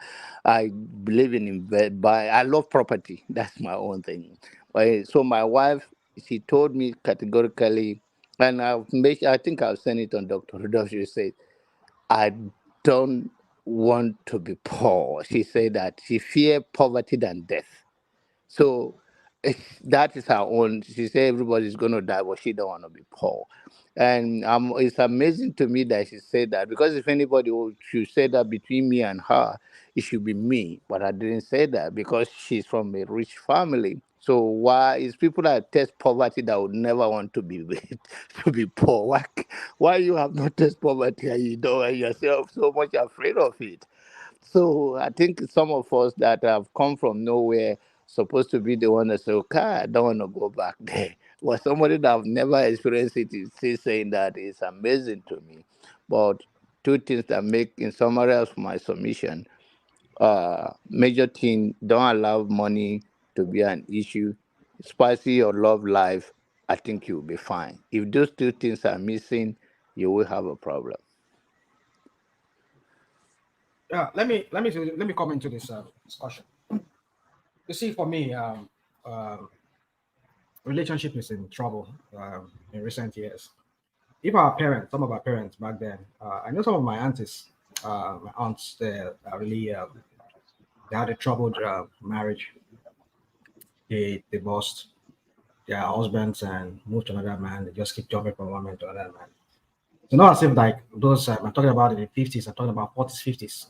Back then, even when we would say the life back then was still more traditional.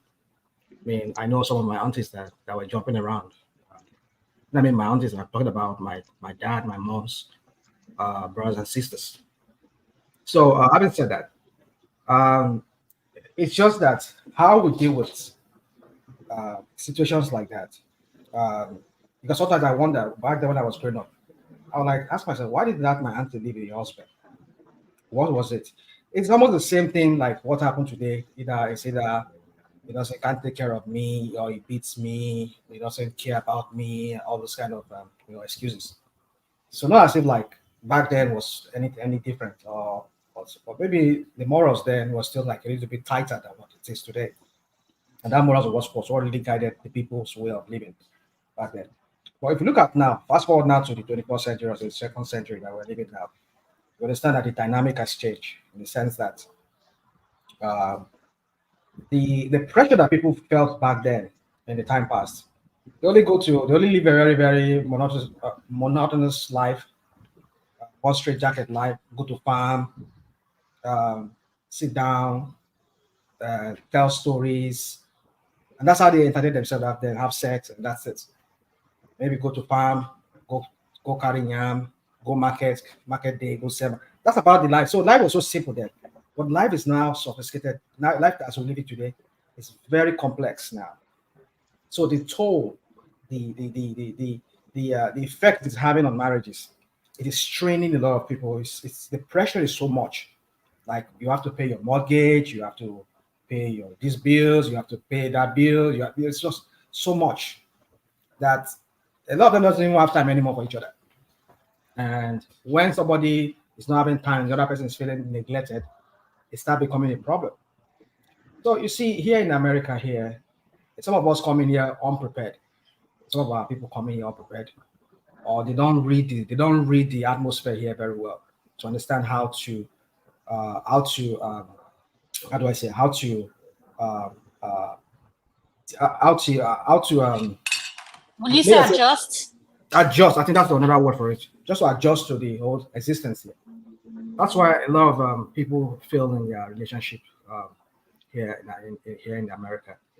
But like I said, it's everything is contextual. There's no one straight situation to why people divorce or they go their separate way or they lose interest in each other. It's just that for me, I just feel like one of the reasons is, some of us who came from a very traditional home, like where my like me, my parents were all married to each other for the rest of their life until my mom passed away. So my dad had to remarry though. That was after many years. We have to like, dad, look, just let it go. I mean, like she's gone. You need to find somebody to take care of you and all of that. So I mean, when marrying a woman of like his own almost his age, even though he's older than a woman, like I think about 20 years older than that. The woman's in her 60s and she's 60s, yeah, and she's like in her 70s. So anyway, so the point I'm trying to make here is that, with time, I mean, I saw that with my parents too, but I think what they really fought was they fought it because of us. Most of us were still at home, and they just want to keep the marriage together because of the kids. Until my mom passed away. But then what I'm trying to say is this: it's like it's not something new. It's not a new trend. Women, this at some point. Let me say, mostly it happens with women. Let me say this: not to. Can I take on something you just said? Come on, if you say what you say now, you will never come back to me again because that was what happened at the beginning. When you say you wanted to say something, and then I could not come back to it again. Go ahead. You go. Just make. No, just there's something you said that I like, and I think there's a need for us to like relate it forward. You said life was simple then, which I agree. Now, life is still simple. How so? Life is still simple. But Ovie, wait, can he Hold finish on. so that he doesn't lose his thought? Go ahead. Yeah, that's what I'm saying. I'm going to lose my thought now because when he started bringing that now, I forgot what last thing I said, and I want to jump on what he's saying. So, okay, just let me. Okay, life is simple. I remind you that I talk about life. Let me just land this point now. You see, I don't even forget what I want to say again. What was the last thing I said? Do you remember, Adam? Can you remind me if you can? What that was last? Yeah, you said life is simple, and your dad married a woman. She's how old and distant, how after you guys persuaded him. Mm-hmm. Yeah, so that's where you stopped. That's where you stopped. It's okay. So for me, I just feel like life is now it's a little bit hard. Like most marriages, especially here in the West, it's even back home. I mean, the rate of divorce. You know that you guys, the rate of divorce is alarming in Nigeria now. Maybe not divorce because one thing about Nigerian divorce is that you can't really get any divorce like you can get it easily here. You just go to court, file paper. Before you know it, they don't declare you and person separate. I mean, divorce. Nigeria, you go through hoops. You go through hoops. Even the judge, you go even they preach to 12. I mean, I know divorce. The judge will reserve judgment because they say, okay, you know one thing, right now, I go sort on myself out. I mean, these people came to you, they say they want to divorce, but you, the judge, says they're not ready. I mean, Rational mind, I'm sorry to interrupt you. Are you serious about what you're saying? Yeah. Wow. A lot. Yeah, a lot. Yeah, in Nigeria, it's not easy to just get divorced. I know some people will say they're not got their divorce for almost 20-something years, some even 30 years. I mean, I've seen a judge who told me that there's some divorce cases that he's still there for past 30-something years. So if somebody is still like 30-something years in a marriage that's supposed to have a divorce, but they withhold judgment, how do you expect? What do you expect them to do? And some of these people that are even rich men and women, very, very. So this kind of people now, they just do because of the traditional wedding or the traditional side of it, they just go and get another woman and do it in the traditional way. You know what I'm trying to say? So my point is just that you see, not if our whole society was any better too. It's just that they just use that moral, that's pseudo moral kind of just to like make it look like it's a society that was sin a little bit. Maybe it was a little bit compared to now. But my point is that you see, the relationship here is a lot of us walk in here without getting prepared for it, and but by the time we know it, the harm that has been done to the relationship might be irreparable. That for you to now go back to how it used to be, it might be difficult. So for me, it's just I just see that losing attraction. Another thing again is what I see here in the West is that we've come to have like in Nigeria. I remember when I was growing up, I could use one shirt for like 10 years, I see they use that one shirt. One short trouser, they use that for 1 year. We have this culture of buy and throw away, buy and throw away. You know what I'm trying to say? That's the culture here. Hey, if it's not convenient for me, little thing, some of them they don't even want to even try, or even want to work it out. They just want to believe that they will always get another person to marry them. Especially the women. Don't get me wrong, like I said, I'm not trying to like the women here are the ones that is getting divorced a lot. Women, like let me give an example of my own parents. I saw my mom and my dad. They were right. At some point they became so very miserable being with each other. They got really miserable. But because of we the child, the kids then, they had to like slug it out. I mean, they were married for over 50 years until my mom passed away. Over 50 years. But then they slug it out. But the thing is, it's not as if my mom, if she had the opportunity to go, she won't go. But one thing is that at that age, now we won't go marry. Which man won't look at your face? Wait, after you don't pour almost like 7 picking, you don't pour above your body. Any man where you go carry you also want to use you, throw away you. After that, they go jump on another. That is what also is going on here in the West. Because at a certain age, sure, when a woman gets like 30 years, it don't become like here in Canada, they say it's what they call leftover women now. And not that these women are very maybe they are in their early 30s. They are referred to as leftover women. And it's even more so here. That is why some of them they just change partners every time. They have multiple sexual partners and all of that. And it's just insane. So for me, you see, I see a way. I just see that it's a very you see this topic I'm trying to go into again now. It's a topic where some people say if I'm not happy, why should I be in something I'm not happy about? But if you're not happy, yes. But what is the opposite of it? You being single, and then jumping from one man to another man, and then you're not really satisfied, you're not really happy because I don't know. So I mean, I've seen women that they just regret the life they lived for having multiple men that have been through them and all of that.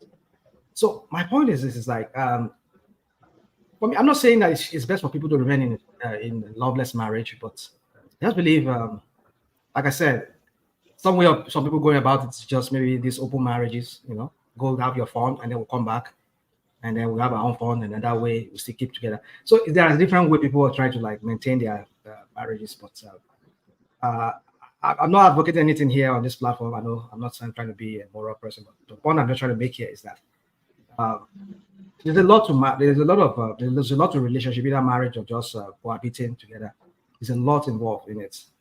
It's just the stress is too much, and this changing of partners, like I say they change clothes now. You just go Walmart, buy one cloth today, tomorrow buy another one, throw that one. It's that culture. People have just imbibed that culture too much that it's becoming a pattern, kind of a fashionable among people. So I must praise people who still stays together after 10 years, because usually if marriage don't pass like 5 years, there's every likelihood it might last longer than that. But if you know past 5 years, you know that 5 years together, you say yeah. So yeah, let me just leave it at that because there's so many things I want to say, but I just don't want to. Yeah, Mr. Abba, you want to say something?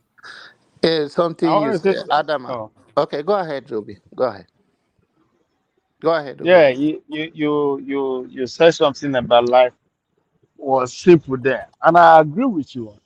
And I think this issue of marriage, because marriage is as old as the human race itself, I like to look at it from history, right?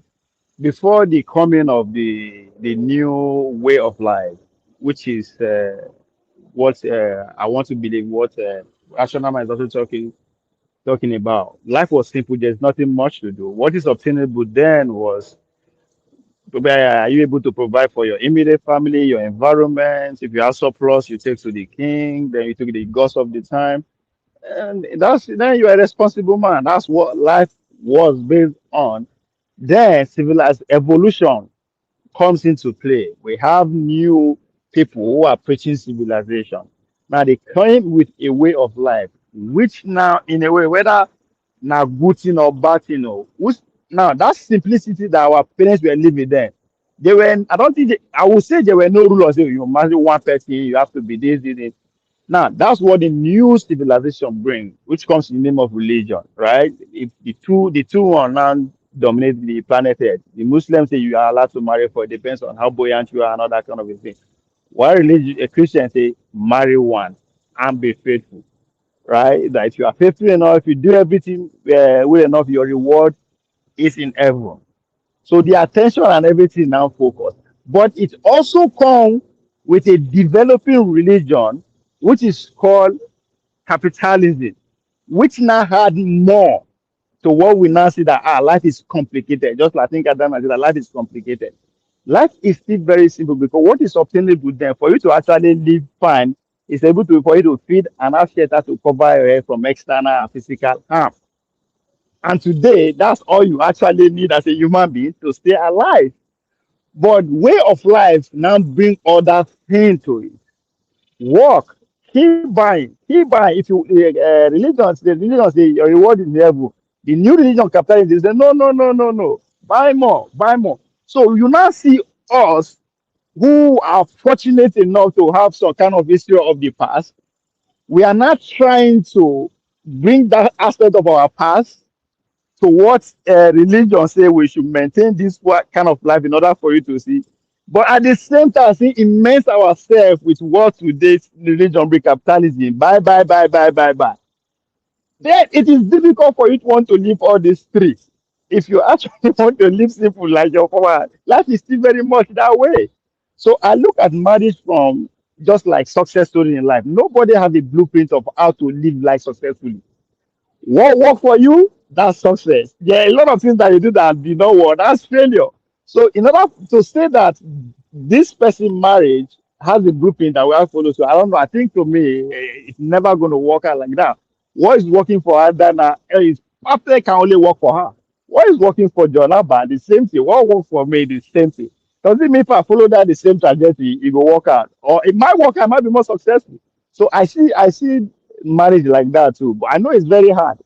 Temptations are everywhere. One want to be like that. One want to do this. One want to do this.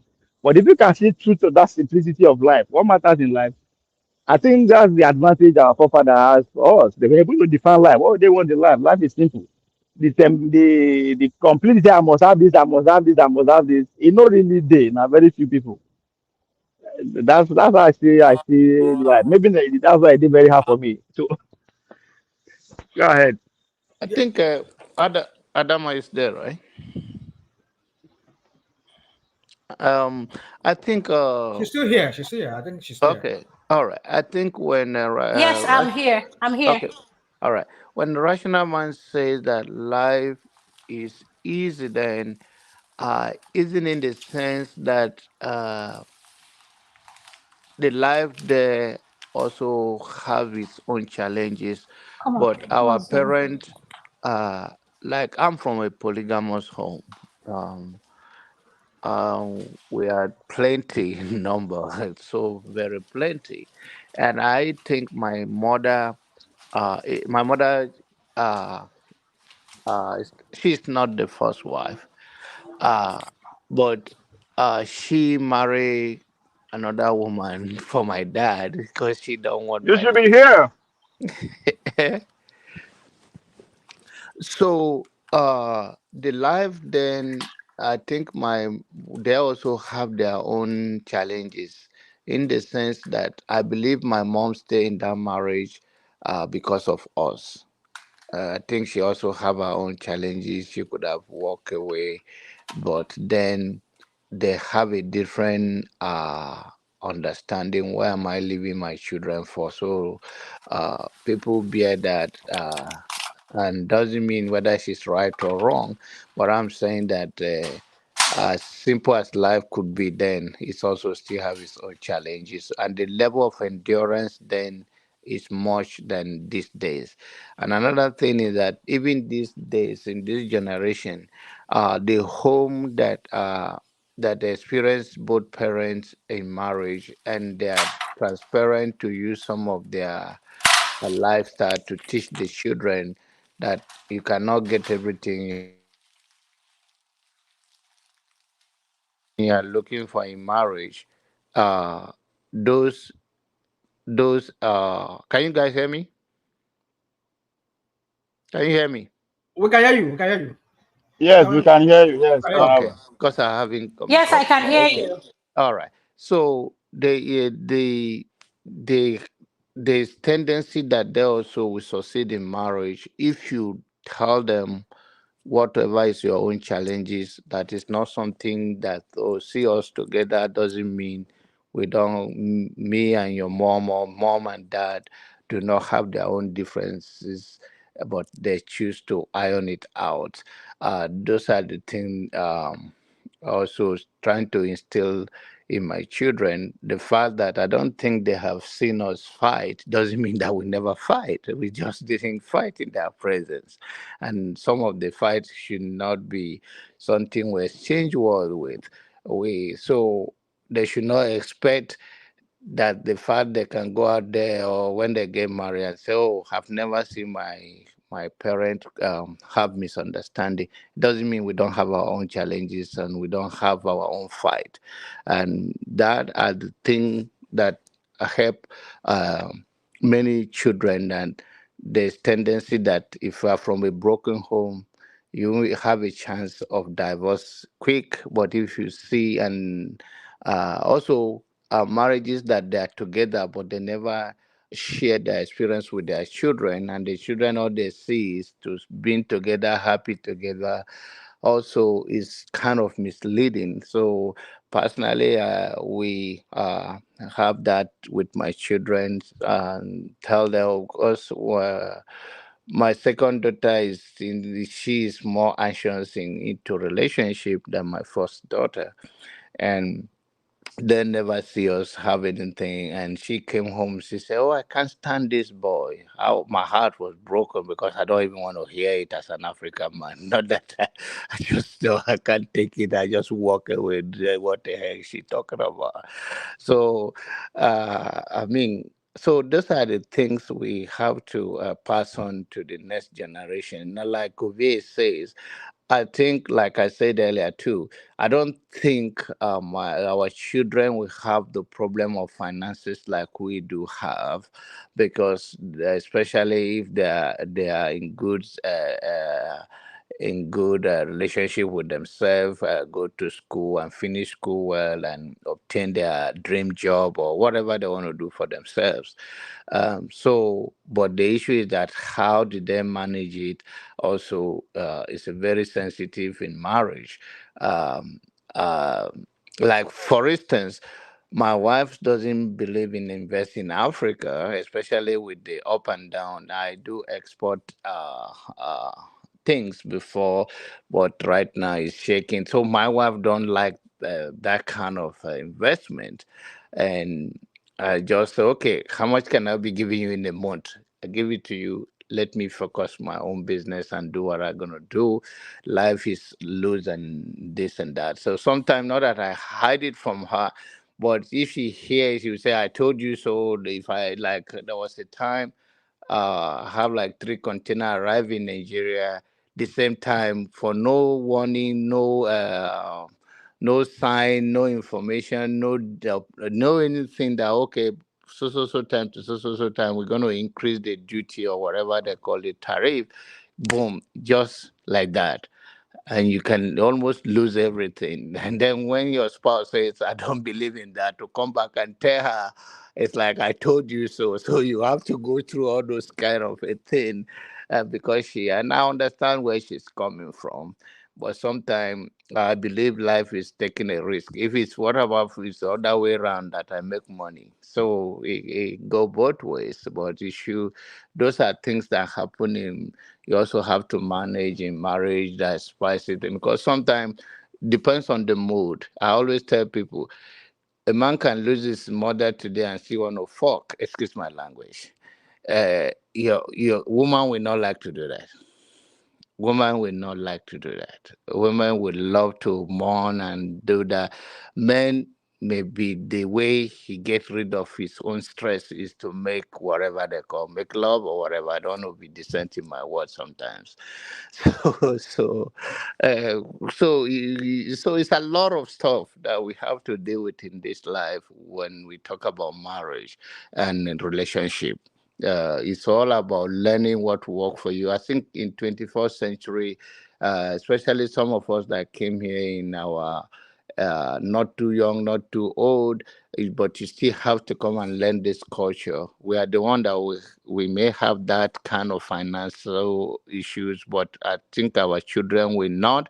But then, how do they work in relationship will be uh, some of those sensitive issue of cheating, not cheating, and all of that. I think that's what they will face in their own generation, and I think they will be okay. I think also depends on upbringing. There is still in them that I had a dama one time. I think if I remember correctly, she said she cannot handle that her spouse cheat on her. But to me, it's not a do or die issue. I have seen marriages like uh, reach that level of breaking up because of that, but they came back to love each other more. They just iron their differences out, and the generation have a way of dealing with issues like that these days than our a little bit in 40s and 50s of age. We have a different mindset. And I always tell people that back in Nigeria now, it's even worse than when we left Nigeria. It's worse. My godfather is he turned 75 yesterday. He's from Rivers. He went home and he was in the hotel, and he says he came out and the lady just rushed her, say, you are very selfish. Why do you want to sleep by yourself? And he say, look at her. I say, this young girl, I say, my grandkid is almost your age. So you think I'm going to take my clothes off for you? And he said, and he told me this, and of course, Mama was say, okay, if that the case, you are not going to Nigeria by yourself again. I said, oh, because he related to you, because we're just talking. I said, oh, because you had him saying that. Oh, so, but that's how sensitive his mom. Mom said, okay, you are not going to Nigeria. But I say, okay, what if he didn't tell you? So, I think this generation have a different way, and that linked to Davido. Marriage these days, really, there's a Nigerian language they use. They say relationship with benefit. I think marriage these days with benefit and relationship. So, and money control major part of it, apart from people that spouse that stick with each other for love and whatever the life challenges and they come through it. Mainly is with interest, and to be honest, there's nothing wrong in being in a relationship with interest. It don't necessarily has to be money, but there is something you cherish in somebody's life, their lifestyle that attract you to them, and you have to keep to that attraction. Thank you. Thank you so much, Uncle Jonaber. Ovir, you wanted to answer the question. Do you want to answer it now? Ovir, again, the question to answer. Well, maybe before he comes in, let me just say something just so that we just keep it going. Because I think your beer is on break. Maybe don't go taking puff pass. Rational mind. Yeah, rational mind, right? I think mind. Yeah, it's rational. Well, right. Well, if you call me rational mind, yeah, go on. So where's is this rational mind? Is it there? I'm here. I think he's talking, but I can't hear him. I can hear you. Can anybody hear me? Can you hear I can hear you, Rational Mind and John Damba. I can. Uncle John Damba, I can hear you. Cannot hear us. Well, can you hear Rational Mind? I can hear him. Oh, I can't hear him, but I know. Really? What's going on? Go ahead, you guys. You can keep talking. Maybe you can't hear him. No. I can hear him. Yeah, I know he's talking. Oh yeah, what did they do for back? What did they do for behind there? He mute me. I mean, he turn my. I don't know. Yeah. So for me, you see, Adama, some of the questions you raised about telling kids. I'll never tell my kids not to. They will have to make their own choice as to who to marry. Marriage is impersonal. It's a very personal decision that you cannot tell anybody who to date or who not to date. If I know my kids, all of them are not, they're not even dating within their father's race. So dating outside their mom's race, because I think they're more towards their mom than me. So I think that's my failure, probably. So, but then, like I said, it's their own decision. They have to make their own decision on their own as to who they want to date. But I will not just stand aside and not be able to contribute. I will direct them and tell them, yeah, look, this is what I've said. This is what I've said. It's up to you. Do you think you want to go out with this guy, or do you want to go out with this girl? So I only give my input if they ask, or if I see something that is very serious that I need to bring to their attention. But I will never tell them who to marry or not who to marry. Like I said, marriage is very relationship, should I say? It's a very complex thing these days. It's even more complex now compared to how it used to be when most of us were being raised, even when our own parents were even being raised. So for me, I just see that, especially here in the West, because it's been a while. I tell me when I read or I hear words from Nigeria, my friends or family members will tell me a lot of them are also divorcing. When I mean divorce, not really divorce in the real sense, because to really get a divorce in Nigerian magistrate court or any of those courts, it's insane. You can, some of their marriages are there for like donkey years. They've not even attended to it. So they were just like, okay, by word of mouth or by just saying by action, because I'm no longer living with you, we're divorced, So the rate now is insane. And most of the reason is not usually the cheating part. It's that the man cannot provide. The man cannot provide. So married women, they just go do crap. And hence they don't do that. A lot of them, they don't want to come back because they felt like, well, I've done this, I've gone out of marriage, so why should I want to? That would be, maybe some of them, their conscience will prick them, not wanting to go back with that man because they felt they've done what they should have done. So it's better than doing it honorably. When I mean honorably, by just leaving the man. That's what I've had so far. So many people leaving their own man. It's because the man could not provide, and they go look for another man that can provide for them. And the funny thing is that some of these people, these men don't really want to be with them. This man that they went to go and be with, it's just maybe they were just chance to be there when the man was spending money, and then they consider that sooner or later they realize that this guy too, that one kind, he was past their husband. Wow. Yeah, it happens. Yeah, he was past their husband, and they start regretting. But at that time, maybe they don't leave the man, and the man himself has moved on. Move on in the sense that maybe I don't know if he has gone and married another woman. Maybe later he found out that, oh, so you are sleeping with another man after you left me, something like that, or maybe even though even after towards when you are leaving me, that was when you did that. So he doesn't want to accept that back anymore. So it's just because for some men now, it's just why don't you ask yourself questions? Why is it that a lot of men are not marrying in Nigeria now? It's just because of the economic situation. I have candidates. When I mean candidates, I mean candidates in women. I'm not talking about even my own guys' friends who are some of them almost above their mid 50s, going to almost 60s. They're not still married. They don't have kids. Why? Not because they don't want to marry, but because of the economic situation. So they're still living their home that were built by their parents. They're still living there. So men. Wow. Yeah, men. How much more women? So if you go to Nigeria now, you will see a lot of. I mean, I have candidates, women who are women, family members, family friends. That's women. They don't pass like some of them are going almost like 50. So now somebody won't go marry that person for 50 when he's 50. I even get somebody who's in. I get people who say women who say they don't pass 67. They never been married once. Never been married once. Never been married. So it's just because the situation in Nigeria is becoming so. And now, say somebody will be say a man now we come be say don't in 50 now. She say go marry a woman with 50 or we a woman with 40. He wants someone in the 30s or 20. You go make her. So who's going to marry those 50s then? So that's the thing. So and this is a real huge problem over there, as like it is here. So it's a lot of things behind it. It's just the modern living, the economic situation, and all of that too. And it's it's insane. It's insane. Yeah, it is scary when I think about all this. Sometimes it's very scary that you have a lot of men and women. Some of them never been married before, especially the women, because women they had on a time clock. Now, us men, we can always, yeah, you can always create at any time. Why the women they're on the biological clock?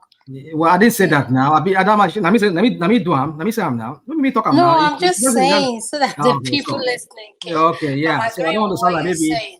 No, yeah, I it's don't want not to. you that said it. I'm saying it. Okay, because I don't want to sound like maybe I'm the one. I'm being misogynist. No, Misogynist. no, no, no, no, I no, can't even no. speak. No, no, just speak freely. Ovie, are you there? Hey, Ovie.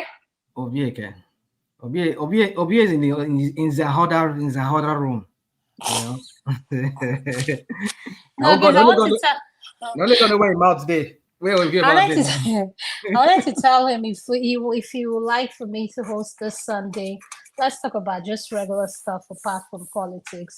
Because you guys talk about from politics Monday through Saturday. Let's make Sunday about women, relationship, and everything. Oh, I hope I can join you guys on that Sunday because that Sunday, my Sundays these days is not really. Yeah, I just want Ovie to answer. If he gives me the green light, you know. Of course, no, why not? Okay, well, he has to give you the green light because he don't want to Yeah. give you access. He don't want to give you access to.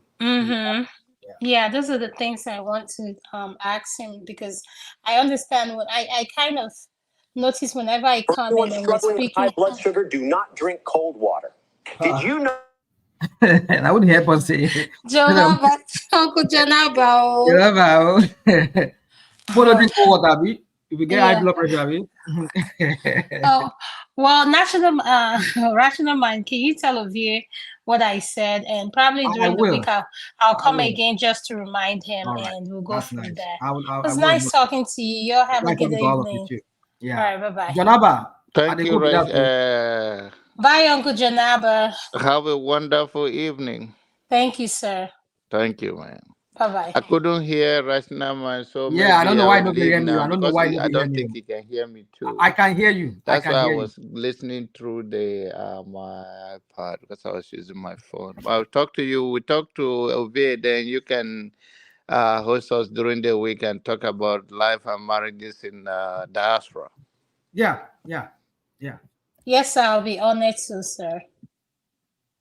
All right, make I go with that. All right, good night, okay? Nice talking to you, my sister. All right, have a good one. Ovie, now why you there here? Okay, make I go. If I say